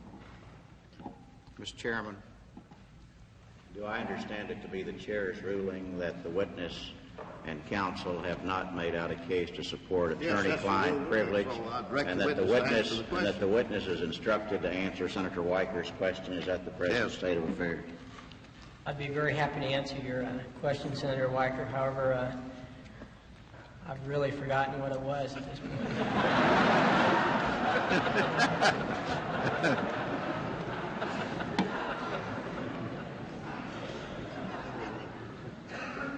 Why don't you just go ahead and describe to the committee the discussions held in the office located in the Executive Office building the night of October the 10th, at which place Mr. Dean and Mr. Fielding and yourself are present. To the best of my recollection, the meeting lasted perhaps half an hour, perhaps an hour. He had a copy of the Post article that had just come out relating to allegations by Mr. Young. Mr. Dean read through that to me line by line or paragraph by paragraph, and we discussed the truth or falsity of that article. At the end of that period of time, there was a brief discussion about me making a statement or writing up a statement to be considered the next day for release. At about that point, to the best of my recollection, the meeting ended, and Mr. Dean drove myself, I believe Mr. Fielding was in the car, over to a hotel or motel in Crystal City here in Washington, at which time I went in and checked in under another name, and they waited in the car while I did that, and then I went back, got my luggage, and went to sleep. The next morning, well, that's... Just go ahead in narrative form as you're doing now. Fine. The next morning, I prepared a brief statement. I believe the next morning, I was pretty tired that evening. Mr. Fielding came by. It's hard for me to guess the time. 9 o'clock, 10 o'clock in the morning. He had another statement that had been prepared by someone else. I don't know whether that was Mr. Dean, Mr. Fielding, or others. Essentially, that was denial of most of the allegations. Something was said to the effect that he wanted me to go over it and he had to take it back to a meeting at the White House. I don't believe I was ever told what the meeting was involved or who was involved in the meeting or that type of thing. And he said, read over the statement, and there was time pressure in it. He read over my statement in the meantime and thought that that statement prepared was better. I read over the statement, I made some corrections on it, started to, there's some pressure of time, and that's certainly clear in my mind, and he left. Later on, Mr. Dean, I believe, came by where I was staying and stated something to the effect that the media people decided that things will die on their own volition rather than making any statement whatsoever. Then there was a brief discussion at some point, I don't know whether it was then or later by phone, it's hard to recall fully, about, it then was just a few weeks prior to the election, discussion about what I should do in the meantime, and there was a social discussion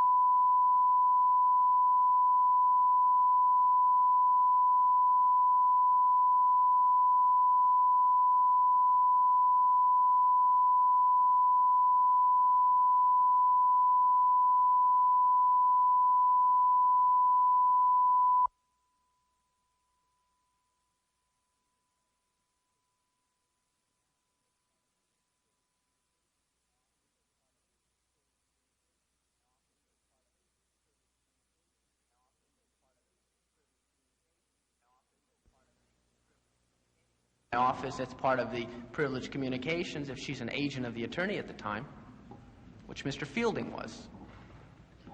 Mr. Chairman, do I understand it to be the chair's ruling that the witness and counsel have not made out a case to support attorney-client privilege, and that the witness is instructed to answer Senator Weiker's question? Is that the present state of affairs?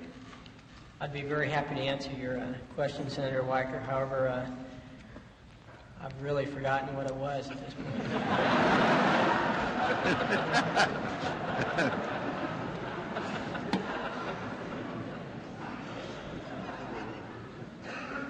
Why don't you just go ahead and describe to the committee the discussions held in the office located in the Executive Office building the night of October the 10th,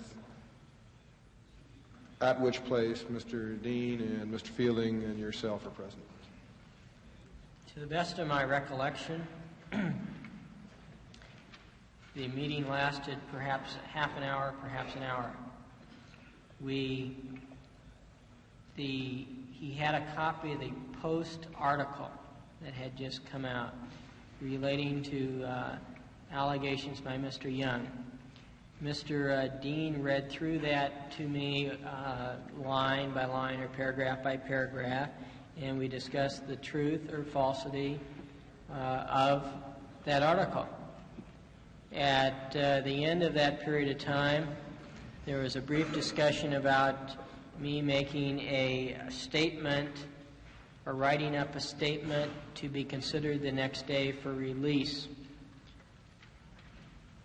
At about that point, to the best of my recollection, the meeting ended, and Mr. Dean drove myself. I believe Mr. Fielding was in the car over to a hotel or motel in Crystal City here in Washington, at which time I went in and checked in under another name, and they waited in the car while I did that, and then I went back, got my luggage, and went to sleep. The next morning, well, that's... Just go ahead in narrative form as you're doing now. Fine. The next morning, I prepared a brief statement. I believe the next morning, I was pretty tired that evening. Mr. Fielding came by. It's hard for me to guess the time. 9 o'clock, 10 o'clock in the morning. He had another statement that had been prepared by someone else. I don't know whether that was Mr. Dean, Mr. Fielding, or others. Essentially, that was denial of most of the allegations. Something was said to the effect that he wanted me to go over it and he had to take it back to a meeting at the White House. I don't believe I was ever told what the meeting was involved or who was involved in the meeting or that type of thing. And he said, read over the statement, and there was time pressure in it. He read over my statement in the meantime and thought that that statement prepared was better. I read over the statement, I made some corrections on it, started to, there's some pressure of time, and that's certainly clear in my mind, and he left. Later on, Mr. Dean, I believe, came by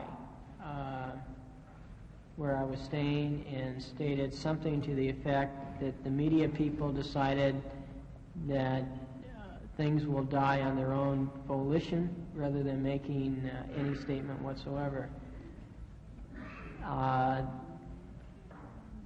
Then there was a brief discussion at some point, I don't know whether it was then or later by phone, it's hard to recall fully, about, it then was just a few weeks prior to the election, a discussion about what I should do in the meantime. And there was a social discussion regarding how nice the Greek islands were at that time of year. But I took it at that point to be more of a social discussion than anything else. Then there was a discussion at some period about going back out west. I told him I wanted to go back to the Los Angeles area, and it was decided for me to travel by train, and I did. During the course of the meeting on October the 10th, did you give essentially the details of your activities to Mr. Dean as you have given them to this committee, in essence? Not in as much detail, but certainly the general outlines of it, yes. The broad outlines? Yes. All right. Now, may I read to you testimony which was given before this committee by Mr. Richard Moore. He's now referring to a meeting that took place on October the 15th. I can perhaps summarize very quickly. We had that meeting on Friday. The story appeared Sunday, and of course it was a major story. Monday morning, Mr. Ziegler would be subject to press, a lot of queries to his press conference. I rather think Mr. Ehrlichman was going on one of the Sunday interview shows, and there was a meeting in the Roosevelt Room to discuss both those things. How do we respond to this? And frankly, Senator Weicker, we did think, I did, and most of us, that the thrust of it, as far as the White House was concerned, Chapin's role of hiring his old college chum, is what he called it, was wrong, is wrong, but we thought the meaning of it apparent, since to get it closer and closer on the presidency required that there was a political thing in the story right in the political season, and required, of course, as honest an answer as we could make, but also one that takes into consideration the charge was rather political, so we met and discussed how it could be handled. Now, the response, as I understand it, the brief denial by Mr. Ziegler that came forth on your story was as follows, quote, I will not dignify with comment stories based on hearsay, character assassination, innuendo, or guilt by association. That is the White House position, end of quote. Do you feel that that was an honest response in light of the information which you had given to Mr. Dean, Mr. Fielding, in the previous days? The trouble with giving an answer to that question is that the Post article did contain many allegations that were in fact not true. Mm-hmm. There were many truths in that article, however. That's the best I can do to answer that. But at that time, the John Dean, counsel to the president, had essentially the story that you have told to us here today. I believe he did, yes.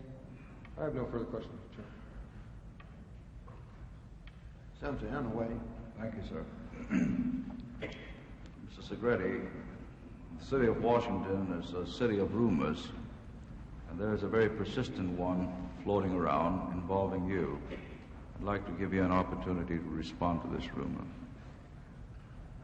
Do you know Mr. Arthur Bremer? I do not. What does the Greek symbol or letter delta mean to you? Are you referring to my notes, Senator? Yes, sir. I believe that means Mr. Nixon, President Nixon. Who is Delta 1? I believe that was, in those notes, Mr. Chapin. Those were just my own shorthand way of making those. And Delta 2? I believe in that context it was Mr. Kalmbach. And 3? I don't know whether I had a Delta 3, did I? It would be Mr. Strong, I would imagine. At the time of your unusual activities, were you aware that you were breaking the law when you forcibly opened a window to place a stink bomb in headquarters? Senator, I was not aware of how that stink bomb was going to be put in that headquarters. I did not at any time envision that it would be done in that manner. Were you aware that it was a violation of the law when a political radio commercial was placed under false sponsorship? I don't believe I really thought of it at that time, but I certainly knew it was wrong. Were you aware that it was a crime to falsely order flowers, limousines, pizzas, liquor, without any intention to pay? I didn't think of it in those terms at that particular time. I know it's wrong, and I certainly regret it. Were you aware that it was unlawful to send salacious and libelous letters? Certainly aware of it now. And the fraudulent use of United States mails?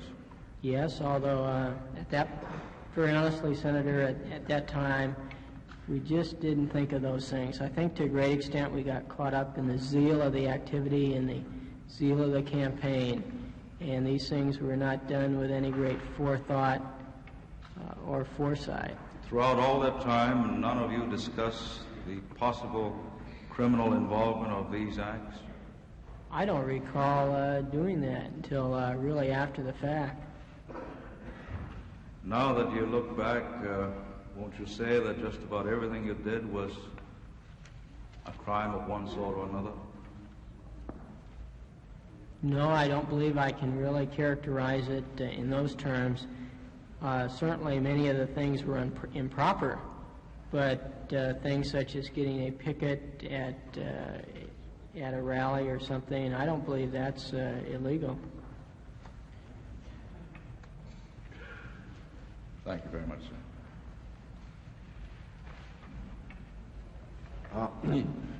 You know that you don't call forgery or libel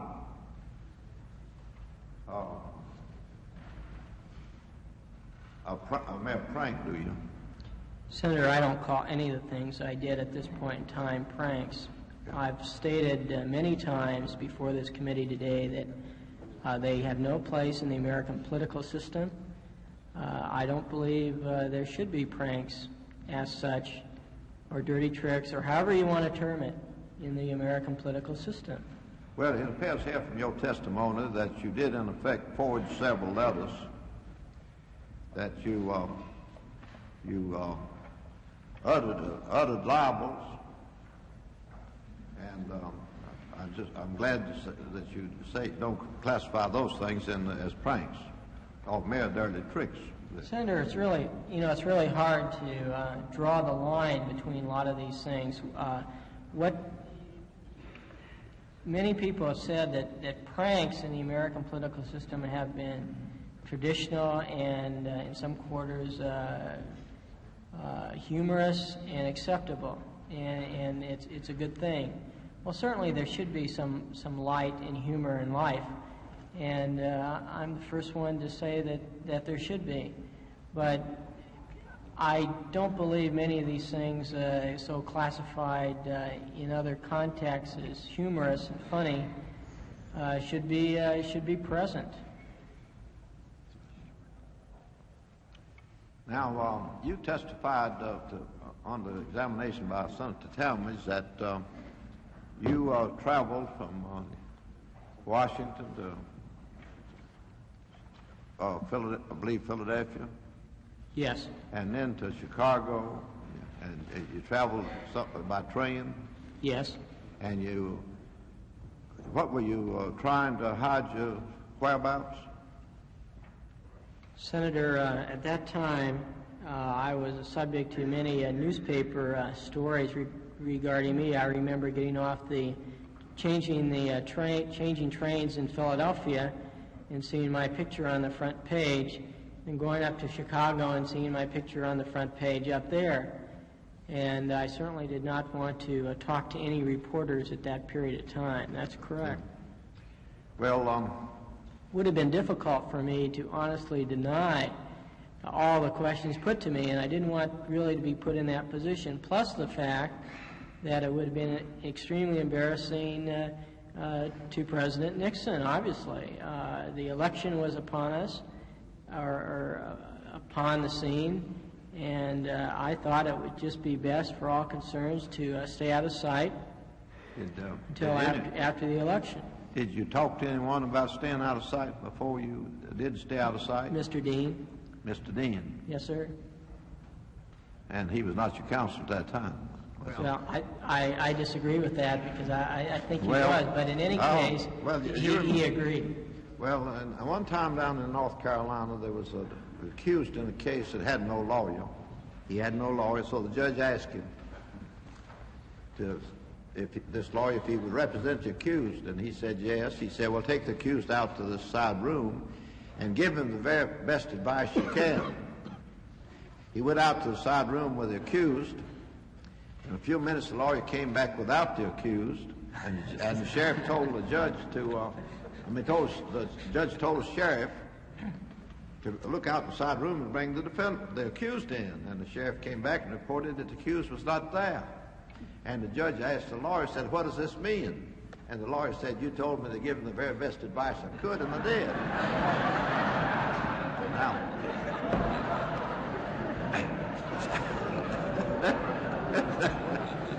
Now, and so whether Mr. Dean, assuming he's your lawyer, why he seems to have given you what you consider good advice because you followed it. Certainly sounded like good advice at the time. And didn't you adopt similar tactics after the election was all over? No, I proceeded to my residence about 2 days after the election. Weren't you sort of out of pocket here after about the time this committee was set up? We had a little difficulty finding you, so I'm informed of the staff. I don't believe so. I was always living at my places of residence under my name, yes. And I don't believe it was. Many newspaper men found me, and they didn't seem to have much difficulty. You have any further questions? I have asked the Senator, and then I'll ask you yourself. You have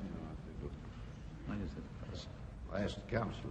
Yeah, I just have a few questions. I think Senator Gurney had asked you about the number of people that you actually had working for you, and I think you talked something about 11. Said something about 11. I just made a guess. Actually, your expense records that we have, which we can show you, show that you actually paid 22, and that counting also those who work for some of the others would bring it to 28. And following the request that you've made to us, I won't go down the list to name them. Fine. Even if there were only 28, which I take it is not necessarily a large number when one speaks of thousands who are working in the campaign, but nevertheless, isn't it true, Mr. Segretti, that perhaps only one agent who is acting in the kind of arena that you were acting, doing the kind of work that, say, Mr. Benz was doing, or the work that was being done in California, could be quite destructive of the candidate's opportunities? It doesn't take very many to do it, does it? It's possible, yes, sir. As a matter of fact... That's correct. Right. Where the particular letter that we've spoken so much about, the very scurrilous letter about Senator Humphrey and Senator Jackson under Senator Muskie's campaign stationery, Mr. Chapin thought that for a very little bit of money and one person, you got quite a bit of return out of it. So that you could have quite a bit of an impact by one person, couldn't you? That's the danger of the activities, the type of activities that I engaged in. Right. So what I'd like the record to show, so we're not misled by numbers, that in fact that there were only, say, 28. That does not minimize the impact that 28 may have had in the election. That's correct. Now, when you were informed that you were going to be called before the grand jury, you did have a meeting with Mr. Dean in Miami, did you not? Yes, I did. And did the question come up concerning whether or not certain parties that you dealt with should come up with the grand jury? Senator, again, we're going to raise, he went back specifically, I think, to discuss with Mr. Dean his legal rights and regarding the grand jury, and if the senator makes the same ruling, of course, he'll answer the questions. But we also feel this conversation particularly was within the attorney-client privilege, and I believe Mr. Segretti would testify that he was consulting with Mr. Dean in that capacity. I think that I'd hold that the evidence totally fails to show any attorney-client relationship between Mr. Segretti and Mr. Dean. And that would include this latter meeting? Yes. I don't think it ever existed. By the way, on this evidence. Yeah. Following that, did you testify before the Senate sub?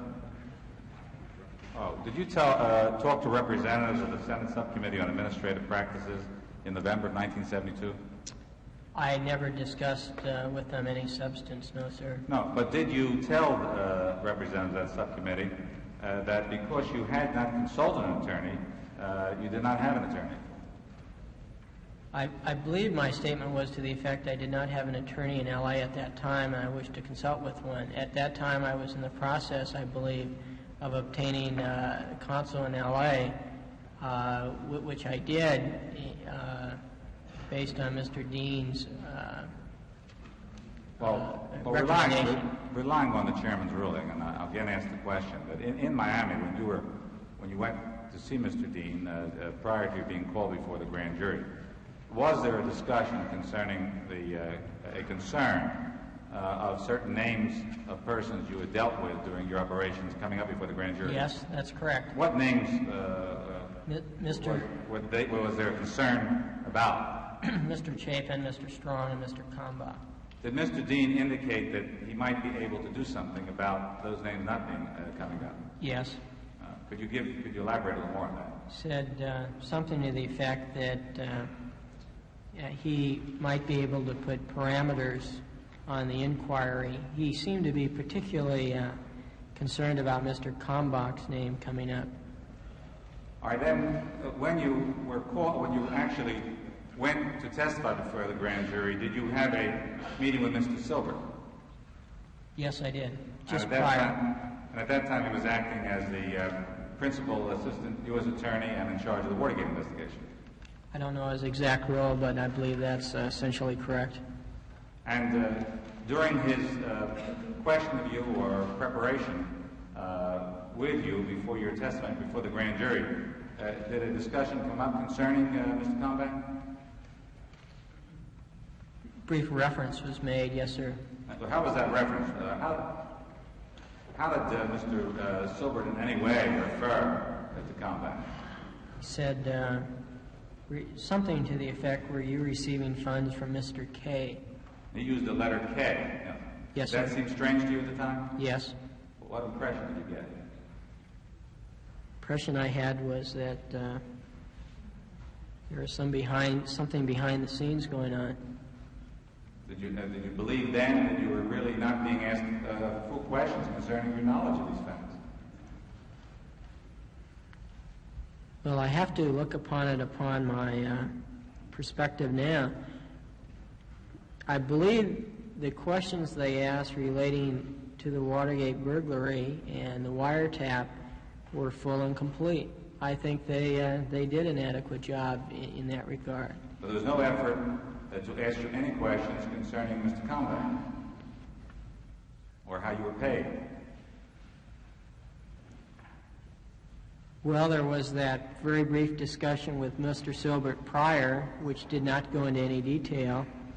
And during my testimony before the grand jury, nothing was asked by the U.S. attorneys regarding that. And the only reference that Mr. Silbert made was to Mr. K and not to Mr. Kalmbach, to you. That's right. That was not in front of the grand jury. I was not in front of the grand jury, before the grand jury. You went before the grand jury. That's right.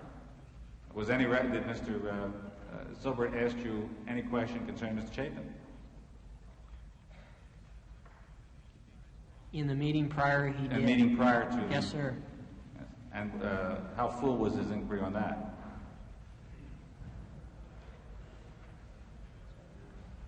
I think I gave him the general outline that I was first contacted by Mr. Strong and Mr. Chapin. Now, when you appeared before the grand jury, did he ask you any question concerning Mr. Kalmbach and Mr. Chapin?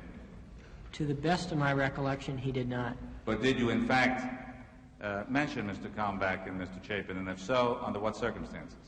A grand juror asked me questions relating to those individuals, and I believe I answered all of them. Specifically to those individuals?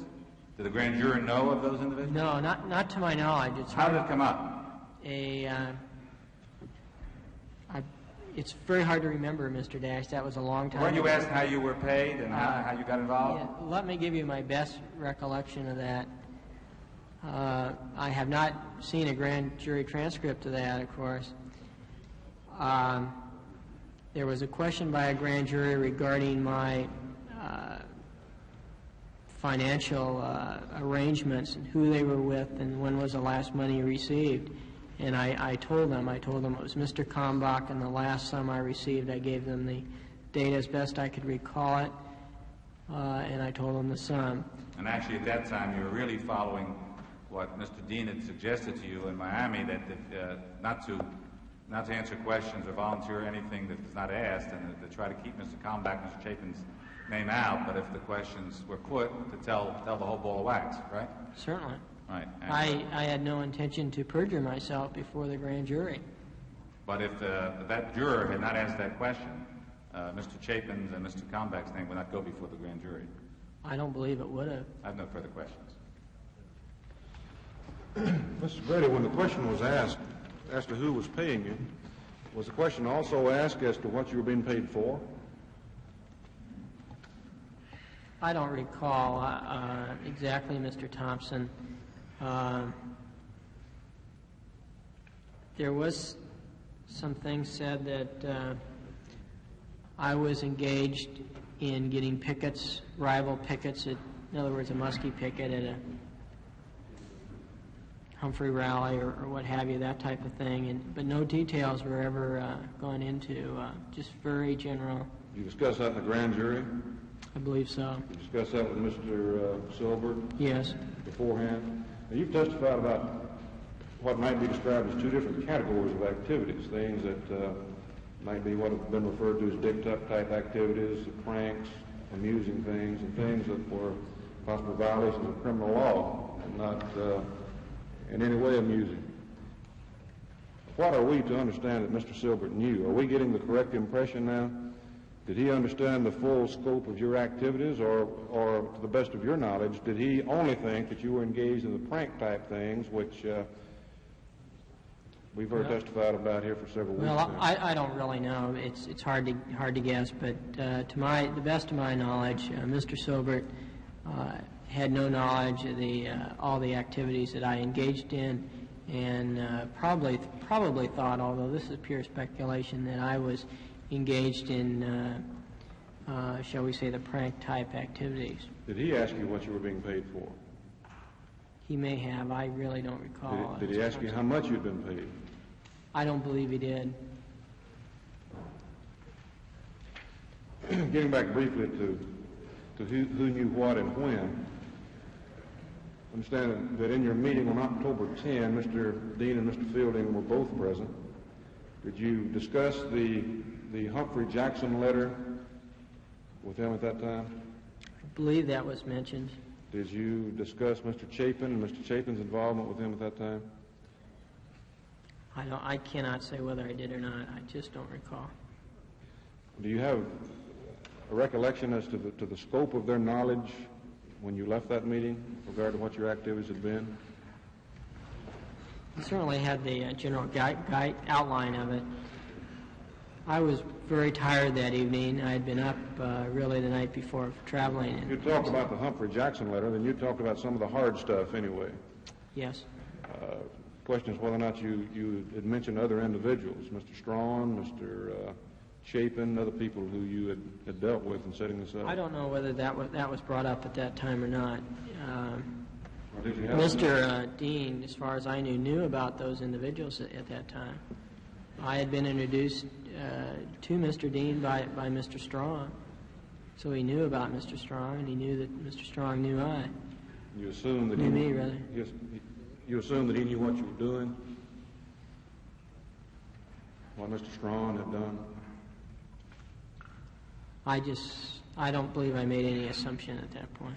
Did you have any subsequent meetings, say that month, the month of October, with anyone at the White House? No, I did not. Not to my recollection. Fielding, Strong, Dean, Chapin, No. Anyone? No.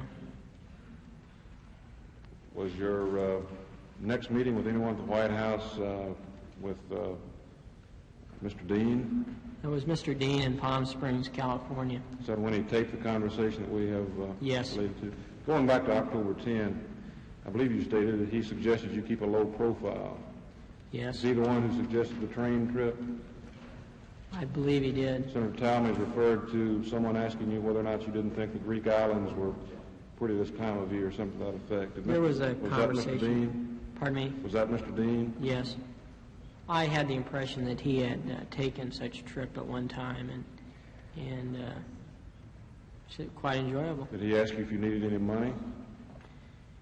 There was a reference to that, I believe, that evening around October 10 or whatever, whether I had sufficient funds to sustain myself until the election, and I told him I did, and that was about the end of that.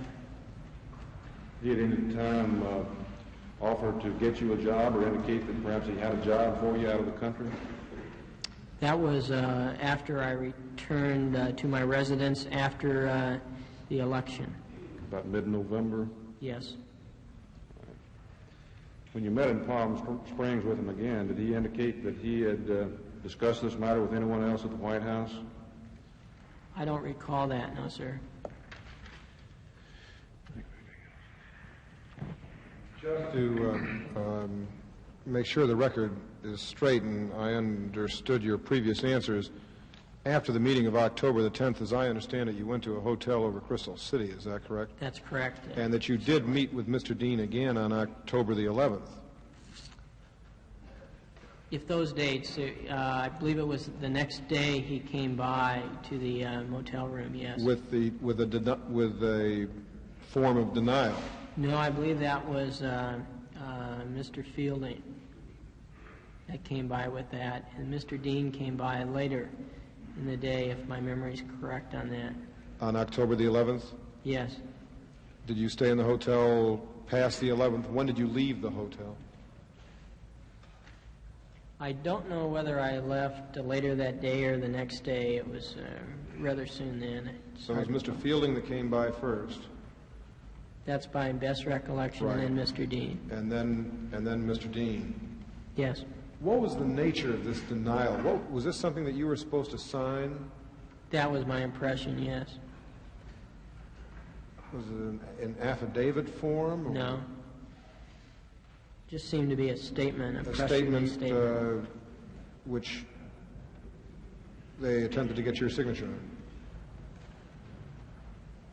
I don't recall if there is a signature line on that or not, but certainly my approval. I see. Yeah, all right, I have no further. Mr. Chairman, I don't want to extend the hearing, but I think I want to make sure our record is clear. I think as our record from prior phase of this hearing already shows that the only reason the FBI gave and the United States Attorney gave for not pursuing this particular matter is that there was a belief that dirty tricks did not involve criminal behavior. Mr. Segretti, you now have pleaded guilty, have you not, here? That's right. In the United States District Court. To what have you pleaded guilty? To 3 counts of 18 U.S.C. 612, which is distributing or causing to be published unauthorized campaign literature. In other words, not properly attributed to the source. And if, in fact, Mr. Sobert had pursued all of the questions that he could have pursued concerning your activities, your testimony before this committee is that you would have told him everything you've done. You wouldn't have withheld anything from Mr. Sobert. Well, I don't know how I would have reacted to that. I may have taken the Fifth Amendment at some point. I just don't know.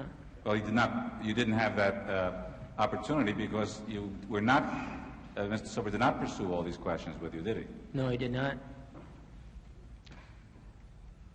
I have no further questions. I understood you to say that you told Mr. Silbert that you had get engaged in certain activities for which you'd been paid by Mr. Comback, and as you outlined in a general way what the nature of those activities were. Very general, Senator. Yeah.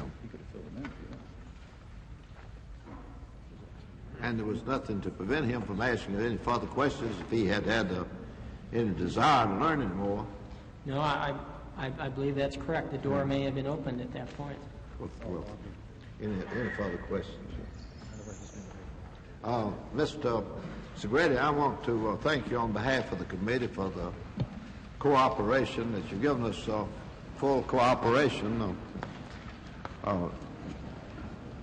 You've answered all our questions freely except those where you've allowed on the attorney-client privilege exist between you and John Dean, and it's been very helpful to the committee. You've apparently told us, made a frank disclosure of things, and you have not tried, so far as I can tell, to evade answering any question you thought we were entitled to answer.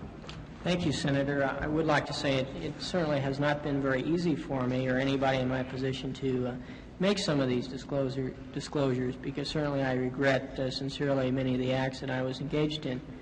However, I do feel it was necessary, and hopefully this will, to some extent in the future, prevent other individuals from getting in the posture that I am today. I do feel a benefit from these hearings, at least in this area, will more or less cleanse the system for the time to come. Thank you. Senator, I think I'd also like to thank both Mr. Lenzner and Mr. Lackritz in particular, and of course Mr. Dash and Mr. Thompson, because they've been very kind to us over the past few months. Thank you. Well, thank you. No. The committee will stand in recess till 10 o'clock tomorrow. We've got a vote on. I'll take this back now. Okay. So there we have it, political operative Donald Segretti. He hardly came over as the smooth spy type or as even as the funny prankster, just a man confessing to having committed what he once thought were college days fun and games, which nobody now thinks are funny at all. Well, Professor Richard Smoka, professor of political science at American University here in Washington, is with me now. Dr. Smoka teaches a course in political campaign management and is director of the Institute of Election Administration, among other things. Doctor, you're an expert on dirty tricks, not in committing them, I might point out quickly, but in studying them. And where do Donald Segretti and his tricks fit in historically, at least, in this whole business of dirty tricks? Historically, Jim, they're the latest in a long line. I'd say that he was much more successful in the execution of his tricks than most, and he differs from many of the others in that his tricks were aimed at the organizations of the opposition as opposed to the electorate in general.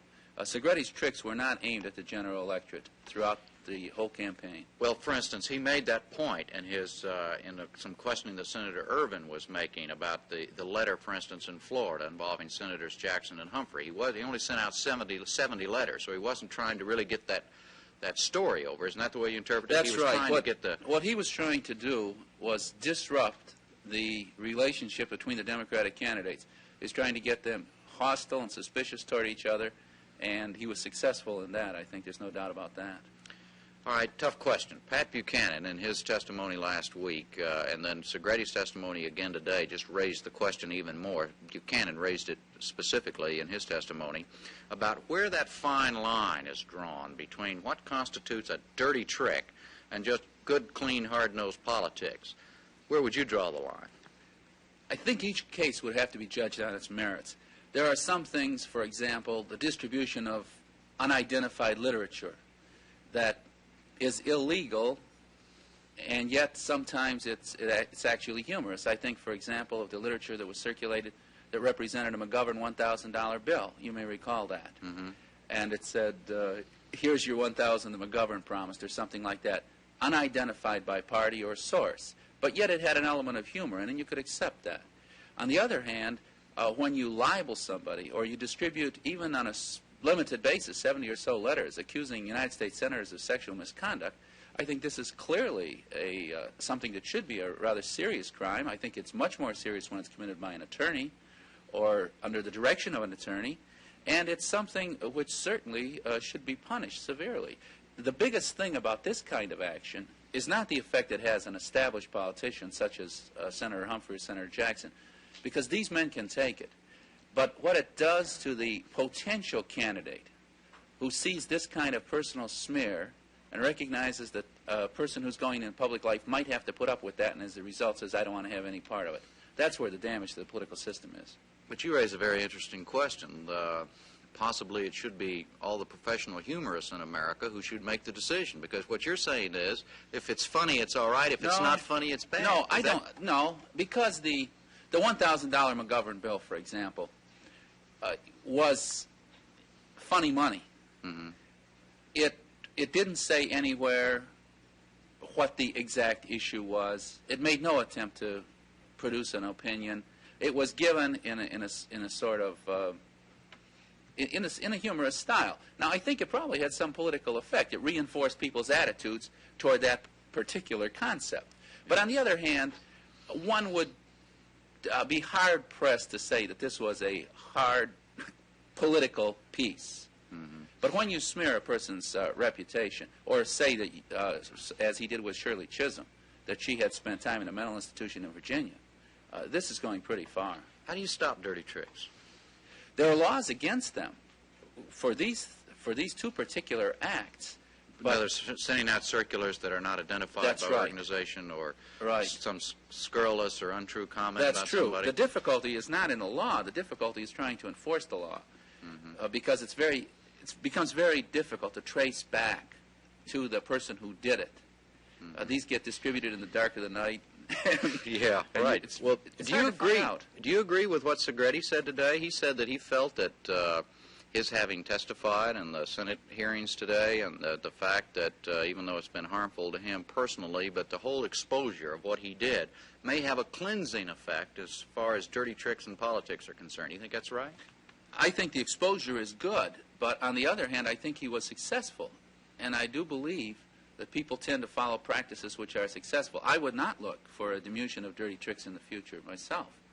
I think I would advise anybody going into political campaigns that they should guard against them. Would you advise them to do them? No. I mean, do you think a politician has to do them in American politics? No, I don't think so. In fact, I think in many cases you run risks if they're discovered prematurely that are far out of proportion to the benefit you can get from them. Nobody has yet satisfactorily explained to me why the Republicans burglarized the Watergate apartments, the Democratic National Headquarters. The reason for doing that, I can't believe that there was anything there that could have been worth the risk of premature exposure. To come back to what you said at the very beginning, in terms of political tricksters, and there have been a lot of them at the local level as well as the national level, they don't get as widely publicized, but you would say Segretti was a very successful one, correct? That's right. He accomplished what he set out to do at many occasions. Yeah, I believe he did. All right, thank you very much, Doctor. All right, up to this point in the hearings, most of the ill deeds we've heard about have involved Republicans. But Minority Counsel Fred Thompson told Peter Kay after today's session that this may change soon. Peter asked him if he had any bombshell witnesses. You don't know who is a bombshell witness sometimes until you interview. See, you don't start out with a notion of what the situation is and then go to verify it necessarily. The investigative job is interviewing the people involved and piecing the bits and pieces of the things that you have, and it's an ongoing thing, still going on, as a matter of fact. Do you plan to interview, for instance, Dick Tuck, the famous Democratic dirty trickster? We've already interviewed him. Are you going to interview him in public session? Well, that remains to be seen. We haven't come out with a witness list yet past this week. Probably won't until Monday. I think at that time the committee will probably convene and decide what witnesses they want to hear for that particular week.